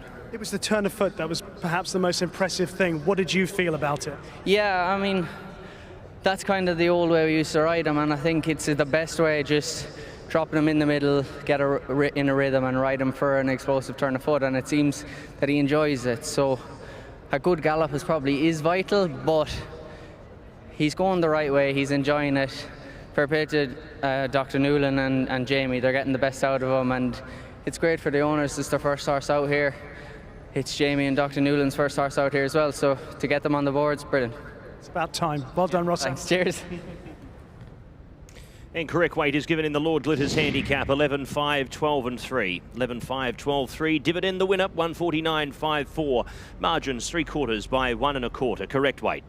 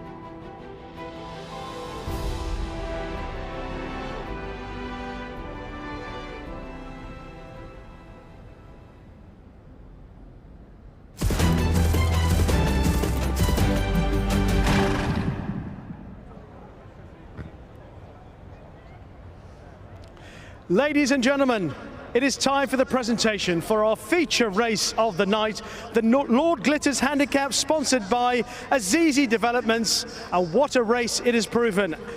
Our thanks go to Azizi Developments for their support of tonight's racing and their continued support of racing at the Dubai Racing Club.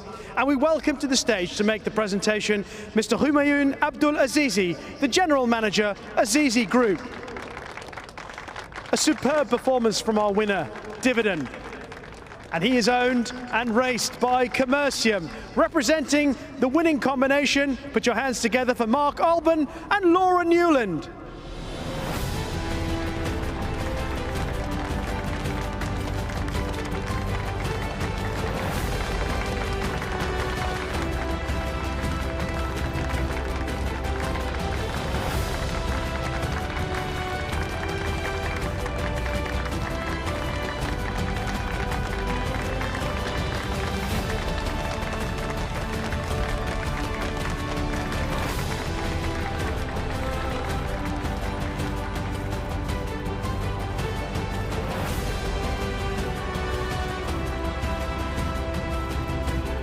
And what a momentous occasion it is for the training partnership of Dr. Richard Newland and Jamie Insole, their first international winner, representing the team, Dr. Richard Newland.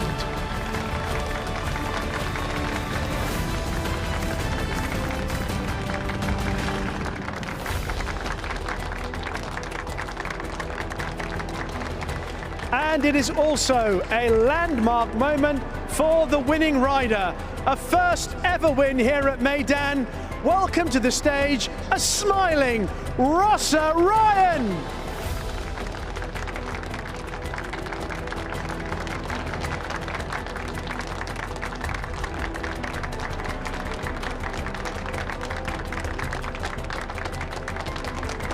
Congratulations once again to all involved with the winners of the Lord Glitters Handicap, sponsored by Azizi Developments, owners Commercium, trainers Dr. Richard Newland and Jamie Insole, rider Rossa Ryan.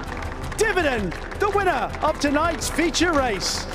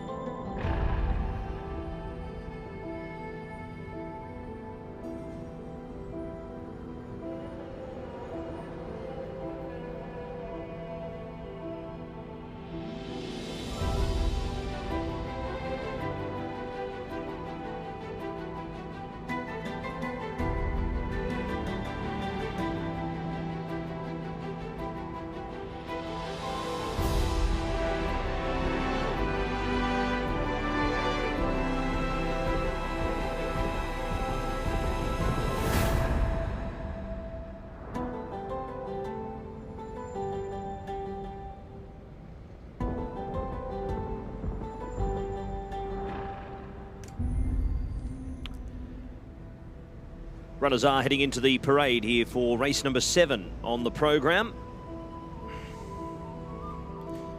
This one is the Berger Zizi over the 1200 metres on the dirt, our penultimate race for the evening. This one for 250,000 dirham. Field of 8 runners taking to the track. We'll head to our first horse. That is Cats by 5. He's a 5-year-old gelding by Audible. Last start winner, coming on to score there in that 85 to 105 last time to the races. He beat home Danya there, who he faces again tonight by just over a length. And you'd say he'll come on from a fitness perspective after that nice performance. He's 28 days between runs.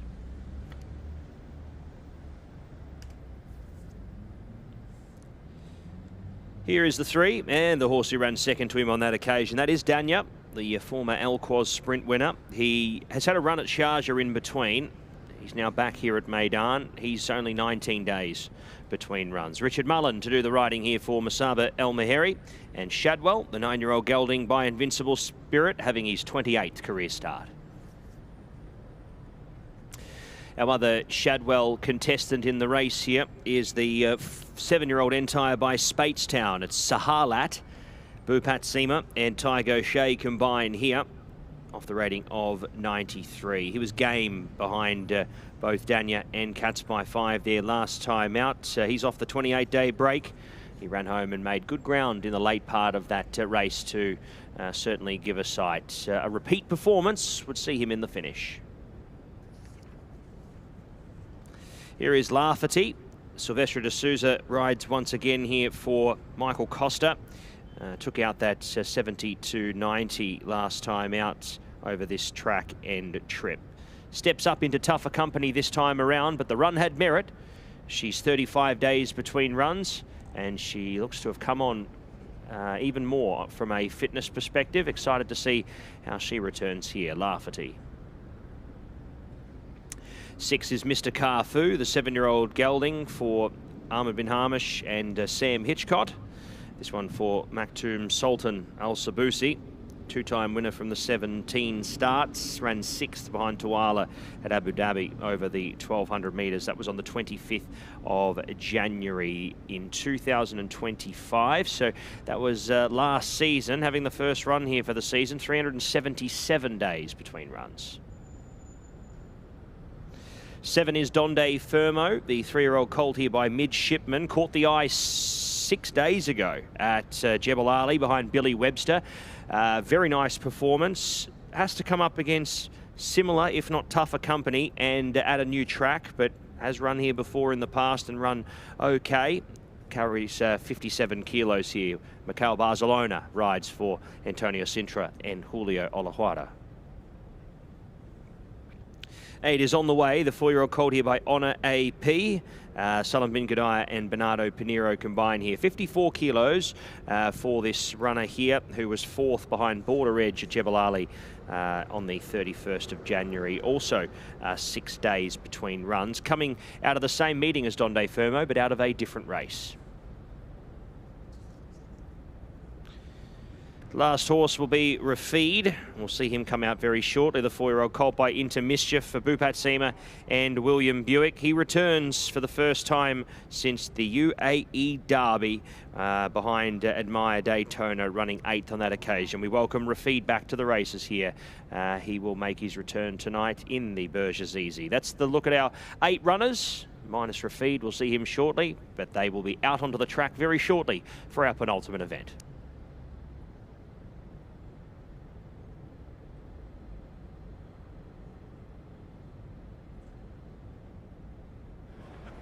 Ladies and gentlemen, we're going to take the opportunity while we can to run our 3rd edition of Faces at the Races. A chance to win 500 dirhams. All you got to do is do what we've been asking you to do all day long. Give us your best smile and you can pick up this prize that will make your smile even broader. We just need to find whoever it is who's got the best smile on show tonight here at Meydan. Everyone's giving their best. Don't think you need to be that aggressive, sir. But hopefully all you need to do is look happy, smile. That's a good one. That's not a bad one. Is that a winner? I'm not sure. Our camera's not sure. It's moving, it's still moving. It's looking, it's looking, it's looking. Is that our winner? Maybe it is. Yes, it is. Congratulations. It's the lovely lady in the lovely headpiece. Congratulations. You are our winner. Less Aggressive wins the prize. Congratulations. 500 dirhams. You are our third winner. Faces at the races. Pick up your money at the reward centre. Well done, young lady.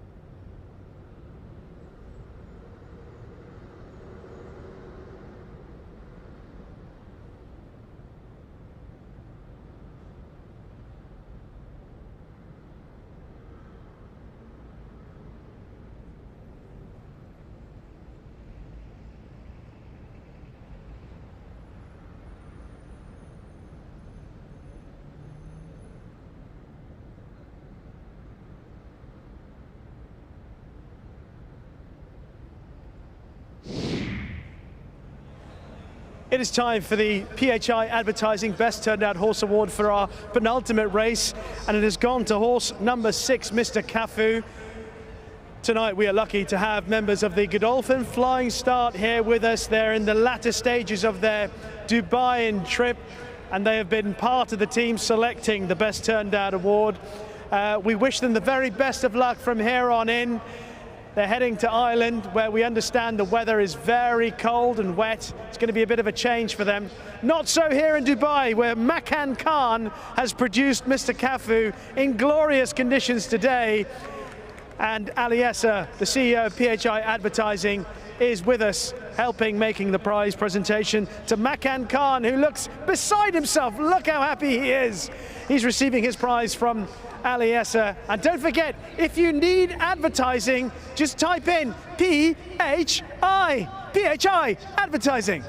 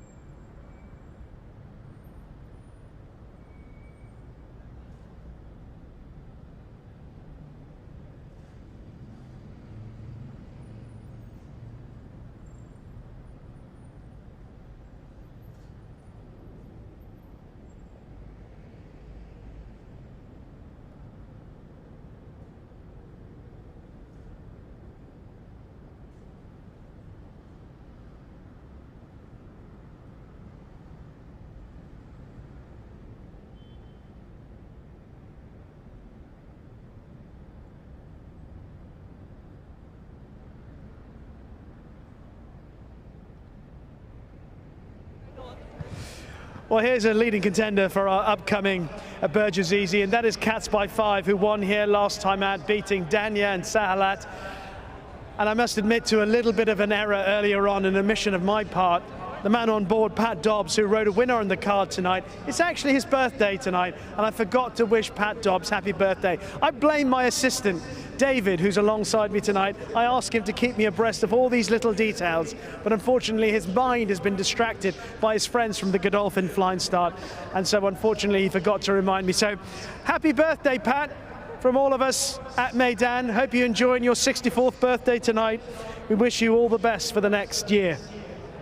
But Pat is on Cats by 5 tonight, who has got a very good chance. This horse by Audible produced a really good effort when he won last time out. Obviously the horses in behind will have hope that they can overturn the form, particularly maybe the likes of Sahalat, who I thought ran really well and I thought would come forward for that run. And of course Danya was the winner of the Al Quoz a few years ago and has shown his versatility, acting on both dirt and turf surfaces, and he's also in the mix along with the horse in shot at the moment, Cats by 5 and Pat Dobbs.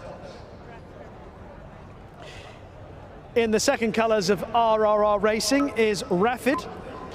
This horse is trained by Bupat Seema, and Rafid comes here off the back of just the one run here at Meydan, but of course it came on World Cup night last year. Rafid finished down the field behind Admired Daytona, and obviously a lot better expected from Rafid into his 4-year-old season. He was quite a talented performer, and his last run, of course, coming that long ago. Perhaps he might need his return to action here, as opposed to when we last saw him in the UAE Derby. Well, understand that on the international markets, horse number 5 has halved in his odds. This is Lafati. He beat Welcome Dream on his most recent run.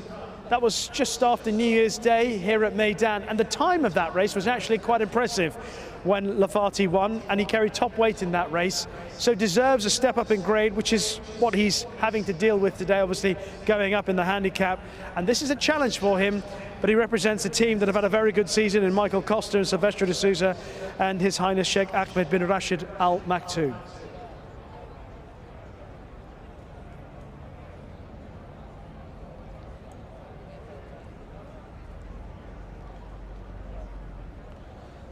The loading up process underway. There is Donde Fermo going forward.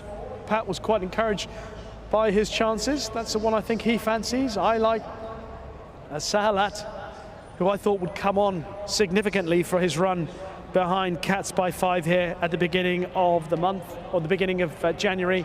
And I thought with that run under his belt that he might overturn the form with Cats by 5 and Danya. We're about to find out in our penultimate race. Pat, it's all yours. Yeah, thank you, Rishi. 3 left to load. Lafferty coming forward. It's been met with a fair bit of weight of money on the international market late.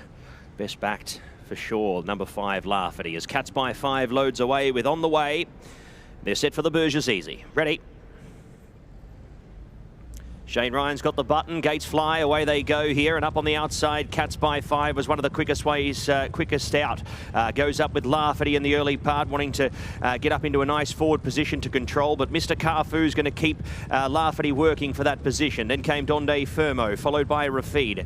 Next in running there was Sahalat from On the Way, and Danya is out to last position. It's Lafferty the leader. Up on the outside, Cats by 5 comes up to second, half a length away on its girth there, ready to pounce. Next was Donde Fermo, who's now peeled out 3 wide. Mr. Carfu's already shaken along. A length and a half to Rafid, going backwards, passed by On the Way. Sahalat getting going, and Danya's still got about 10 to pick up to reel in the leader here, which is Lafferty as they wheel the bend here in the Burgess Easy. Cats by 5 comes up to present here and travels into the straight very strongly. It's Lafferty and Cats by 5. Donde Fermo sticking on into 3rd position. Mr. Carfu coming again. It's Cats by 5 though, taking over here. Cats by 5 to Lafferty. They've broken right away here from Sahalat, who runs up into 3rd position, but it is a double on the night for Pat Dobbs and Doug Watson. Cats by 5 comes away to win again. Cats by 5 by 5 lengths to Lafferty. Sahalat On the Way has run into 4th position. Mr. Carfu next from Donde Fermo, who dropped away, had a tough run in transit. Next there was Danya, and last home Rafid. Cats by 5 does it for Triple R Racing. He had to lug the 62 kilos here tonight, and he has done that with ease. 5-year-old gelding by Audible goes on to win, and it's a double for Dobbs and Watson here on the night. Kicks away to win comfortably from Lafferty, who did some work on the front end. Sahar Lat has been able to get into third position. On the way, will take fourth. 1, 5, 4 and 8 will be your numbers. 1, 5, 4 and 8. And we'll get those margins confirmed shortly. Cats by 5. The top weight gets the win.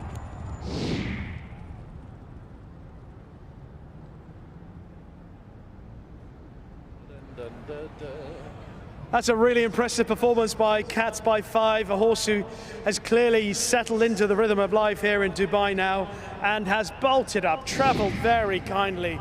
And what a double this has been for Pat Dobbs and Doug Watson tonight. And he eased into the race. Lafferty set some decent fractions, but as they turned for home, it was just simply a question of Pat Dobbs saying, I'm ready to go. And Cats by 5 said, well, come on, let's get it over and done with. And he has cruised away to win in impressive fashion. Lafferty has run well in second. I thought Sahar Lat has run a better race, even though he's back in third here. I think he just got a little bit detached. Didn't think that Tiger O'Shea got the position he wanted in the early part of the race, but I still think he put up a good effort. Daniel struggled from the early part of the race. Lafferty has run well, considering that Mr. Cafu didn't make it easy for him in the early part of the race to get towards that rail, and he had to work to earn his spot in front. And he has stuck on well to finish second. But Cats by 5 continues on his upgrade, having won here just after the new year when he beat Danya and Sahar Lat. He's done it again. He's beaten them by much further here, but look at the way he travelled into the race. And a double for birthday boy Pat Dobbs, and a double as well for trainer Doug Watson. Cats by 5 climbing the ladder quite quickly.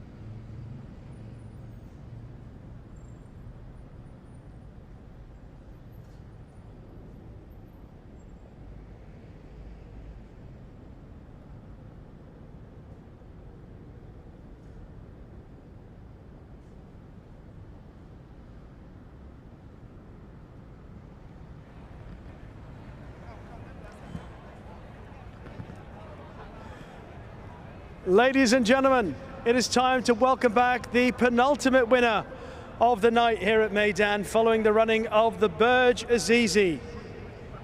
The winner is a 5-year-old dark bay brown gelding by Audible out of Catechus, owned by Triple R Racing, trained by Doug Watson, and ridden by the birthday boy. It is his birthday today, Pat Dobbs, celebrating his 48th birthday. One or two people have said he's older, but he doesn't look it. He doesn't look it. He looks in the greatest form of his life. Here he comes. Pat, it's your birthday. Let's see a big smile. Back on the winner, Cats by 5.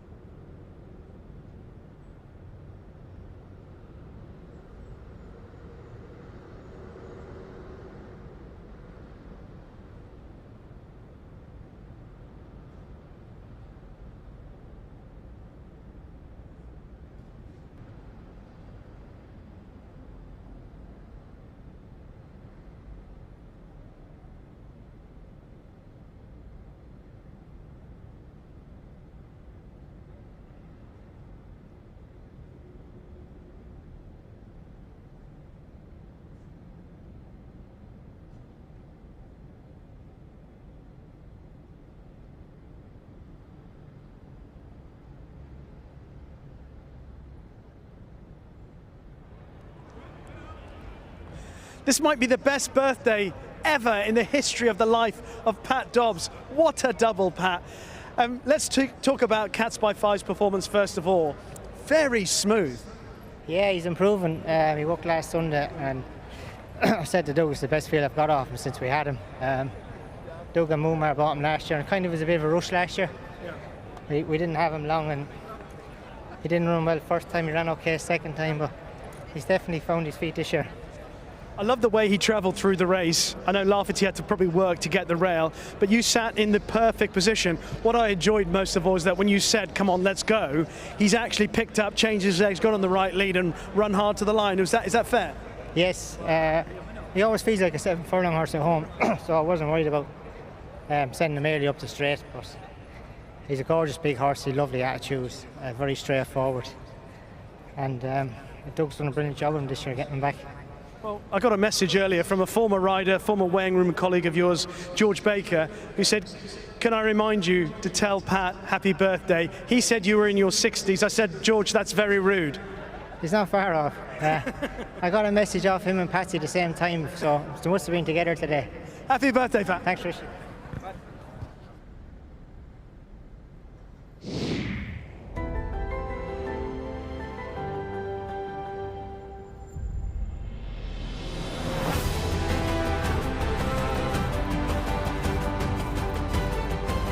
And correct weight is given. Correct weight from the Burgess Easy, 1548. 1548. Cats by 5, your winner.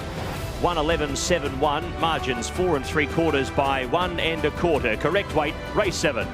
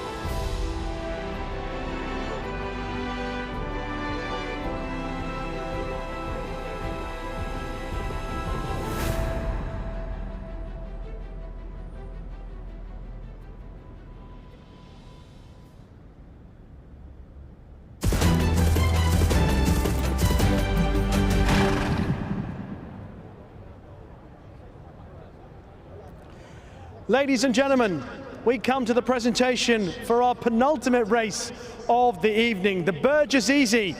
And our thanks once again goes to Azizi Developments for their support here of racing at Meydan and their continued support of the Dubai Racing Club. With that in mind, we are delighted to welcome to the stage to make the presentation Mr. Farhad Azizi, Group CEO, the Azizi Group.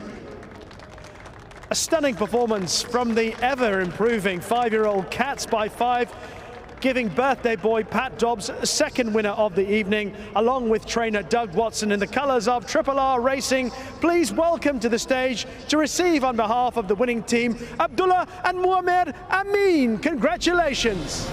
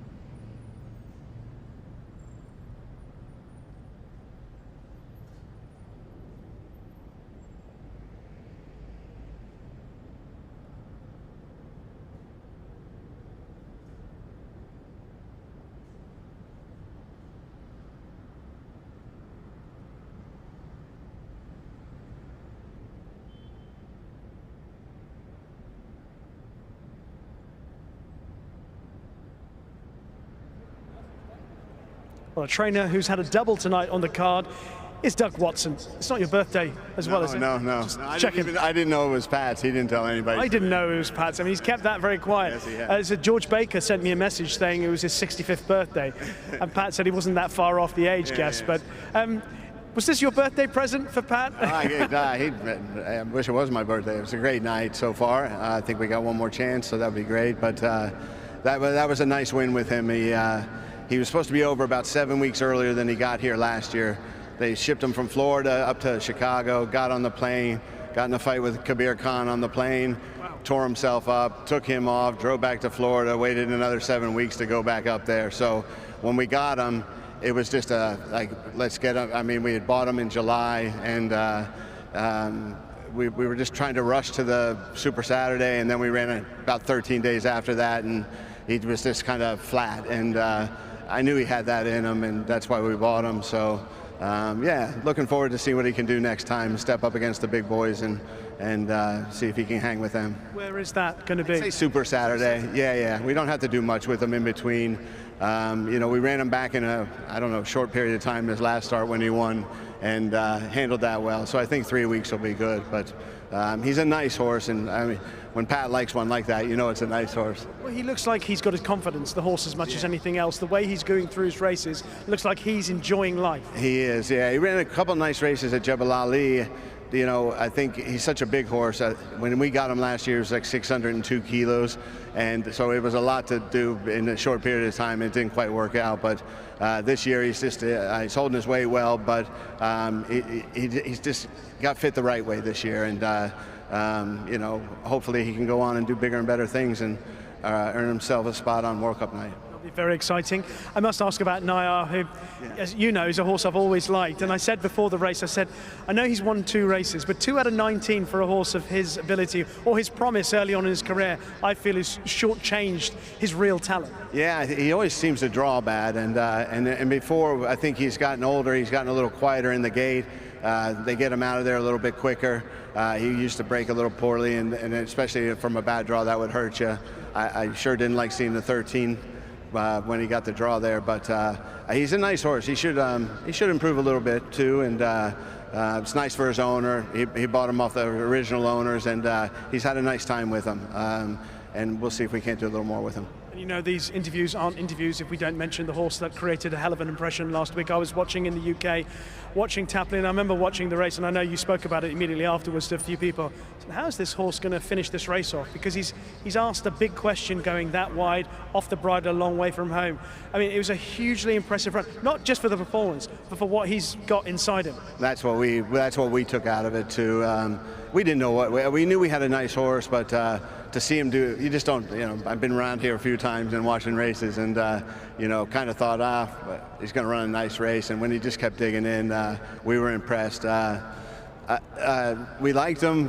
We thought he was tough. It's always hard to compare the form over here, and he's going to have to step up again to take on the big horses on Super Saturday. But I wouldn't say I wouldn't trade, but I don't think I'd trade. I really like the horse, and I like how tough he is, and hopefully it's not a 16-runner field on that night too. How's he come out that race? Good shape. Been to the track. Everything's on schedule, and he'll just have a couple pieces of work. He's fit. I mean, we had to work a little hard to get him to that race. We were going to run the week before against the big boys, but little hiccup in between, nothing major, and probably worked out better that we got in that handicap and we're able to get a little win in him and get him started over here. Great to see you with these great horses, Doug. We wish you the best of luck for the rest of the season. Well done tonight. I should ask you about Tourist, by the way. They're just reminding me, saying, what about Tourist? He's in great shape. We really like him. I was impressed with his last run. Had a nice little break in between. It's going 6 furlongs. We all kind of think he'll get it, but it's a tough race with a lot of horses, so hopefully he breaks as well as he did last time. Doug, as always, thank you so much for your time. Appreciate it. Thanks, Rishi.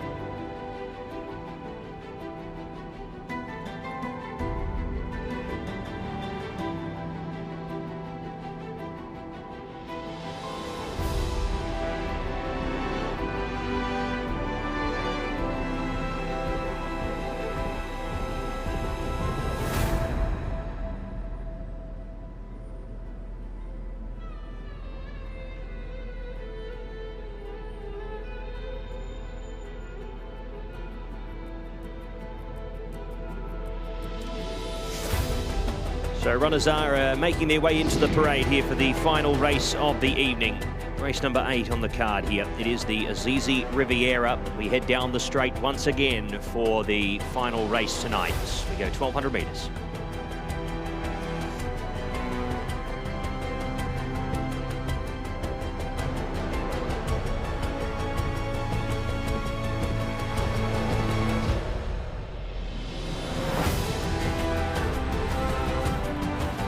Runners making their way here to the parade for our final race. 13 runners taking to the track here. We go without the 9 in man shot, a scratching from the race. So we are left with the 13. And let's head to our first horse. First horse is number 1, and that is Jauncey. Joe Moreira will do the riding for Laith Racing. Antonio Sintra and Julio Olajuara carrying the 62 kilos here. He returns to the races off 223 days and has his first run in the country. The 4-year-old gelding by Wooten Bassett. Vespasian has seen this track before and had some good success in recent seasons. Malone Favreau does the riding here, claiming 1.5 for Simon and Ed Crisford, and Raba Racing ran 3rd behind Billy Webster 6 days ago, running in that race there at Jebel Ali, much like Donde Fermo in the last race. But he switches back to the turf here and contests this final event. Here is Harsim, ran good last time out, ran 5th, rattled home to be beaten just shy of 4 lengths. Race from a times perspective rated well. He drops back here to a 75 to 95, carries a little bit more this time around as a result, but nevertheless does well with big weights in the past, and if he gets his gap, he should be rattling home and giving a side at some stage. Great to see Phil Cunningham out with a big team here as well. They've been contributing quite heavily to these sprint races. The first of 3 in this race tonight is Rapper's Delight. It'll wear the white cap for Richard Spencer and Oisin Murphy. He's looking for a double on the card. This one off the rating of 88. He's had the 1 run here. He ran 5th there behind Miss Your Chance. He's stepping up into a slightly stronger contest and out here to 6 furlongs. Number 5 is Twilight Calls. He comes into this having run 12th on his only run behind his stablemate there in 2 Tribes. He was beaten 10.4 lengths on that occasion. He'll be hoping to make more of an impression here. Unlike his fellow compatriot Rapper's Delight, Twilight Calls is dropping into easier company. Desperate Hero was up in the mix but faded away in the late stages last time out. Has a tendency to do that his last few. He went to Jebel Ali 6 days ago and contested there behind Billy Webster, and he's on the quick back up here. He's done a fair bit of racing. This is his first run for February, but he ran 3 times in the month of January, his 4th start for 2026. 7 Welcome Dream was 3rd behind Yatarid last time out to the races, caught the eye and stuck on. Expecting another nice performance from him, and draws well in 3 for Tiger Shea. Stable and rider looking for a treble on the program here. Tourist, 5-year-old gelding by Zoo Star, is the Doug Watson charge in the last here. 2nd behind Miss Your Chance last time out. He steps up in trip here to the 1200 for this run. Safi Osborne will partner right here, right now, the son of Kodiak. He'll wear the orange cap here for Richard Spencer. He's had the 1 win from the 11 starts. Last time out here at Meydan, ran 4th, beaten 3 lengths there by Yatarid, coming out of a similar race as most of these. He's probably the horse there for the stable who's done most racing out of all of them. He's had 3 starts already, and this is his 4th right here, right now. And he comes in here looking another likely hope if he's able to get into the race. Kieran Schumacher rides Reservado, the son of Profitable here for Simon and Ed Crisford and Mohammed Sultan. 10th last time out behind Miss Your Chance. He also steps out in trip.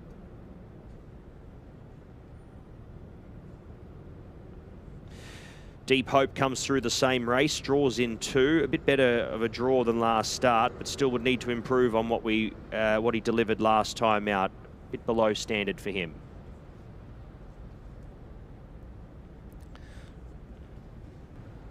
Mag Sood gets a claim, but he's kind of rated out of this. He gets a lightweight. Hopefully that will aid his chances, but nevertheless, he has probably got a bit to find here to be contesting and finding himself in the finish. But stranger things have happened. At the end of the day, it is horse racing.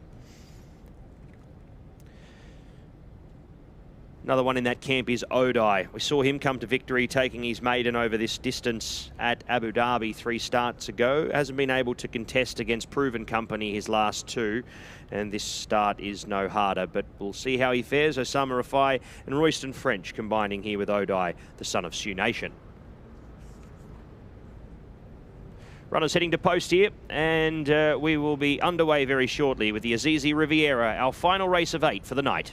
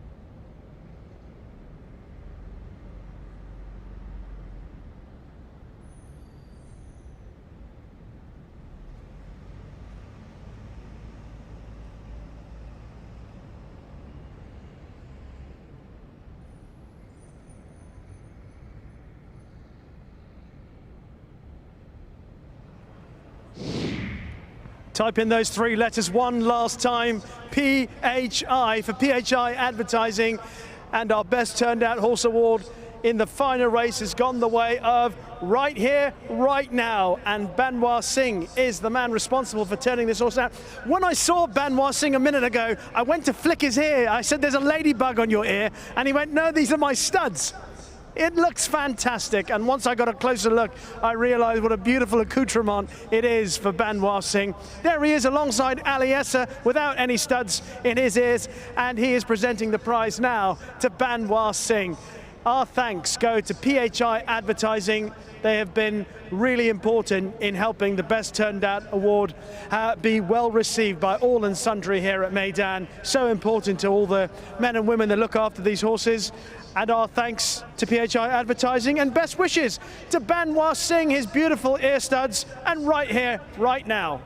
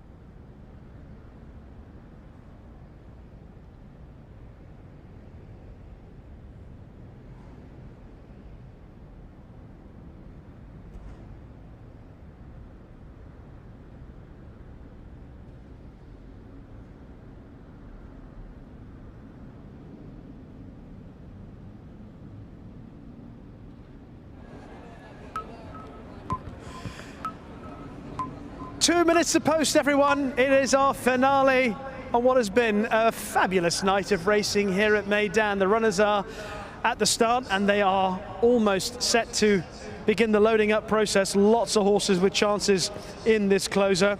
I was talking about the chances of Hassim, and Pat agrees with me that that's a horse who's got a very good chance. If things go well for him, it's very hard to see him not playing a significant part in this race, quite simply because he's been very close in a couple of good races this season.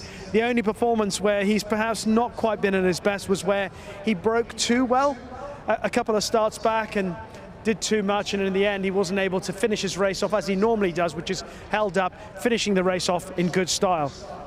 But of course, Richard Spencer's horses have been in excellent form here at Meydan all season long. He's had winners, his horses have kept their good form up, and he's got chances here.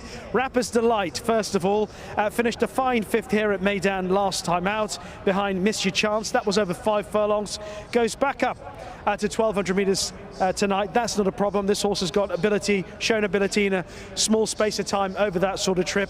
Obviously, his other runner as well, Right Here, Right Now, has also shown a fair level ability. And what they've done with him this season here at Meydan has been really encouraging, as he was a bit of a tearaway.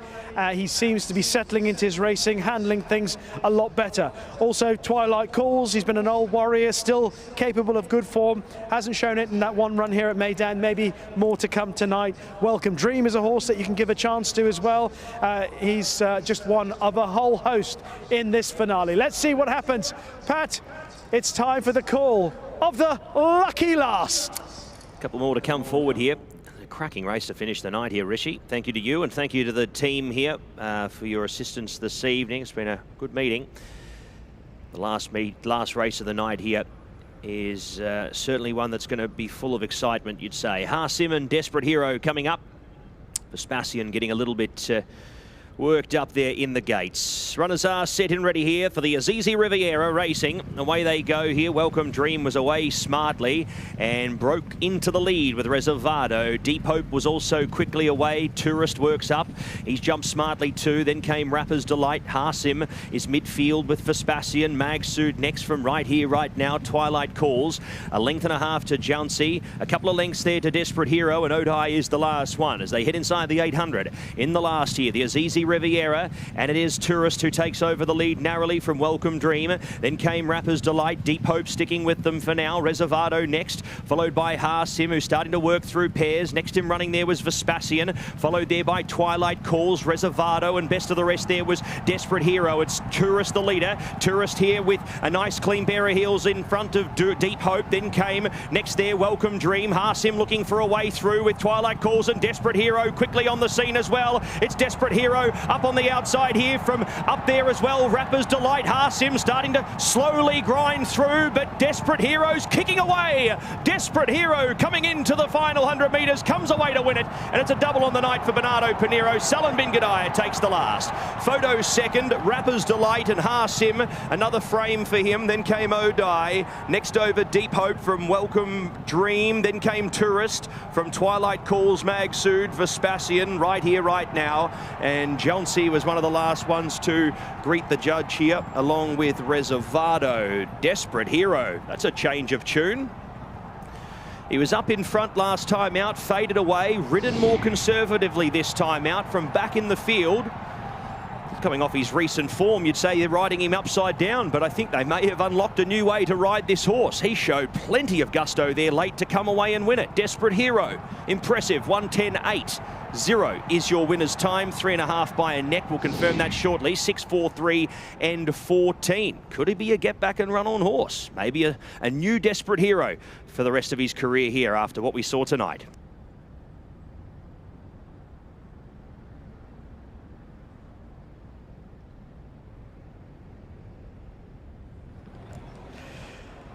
Well, what a performance that was from Desperate Hero, who's drawn out in stall 14. That's the second time tonight on this straight course we've seen a horse swooping on the outside of the field, or at least towards the middle stand side. We saw that with Northern Champion.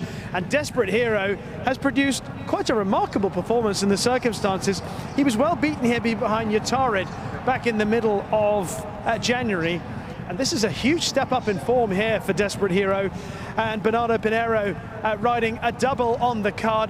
Fine run from Rapper's Delight in second. And what about Harsim? Well, he's run an excellent race again. Once he got clear sailing, he started to make ground gradually. But in the end, Desperate Hero just finished off much the best. Just looking in behind, not too many excuses for anything else. Welcome Dream and Tourist were all the way to the fore, and they had every chance through the race. But in the end, what we've had is a horse who's shown a new element of his character and his ability. It is Desperate Hero for the Salim Bin Gadaya team. They are rocking and rolling, and Bernardo Pinheiro, the man with the best smile in Dubai, in the winner's enclosure once more. Unofficial numbers here in the Azizi Riviera, 6:43.14. 6:43.14. Desperate Hero gets the win, 1:10.8.0, 2.5 by a head. Margins confirmed, 6:43.14 in the last.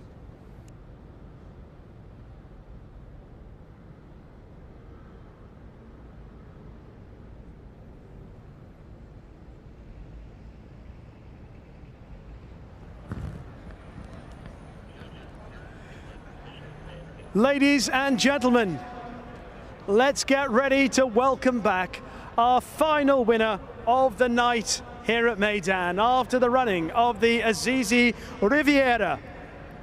Your winner is a 6-year-old Grey Gelding by Captain Gerard out of El Shay, owned by His Highness Sheikh Hamdan bin Mohammed Al Maktoum, trained by Salim Bin Gadaya. It is a second winner tonight for the man on board. Here he comes. He's got one of the greatest smiles you'll ever see aboard a horse. It is Bernardo Pinheiro on the grey, winner of the last. A round of applause for Desperate Hero.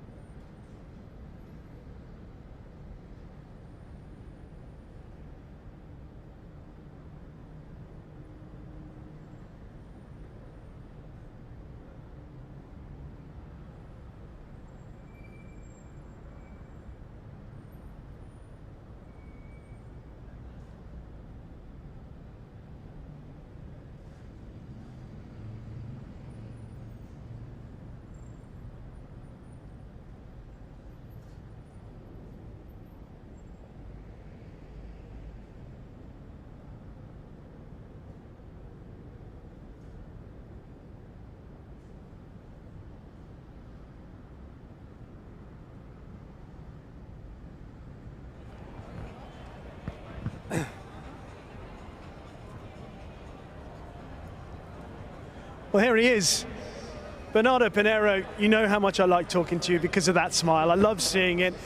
But I must admit, going into this race, I did not see a performance like that coming from Desperate Hero. Did you see it?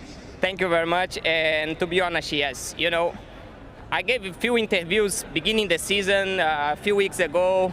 And I'm the one that worked this horse every day, you know. And this horse came over with hating over 100 last season. You know, he just needs time to acclimatize. This season he was doing everything correct, but he was running just over fresh, I believe, you know. And I was riding him like in different way.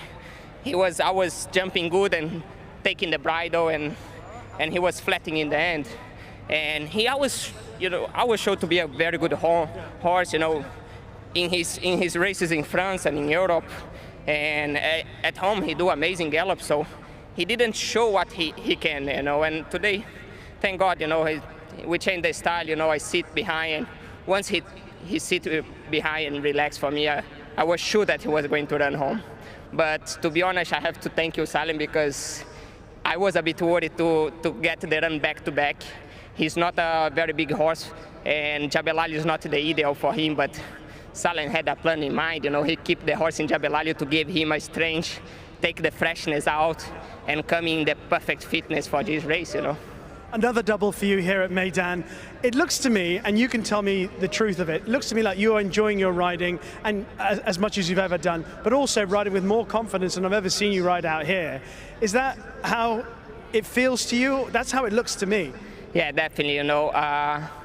When we were young, somebody told me, you know, your best in your career you'll be from 29 to 35, and I'm turning 30. And, you know, when we are young, full of power, we don't listen to that, you know. And today I look back and say, wow, how much I improved. Of course, I'm riding with a lot of more confidence, you know, but have to thank you, God, and to give me a lot of support as well, you know, all the opportunities coming over. So we need to be smart to keep growing, keep learning, you know. Also, everybody know my story, you know. Last year, I had to stop riding. I had a big injury in my back. You know, I have to thank all the doctors. They did an amazing job, and now I'm zero pain, you know, so it also helps. It's so lovely to hear. Onwards and upwards. Well done. Thank you very much. Correct weight in the Azizi Riviera. Correct weight 643.14. Desperate Hero, your winner, 110.80. Winner's time 2.5 by a head. Correct weight in the last.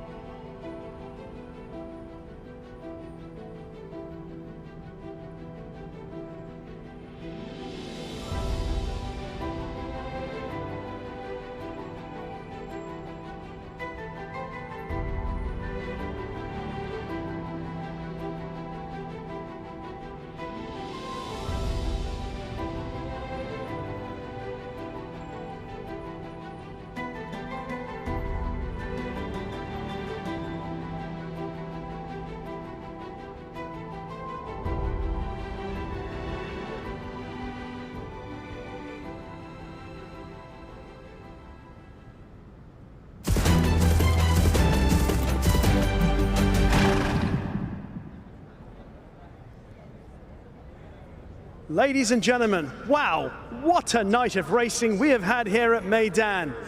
And tonight has been possible courtesy of the support of Azizi Developments. Thank you to Azizi for their support of tonight's racing and their support of the Dubai Racing Club.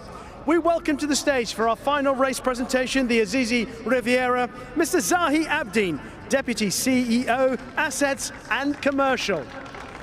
And we have seen a stunning performance from the 6-year-old grey, Desperate Hero, who wins the last in the colours of His Highness Sheikh Hamdan bin Mohammed Al Maktoum for trainer Salim bin Gadaya, and a double for Bernardo Pinheiro. Please welcome to the stage to receive, on behalf of the winning team, Ali Khanim, Zayed Ali and Salim Hamed bin Gadaya. Congratulations to the connections of Desperate Hero.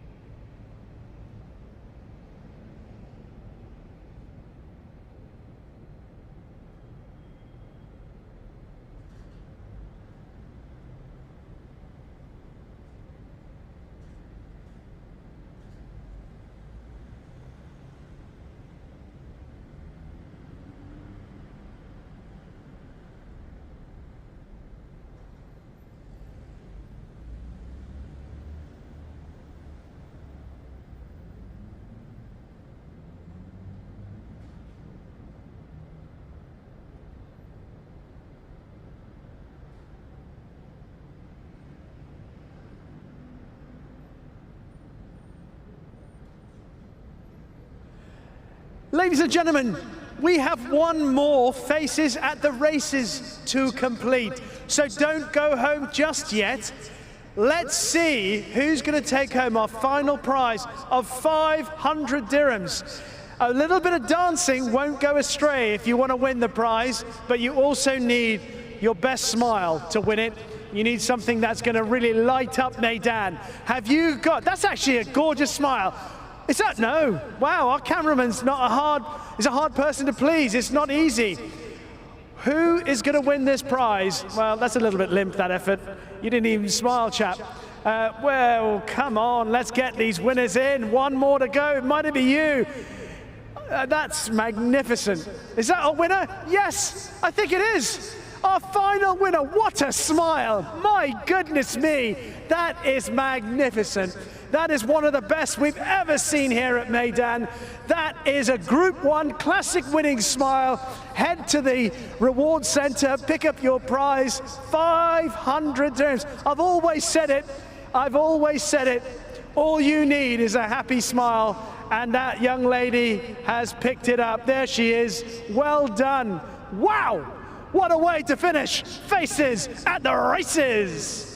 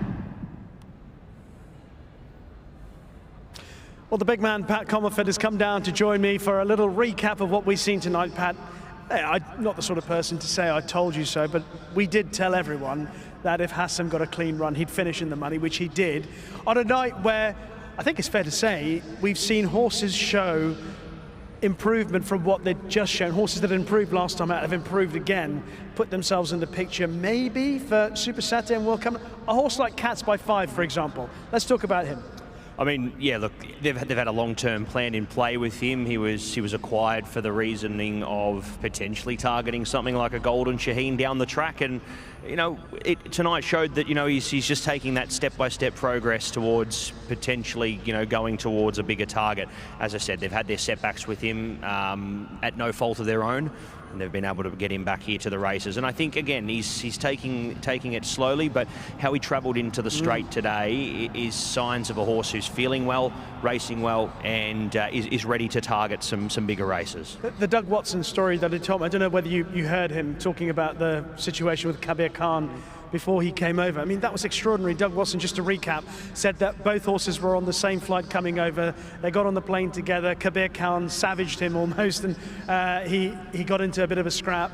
He had to take the horse off the plane, was delayed 7 weeks. He went back to Florida, was delayed 7 weeks before coming out here, so it was a bit of a rush to get him here last season into the rhythm of things. And so he was always on the back foot. Now we're seeing what the real Cats by 5 can do. Very exciting. Well done to Doug Watson and Pat Dobbs, a double for them. Birthday boy, Pat Dobbs. What were the other highlights for you on the cut? I presume the Lord Glitters handicap and a first international win of any kind for Dr. Richard Newland and Jamie Insall. I think Ross Orion's ride was probably ride of the night. Yeah, the horse has obviously come on from that first run incredibly well. Really excited to see where they go to with him next, but amazing to have two horses. It's one thing to bring a horse out here that you've got a few rating points in hand and you can potentially go through. They've brought 100 plus rating horses out here with the intention of them to basically just come here and win races. Yeah. It's so hard to do. And the fact that they've had a winner here tonight and then they've got one in the Abu Dhabi Gold Cup tomorrow, exciting times for the stable. And, it's those stories, and you see that with those stables, that, it's good because, I think Dr. Newland's going to be hooked for a while on UAE racing. Hopefully he's a return customer for the next few seasons. I think the other day we had a winner in Bahrain trained by Lucinda Russell and Michael Scudamore. And of course, Lucinda Russell was a Grand National winning trainer. I'm trying to think back whether we've had a Grand National winning trainer winner here at Meydan before. I'm not sure, but Richard Newland, of course, trained Pinot de Rey to win. Gordon Elliott is another one. That's just off the top of my head. I think it's off the top of my head. It was in there somewhere. So it's an unusual feat for Dr. Richard. I saw it literally come forward and go, boom, there it is. Yeah, it was there. It came straight to my head. Pat, next week we've got some more good racing to look forward to, but we've got to the point in the season. I was having a chat with a few people today talking about where we're at and the type of meetings that we're having at the moment, and I said it's just building nicely to Super Saturday because we've got a nice run into that, and then Super Saturday to World Cup is a perfect run in. The length of time, having learned from last season with the meeting being slightly later, the way it's set up from here on in to World Cup night is just ideal. It just builds the anticipation, doesn't it? But again, I mean, the scheduling is fantastic here. The way that, horses that we've seen here tonight, they've still got ample opportunity to make those, those Super Saturday nights and target some of those races there and make them logical targets. It gives horses and runners and connections who are 50-50 on whether or not they will target the big races or go elsewhere an opportunity to really get a guide as close to the race as they possibly can. And there's a few here that I'm sure we saw tonight that maybe are in the 50-50 camp and now we're well and truly going, yep, our horse is ready, and off we go to Super Saturday. So, exciting. Well, Pat, thank you very much. Thank you, Rishi. Love is in the air next week. It's our Valentine's meeting, isn't it? It is. You going to get me something? Oh, well, we'll have to see. Remember we had Cupid's Dream last year win on Valentine's Day? Yes, I think I tipped that. Did you? I think I did. That just came to me off the top of my head. Pat, thank you very much. I'm looking forward to next week. Chocolates and flowers? Yeah, let's hope. Thank you very much. Thank you as well for joining us tonight here at Meydan. Hope you've enjoyed the action. Well done to those who've had doubles, the likes of Doug Watson, Pat Dobbs, Bernardo Pinheiro. I really genuinely think he is riding as well as I've ever seen him do at the moment. Onwards and upwards for that young man, recovering so well from the injury that he suffered last year. So let's hope we've got lots more excitement to look forward to when we see you back here at Meydan for racing on Friday the 13th. But we'll be more excited that love is in the air.